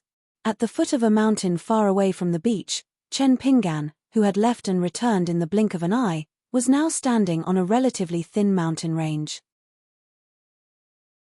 Under Chen Ping'an's feet was the corpse of Hu Kuei Men, who had revealed his true demon form after his death. As for the black armor, the purple gold crown, and the 2 feathers, they had been damaged but not shattered after the previous collision. According to common sense, they should have been picked up and put into the pocket of the hidden official. However, this time, Chen Ping'an did not take all of them. He only put the feathers into the near hand that Yang Ming had temporarily lent to him in exchange for one. Not only that, the things stored in the near hand had been emptied. As for Hu Kuei Men's armor and purple gold crown, they were placed far away from Hu Kuei Men's corpse by Chen Ping'an using the mountain moving spell. Chen Ping'an was severely injured at this moment. His face was pale, to the point that his entire right arm was already trembling uncontrollably. For Chen Ping'an, this was an extremely rare thing. Hu Kuei Men's previous attack was too vicious. Chen Ping'an was equivalent to taking a full-force punch from a 10th realm martial artist. If he had not dodged slightly, Hu Kuei Men's punch would have penetrated his heart on the spot. If he had taken a punch from a peak 10th realm martial artist on the training field and not died, that would have been an extremely good feeling. However, at this moment, it seemed like he was toying with the young sword cultivator, but in reality, Chen Pingan still could not escape the encirclement. That was an extremely bad feeling. Just now, he had missed the young sword cultivator, which made Chen Pingan feel extremely helpless. If his body was at its peak, that genius sword cultivator's head would have been placed in the square hand right now. However, the longer the young man was restrained here, unable to forcefully break out of the small world, the more Chen Pingan could recover. Chen Pingan looked at the young man's posture of being protected by a god, and did not withdraw his gaze for a long time. Tan did not look at that pretentious Dharma idol on the mountain peak that seemed to be resting with its eyes closed.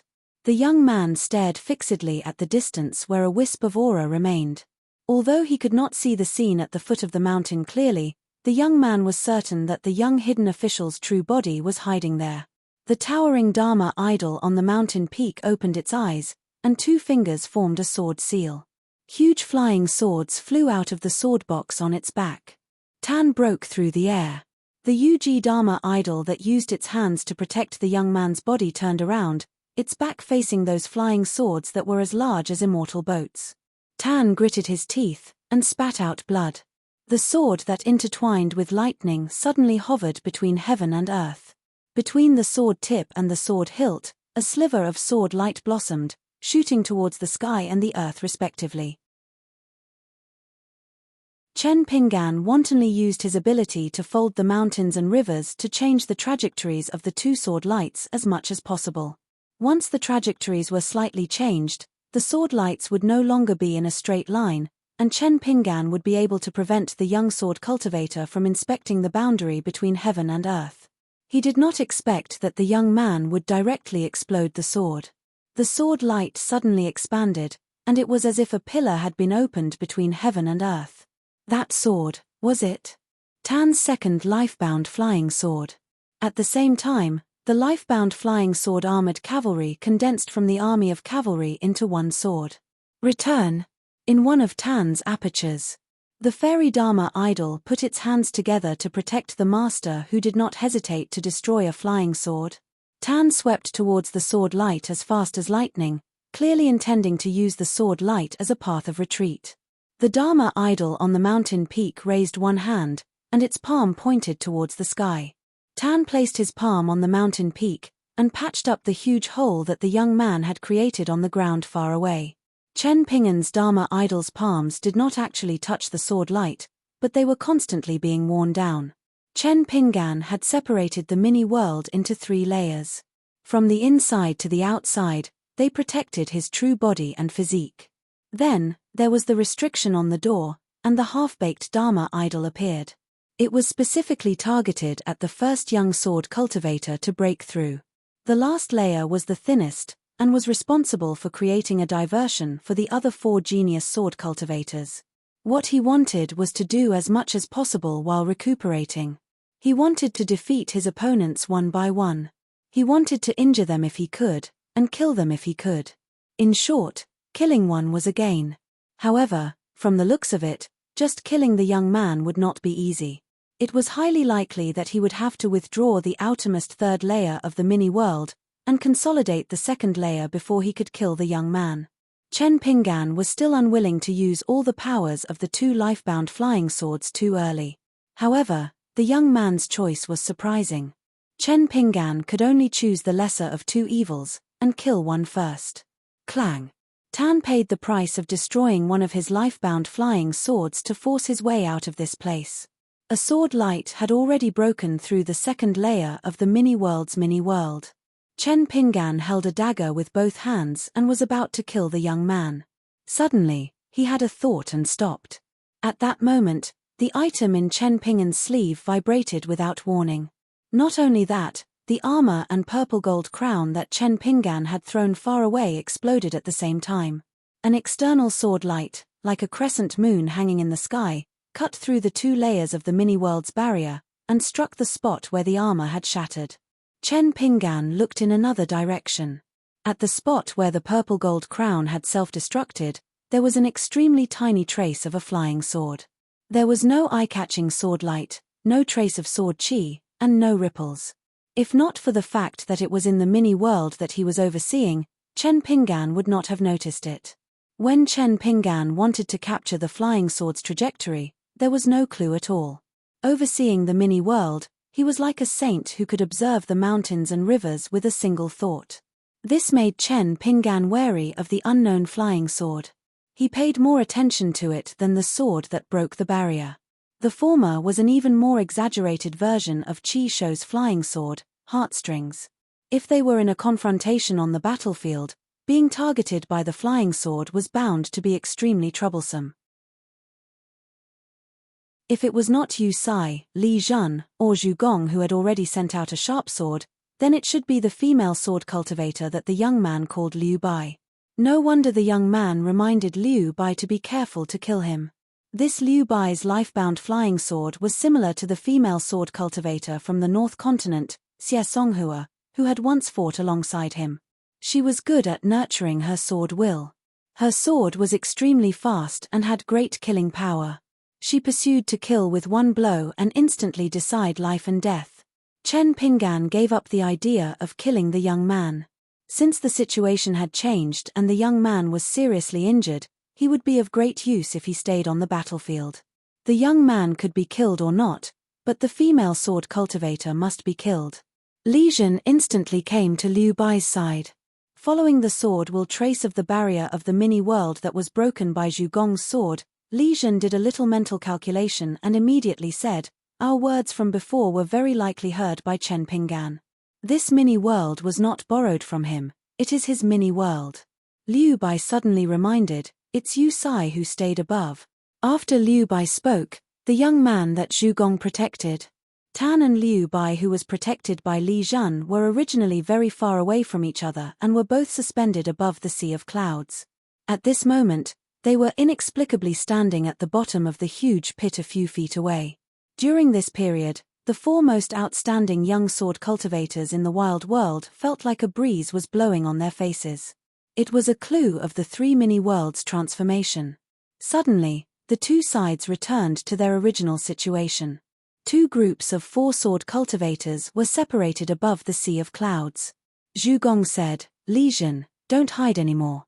Outside the formation, create a bigger mini-world and then keep shrinking." Li Jun nodded and took out 7 natal items that he had just refined not long ago.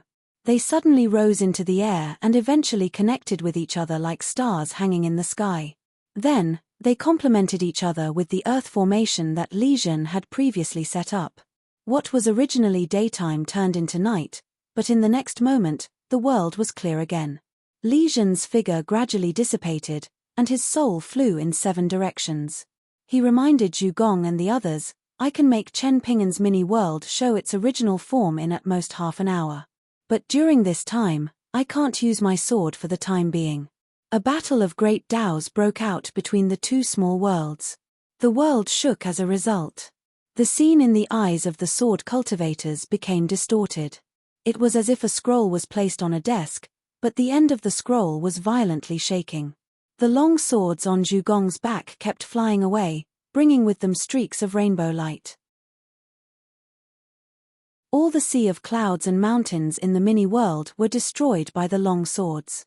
Outside the sword light, sword qi bloomed. Some of the mountains and rivers that the flying swords passed by wanted to create illusions again, but they were destroyed by the remaining sword qi again. Zhu Gong seemed to want to fill the whole mini-world with endless sword intent. Even if Chen Pinggan was the saint here, he could only stand on the awl and could not move his body as he wished. There was no long sword on Zhu Gong's back. Zhu Gong held the long sword and landed on the ground. With the tip of the sword against the ground, the sword slowly sank into the ground. Circles of ripples spread out in all directions at an extremely fast speed. Among the ripples on the ground, drops of water condensed from the essence of sword intent were suspended. They followed those circles of ripples and kept growing, like a curtain of rain hanging over the ground. Obviously, Zhu Gong was no longer willing to wait for Li Jun. The young man. Tan sat cross-legged. Liu Bai had replaced Li Jun and stood on the ground. The defense formation beside Tan. It was Yu Sai who promised that he would be the last to attack. A miserable figure covered in blood and holding a long sword suddenly slid out from the sea of clouds. It was as if he was kicked in the abdomen by someone. Then, Yu Sai forcefully broke through the barrier of heaven and earth. Finally, he was able to crash into Liu Bai not far away. Liu Bai directly took out his life origin flying sword and pierced through the back of Yu Sai. Tan also took out the Dharma form of the goddess of origin again. It hung behind him and Liu Bai, each of them protected by the Dharma form. This ancient Yuji Dharma form was not ordinary. It was as lively as a living person. Previously, when it took the flying sword of the man in green from the peak of the mountain, there was a slight change in its expression. At this moment, she lowered her head and stared at her master with a face full of kindness. That Yu Sai came and left in a hurry. Zhu Gong's long sword was at the place where the door was opened. The sword light flashed and then disappeared. In the deepest mini-world, Chen Pinggan reached out to cover his ribs that were pierced by the flying sword and smiled bitterly. What a good Liu Bai! Originally, as long as she was a little merciful, even if she was cautious and ruthless enough, according to Chen Pinggan's expectation, she would be able to lightly injure Yu Sai to determine if it was real or fake. Then, a distance of more than 10 feet would be enough for Chen Pinggan to get close to her. Once he got close, there would be a great opportunity to kill her or that young man. Chen Pinggan did not expect that Liu Bai's natal flying sword would go straight for the Qi residence of all the sword cultivators in Fourth Reign. Chen Pinggan had no choice but to change his position slightly and retreat decisively at the cost of light injuries. It was like trying to steal a chicken only to end up losing the rice used to lure it. As for the Zhu Gong's long sword that followed, it was not difficult for Chen Pinggan to avoid it. Soon, he was politely sent out of the country. And in the mini-world where Chen Pinggan was, Yu Sai's situation would be worse than before. Tan was even worse. Because Chen Pinggan's body was gradually recovering, there were no more fancy moves. In the mini-world, there were flying swords everywhere. Jioshan Tent, sword cultivator Yu Sai. The secret files in the Summer Palace were more detailed than those of Zhu Gong and Liu Bai. Waterfall, a spirit flying sword. After Yu Sai sent out the flying sword, he was wearing a whirlwind coat in the freezing cold. Therefore, even though he was besieged by those flying swords, he was still able to hold on. If Liu Bai and Yu Sai switched places, Liu Bai should be dead already. The special abilities of Chen Pinggan's two spirit flying swords were just enough to completely suppress that weird flying sword of Liu Bai. Sadly, there were no such good ifs. Today's battle was mostly about bad accidents and what if. Marshal Marquis Kuei Gate, the three supreme treasures that were also tampered with, the young sword cultivator's decisiveness, and Liu Bai's cruelty towards a good friend of his. As for the ability to fold mountains and rivers in his own mini-world, it was inspired by Chen Pinggan's early years in the capital of the Great Sui Kingdom, when he saw Marufuzi trapped in a magic formation. It was a pity that Chen Pinggan hadn't really mastered it yet. Otherwise, Li Zhen and Zhu Gong would have been able to break the magic formation in less than half an hour. Because the flying sword Caged Sparrow was not an inanimate magic formation of mountains and rivers. It was different from the magic formation of the Saints' Academy, Taoist Temple, or battlefield. The magic formation of the Saints' Academy was almost fixed. However, Chen Pinggan's Caged Sparrow was able to travel between heaven and earth. It was also because Chen Pinggan was a hidden official, and couldn't really concentrate on cultivating Dao and sword. Otherwise, the division of heaven and earth in the cage would be more flexible and seamless. The world had always been like this. There were endless advantages.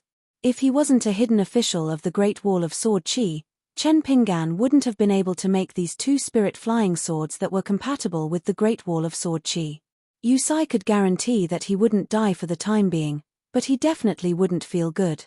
Other than using the flying sword to kill the enemy, the young hidden official would also suppress the opponent's flying sword in this lawless place where his own flying sword would flow more smoothly. He would use pure martial arts to punch out, holding the blade with both hands, appearing and disappearing unpredictably. A large piece of flesh on Yu Sai's cheek was cut off by Chen Pinggan's blade, and his body was covered with wounds. Fortunately, the sword aura didn't linger in his vital Qi residence, nor did the fist aura surged in his acupuncture points. Yu Sai was a sword cultivator after all, so there weren't any fatal injuries. However, compared to the handsome Yu Sai when he appeared, there was a world of difference. Suddenly, a sword slashed through the sky.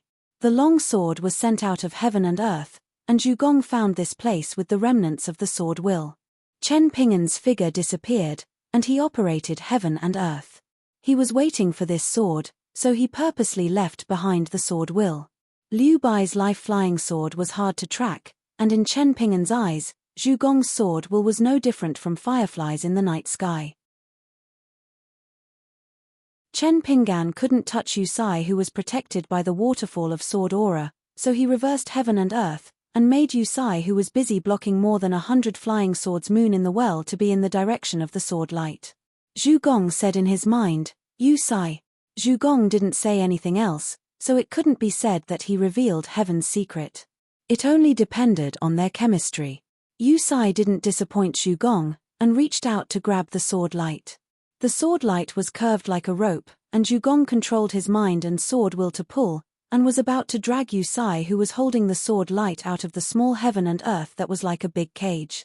To prevent Chen Ping'an from taking the chance to act, and to prevent him from being killed by Chen Ping'an instead of saving him, Yu Sai, who had a traceable escape route, didn't need Zhugong to remind him, and took out the life-flying sword that didn't seem to exist in this world.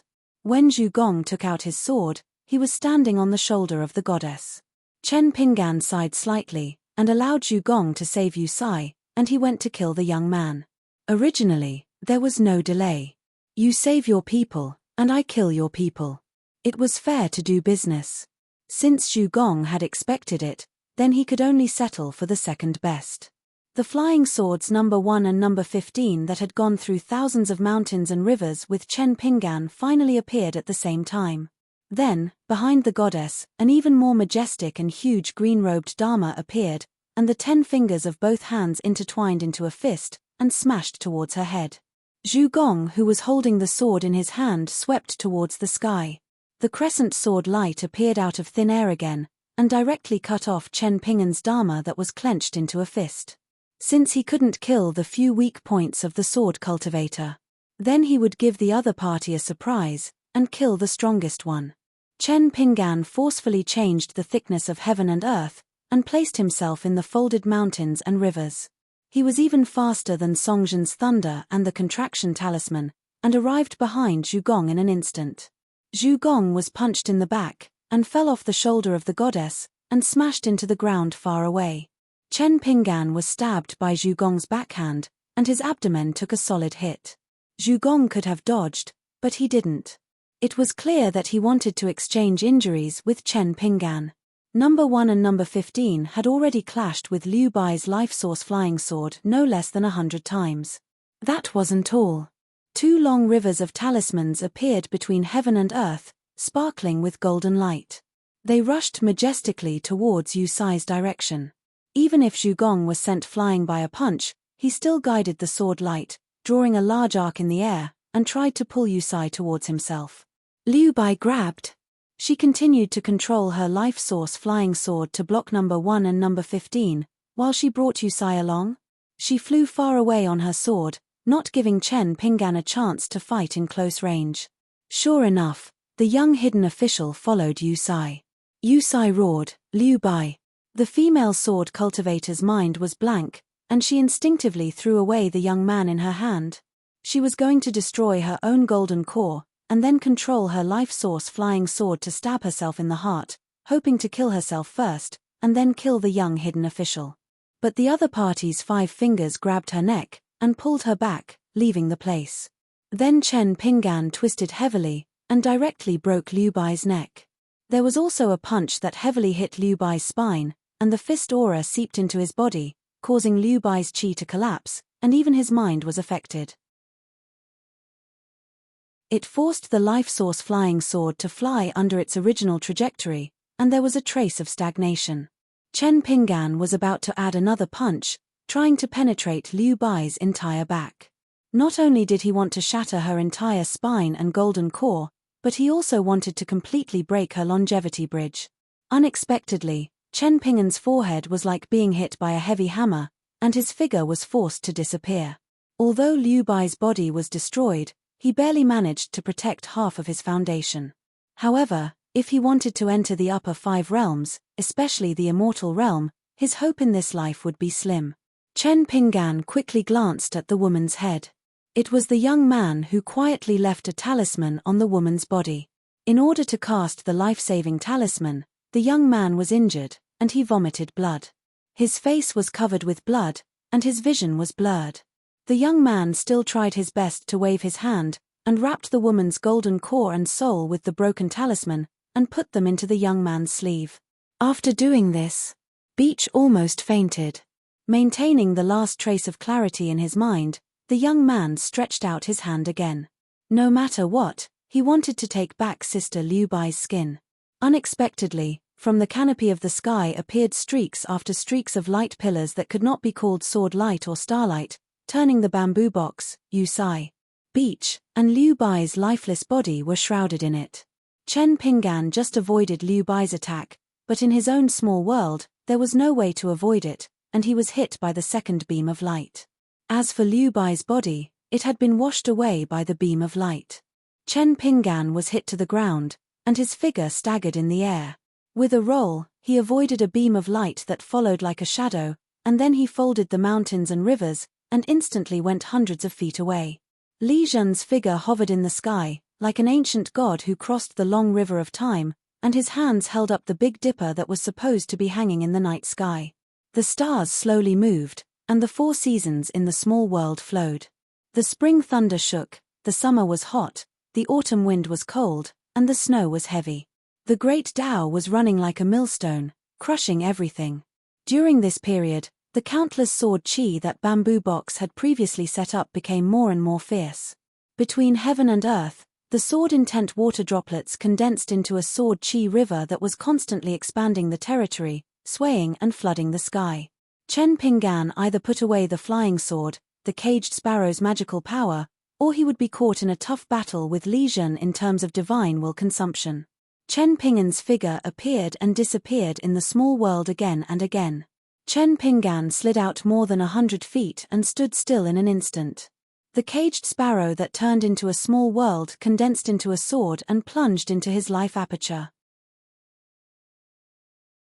The small world dissipated. Chen Pinggan stood on the slope of the big pit. Li Zhen hovered above the big pit, but it was only 100 feet. Bamboo Box carried the sword frame on its back, and it was just in the center of the pit. Yu Sai was supporting Beach. Beach stood on the edge of the top of the big pit. Bamboo Box's sword formation buried under the ground was about to move. The world changed again. This time the small world, compared to the previous vast and boundless world, was much more narrow. It was only a dozen miles in radius. There was a strange scene of tombs everywhere, but there were willows around the tombs. Was this the true state of mind of the young hidden official? Bamboo Box, who had always been calm, showed a hint of anger for the first time. Yu Sai used the flying sword waterfall to protect himself and Beach. Beach gritted his teeth, and his heart was full of hatred. Was this Chen Pinggan so hard to kill? Li Zhen casually raised a hand and could touch the sky curtain. He laughed and said, "The hidden official who cherishes his life the most, is not planning to escape this time. What Chen Pinggan could kill next, at most take away." Tan was left with half a life, plus Yu Sai. As for Li Zhen himself and Bamboo Box, in this messy and murky siege, they did not lack the killing power of the flying sword, but they lacked the strength to use the sword. Chen Pinggan was surrounded, his body swaying. Clearly, he had used the caged sparrow twice, and faced the 5 enemies alone.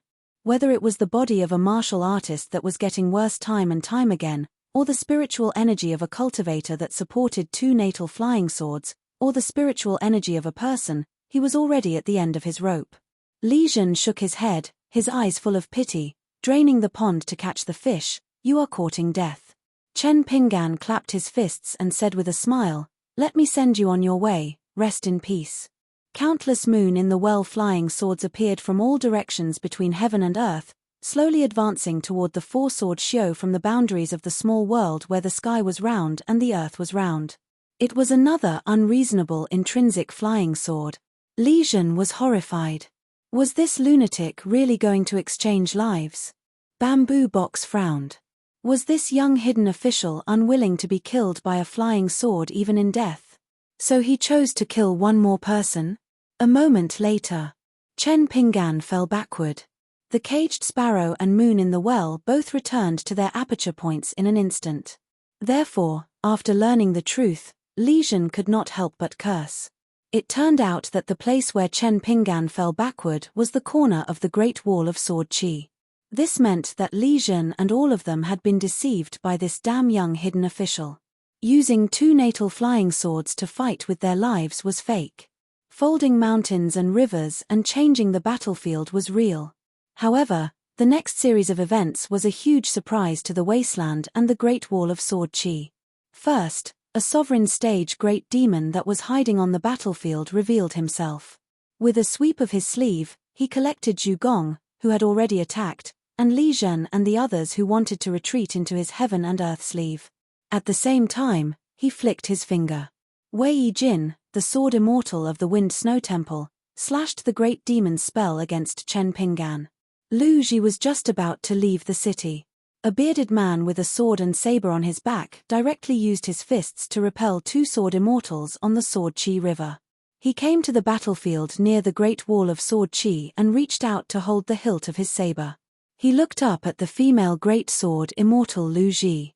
As long as Lu Ji did not attack with her sword, he would not draw his saber. This was not considered a huge accident. Chen Qingdou looked up and smiled.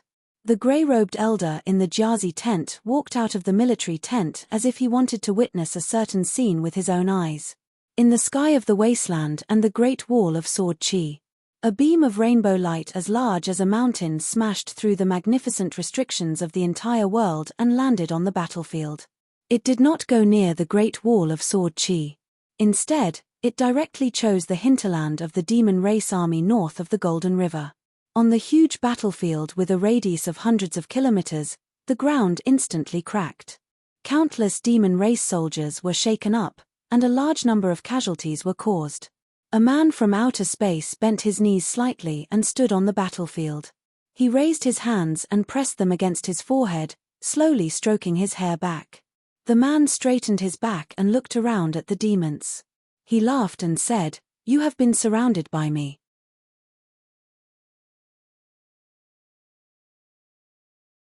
"662. The man spread out his hands, palms facing up, and waved them lightly.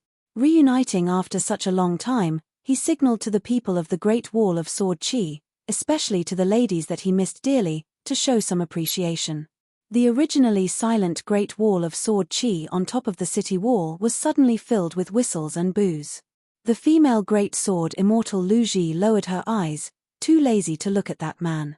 She really couldn't bear to look at him. The man with his back to the city wall nodded, very satisfied that he was still so popular.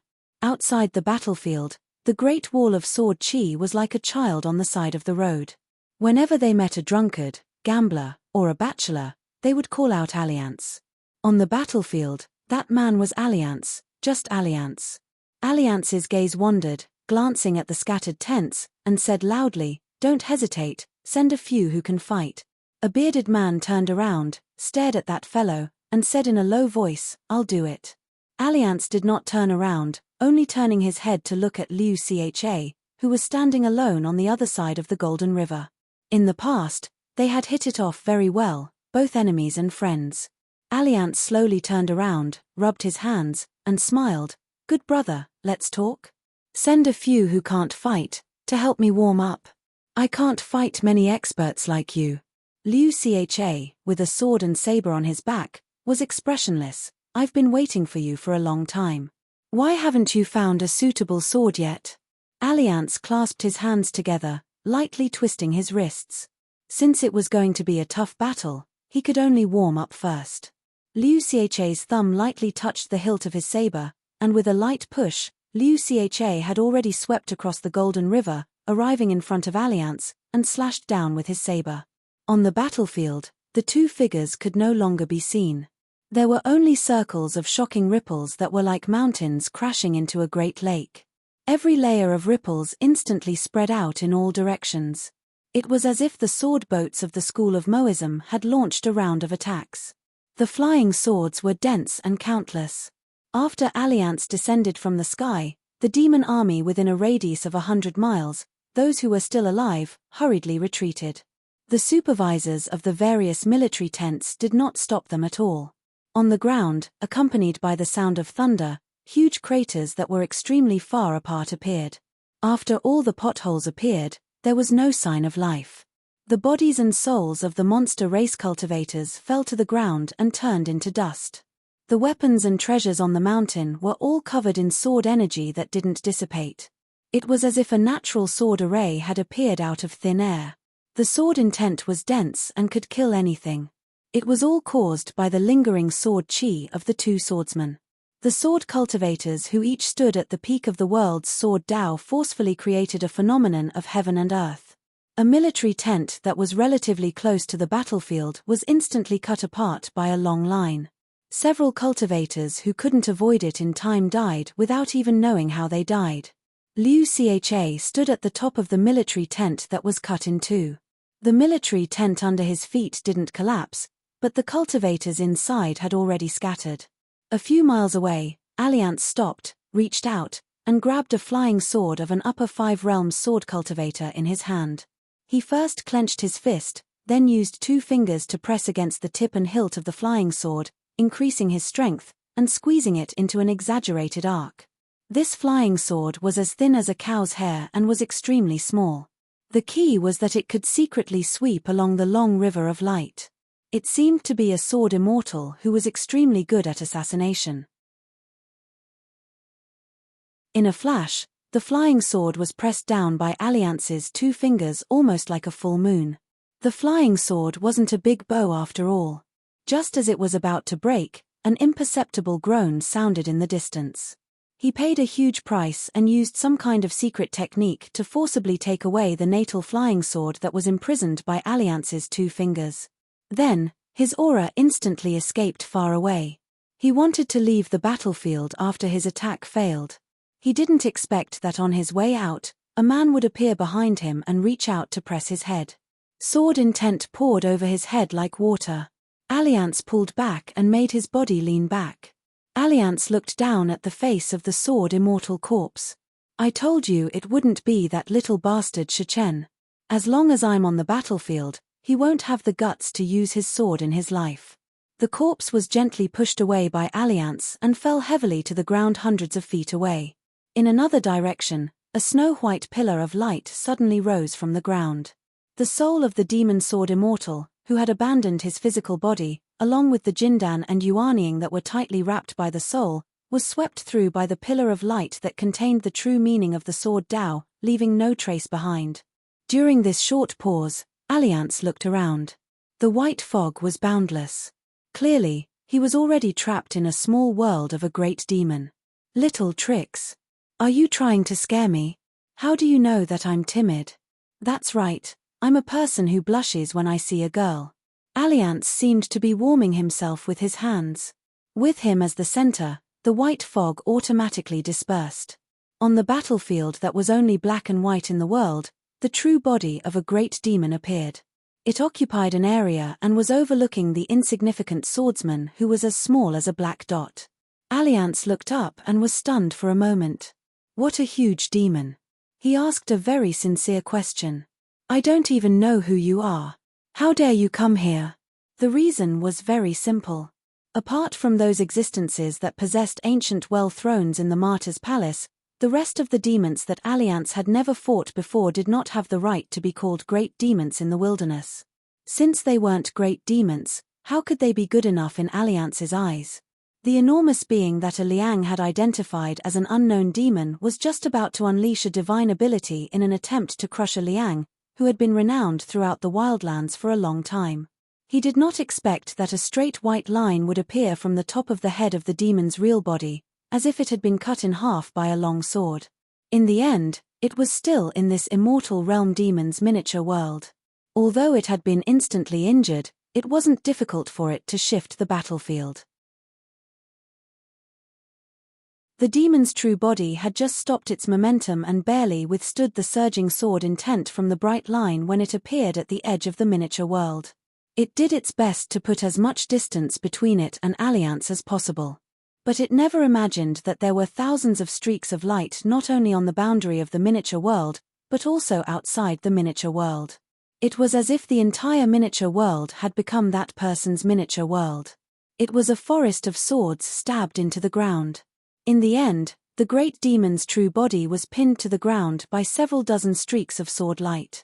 Let alone moving its body, just the slightest movement of its mind would cause the demon to feel heart-wrenching pain. It was shocked to find that it was also in a miserable situation where it couldn't escape from its miniature world. Alliance didn't pay any attention to this immortal realm demon. The opponent's miniature world was as fragile as porcelain. It was as if it would shatter into pieces if a sword cultivator gently tapped it with the tip of his sword. After the world regained its clarity, countless streaks of sword light emerged from the area occupied by Alliance. It was like a huge circle that was constantly expanding. The area within a radius of dozens of miles was cleared in one fell swoop. It wasn't difficult for Liu Cha, who was standing at the top of the military tent, to resist those streaks of sword light. Now, he was hovering in the air and once again became the only existence on the battlefield that could confront Alliance. He said indifferently, "Let me give you a word of advice. No one should interfere. Even if they were willing to die, they should at least injure Alliance a little." Liu Cha sheathed his saber and reached behind him. He unsheathed his sword and held it in his hand. In the savage world, there was almost no opportunity to use his sword when traveling around. That was why Liu Cha was looking forward to meeting Alliance again. He thought that it would be in the vast world, but he didn't expect this man to break through the restrictions of two great worlds. He directly returned to the Great Wall of Sword Chi. Alliance stretched out his hand and brought back a standard sword of the sword workshop from the battlefield north of the long river of gold. He held it in his hand and weighed it in his hand. It was much lighter than before. He sighed. Even the sword workshop was forced to cut corners. This battle was truly a little bitter. Earlier, Liu Cha had slashed at his face the moment they met. He didn't follow the rules of Jianghu. Alliance returned a blow to the bearded man. After the exchange of blows, Alliance retreated and crashed into the clouds. The sea of clouds above the Great Wall of Sword Chi was stirred up and scattered like broken cotton. Alliance retreated and stomped heavily on the air to stop himself. Liu Cha's back crashed into the ground and sank deep into the ground. There was no trace of him. A series of muffled thunders came from underground. The two of them each sent out a second sword at an even faster speed. Alliance fell from the sea of clouds while Liu Cha appeared on the ground. They both sent out a straight line and a sword. This time, the two of them retreated even further. Alliance was actually pushed back to the sea of clouds at the highest point of the Great Wall of Sword Chi. He shook out a sword flower and casually dispersed the remnant sword intent that Liu Cha had left on the sword. He smiled at the old Daoist priest who was guarding the sky screen and said, "Old friend, I haven't seen you for 20 years. Those girls who had snot in our Great Wall of Sword Chi in the early years have all grown up into beautiful young ladies, right? I wonder if they have an Uncle Alliance who has gone on a long journey." The old Daoist priest, who was holding the tail of the bamboo flute, changed his arm and held the severely damaged bamboo flute. He smiled and cursed in the dialect of the Qingming world. After the two of them exchanged pleasantries, Alliance disappeared in a flash. The entire sea of clouds was affected by the sword intent and shook violently. The saint of the Dao sect, who was sitting cross-legged, was a little helpless. He extended his hand and gently pressed down on the sea of clouds. Only then did the sea of clouds stop trembling. Alliance raised his arm high. He was like a child who had never learned the sword. He just swung his sword and slashed. Liu Cha and his sword disappeared again and retreated to the depths of the ground. Alliance did not retreat at all this time. However, the long sword in his hand shattered and dissipated. In this kind of battlefield, even if there were only two people facing each other, no one was willing to get close to them. Unless the grey-robed old man who was watching the battle outside the Jazi tent ordered several sovereign-level demons to surround and kill that man. However, the grey-robed old man only watched coldly from the side. Some of the sovereign-level demons who were originally ready to make a move dispelled the idea of taking the initiative to attack. After all, Liu Cia had not used his full strength. Alliance, who was without a sword in his hand, made hand seals with both hands. On the battlefield, two torrents of sword chi surged crazily into the direction where Liu Cia retreated. They contained the true meaning of the sword chi river and the savage world. They were incomparably thick. The two sword chi were like two flood dragons that crashed into the ground. The ground within a radius of 100 miles collapsed with a loud boom. Alliance, who was originally only a few feet above the ground, was now suspended high in the sky. The demons of the upper 5 realms looked down. Liu Cia stood on the ground 1,000 feet below the battlefield. With one hand behind his back, he made a gesture with 2 fingers of the other hand. The bearded man did not hold a sword in his hand. Instead, a snow-white jade plate appeared in front of him. It was thin and clear, shining brightly like a moon rising in the human world. It blocked the 2 torrents of sword chi and the Milky Way in the sky. 2 streams of sword chi poured down like waterfalls and collided with the white moon. Behind Liu Cia, who was already below the ground, the mountain roots and soil were still crumbling. The sword chi dispersed in all directions. Many earthly immortal realm demon cultivators in the distance actually used their palms to observe the mountains and rivers for a moment before they felt their eyes hurt, like mortals looking directly at the sunlight. They had no choice but to withdraw their palms and didn't dare continue to stare at the small world that was forcefully created by the 2 sides. Liu Cia was dressed in a coarse hemp robe. His sleeves were fluttering in the wind. The bearded man looked up and said, "You went to the heavens beyond and killed some otherworldly demons. Is this the result? Or is it that the second Daoist is not good enough and does not live up to his name?" Alliance smiled and said, "I'm telling you the truth because we're friends. If you really think so, you'll die." Liu Cia shook his head and kept the sword. After holding the sword in his hand, he allowed the 2 torrents of sword chi to crash into him. The bearded man stopped accumulating power and began to deliberately restrain his sword chi. He was as stable as a rock and as stable as a rock. No matter how strong the sword chi was, Liu Xia's own sword Dao was like a towering mountain. After the 2 torrents of sword chi collided with Liu Xia's body, they automatically bypassed him and created waves of sword chi that were hundreds of feet high. However, they had heard or seen with their own eyes that there were many sword chi around him. After the experience in the Great Wall of Sword Chi, he could even condense his own pure sword will into a substance. However, at this moment, Liu Cia condensed his sword Dao into a real body. Alliance smiled. Then, between him and the bearded man, the most illusory river of light in the world appeared. When it appeared in the world, it radiated brilliance. The entire river was like a huge flying sword. It twisted and wrapped around Liu Cia. It was as if he was placed in someone else's sword sheath and the other person was sheathing his sword. The river of light that was the most compatible with the great Tao of heaven and earth, after being pulled out by Alliance, began to be rejected by the great Tao of desolation. This caused countless great Tao true meanings to appear around the river of light. At the border between the two, the river of light shattered like ice. However, although the river of light was being squeezed, it became more and more solid. It was as if an ascendant realm golden body had suddenly appeared in the world. The grey-robed elder praised, "Good technique." In a certain military tent, the scholar who only focused on teaching the sage and paid no attention to the outside world also raised his head and carefully observed the distant battlefield. Alliance raised his head.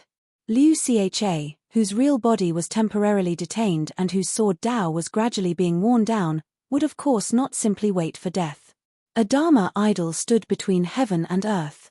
Only half of its body was exposed to the ground. It held a sword with both hands and fell down.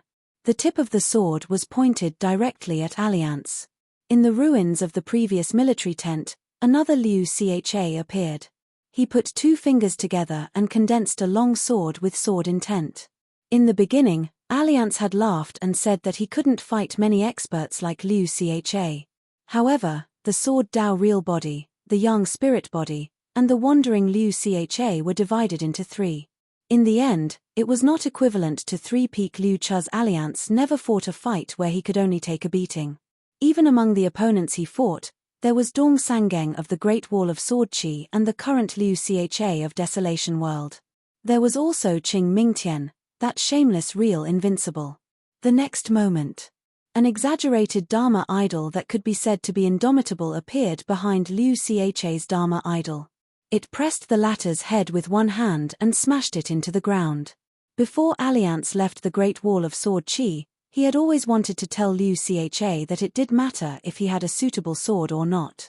However, as long as his opponent did not have an immortal sword, it did not matter much. They did not meet on the battlefield in the early years and were friends with Liu Cha, so Alliance was embarrassed to say this. If he spoke too straightforwardly, it was easy to lose friends.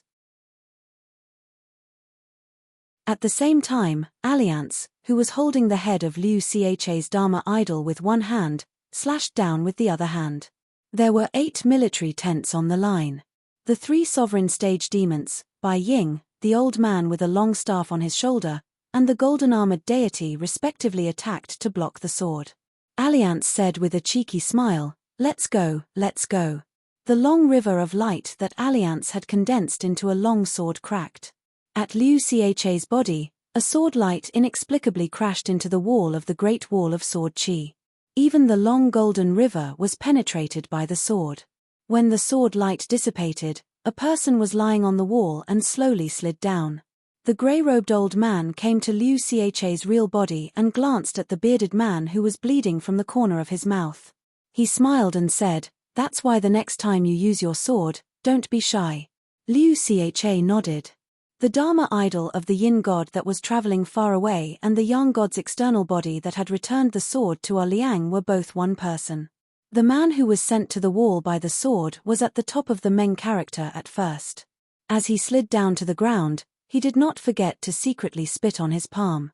His head turned left and right, carefully stroking his hair and sideburns. When fighting with others, one had to have a goal. What was the goal? Naturally, it was to be elegant. He remembered that on the other side of the inverted hanging mountain, there seemed to be a little girl who sold wine in Huangliang blessed land. What did she say back then? It seemed that after seeing his face, it was as if a deer suddenly appeared in her heart and ran wildly on the path of her heart. He could accept these words from the bottom of her heart. As for the admiration of the girls, he could forget about it. The man suddenly stopped at a horizontal part of the Meng character and took a step forward. He smiled and greeted a strange old sword cultivator. "Isn't this our elder brother Yin? What are you looking at? If you take a few more glances, how many realms can you advance?" The man slapped the old nascent soul sword cultivator Yin Chen's shoulder and complained, "Elder brother Yin, it's not that I want to criticize you, but all these years when I'm not around, you've only been looking at girls. Otherwise, why haven't you reached the upper 5 realms?" Yin Chen's shoulder tilted, and he felt a wave of pain. The other party did not hold back at all. Yin Chen, who was known for being difficult to deal with in the Great Wall of Sword Qi, still kept a straight face and refused to speak. Alliance slapped the old sword cultivator's cheeks heavily with both hands. He widened his eyes and shook him vigorously. He hurriedly asked, Elder brother Yin, I don't recognize anyone. Are you stupid?" Yin Chen said helplessly, "I recognize you. I was just too agitated for a moment and couldn't speak." Alliance let go of his hand and stopped smiling. He said, "At least there are a few familiar faces left." "It's my fault, I came late. It's always like this, passing by and missing by." Yin Chen knew that things were not good. As expected, Alliance grabbed his neck in the next moment. He was stuck under this bastard's armpit and couldn't break free. He even had to endure the saliva. "Elder brother Yin, my heart hurts when I see that you're still single." Alliance suddenly let go of the old sword cultivator and stepped out of the wall. He floated to the city wall and finally came to the side of the sword immortal. On the city wall, Wei Jin cupped his fists and smiled, "Elder Alliance." Alliance patted Wei Jin's shoulder and said sadly, "What are you talking about, aren't you still single?" Alliance sat cross-legged and faced the south. It was rare for him to be so solemn. Even with his interference, it was only a moment of peace. The war continued and people continued to die. On the battlefield, the killing continued. Chen Qingju stood beside Alliance and asked with a smile, "Don't tell me that there aren't many good-looking yellow-crowned Daoist nuns in the Beko Keikyang building in Qingmingtian?" Alliance pointed at the sea of clouds above his head. Then, he rested his chin on one hand and looked at the battlefield. He held his chest with the other hand and silently adjusted his breathing. However, he didn't speak honestly. "There are. How can there not be? I just showed my face under the Beko Keikyang building. Just the two junior sisters of my old buddy in the Beko Keikyang building looked at me like they wanted to eat me, not to mention the other fairies. This is the most annoying thing in the world." Chen Qingju chuckled. Alliance asked, "How's that kid's injury?" I only glanced at him from afar. It was a little strange and I couldn't see clearly. Chen Qingju said casually, "Anyway, he won't die if I carry him back. You'll get used to being half dead." Alliance said, "After all, he's just a young man and a foreigner. Boss, Sword Immortal, as an elder, you should more or less protect him.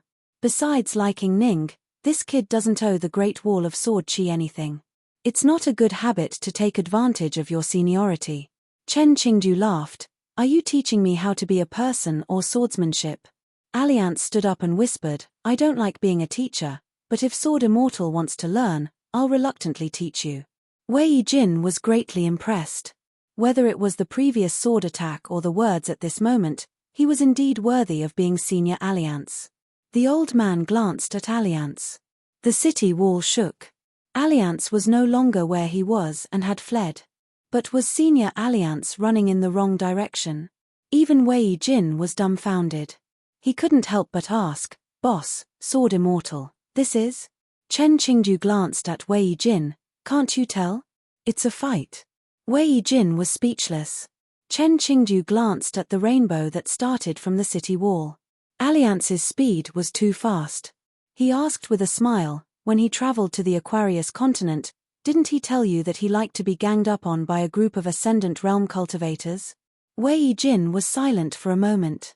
He looked strange. Back then, Alliance told this junior that he could fight in the Great Wall of Sword Chi, which was full of sword immortals. In any case, he would definitely be ranked in the top 50. He also told me not to think that he was bragging, very. So at first, Wei Jin thought that he had encountered a swindler. But fortunately, Senior Alliance's insights about the Sword Dao at that time seemed to be nonsense, but it happened to benefit Wei Jin greatly. He resisted the urge to test the waters with his sword. After that, there was the so-called small bet by Senior Alliance. Wei Jin lost the blade strengthening gourd, and then began to cultivate in seclusion. As expected, he successfully ascended to the upper 5 realms. After coming out of seclusion, Wei Jin was naturally full of fascination with the Great Wall of Sword Chi. He wanted to see with his own eyes what kind of place the Great Wall of Sword Chi was. It was equivalent to having 50 Senior Alliance. Chen Qingju suddenly said, "In addition to always being a swordsman, Alliance is also a scholar."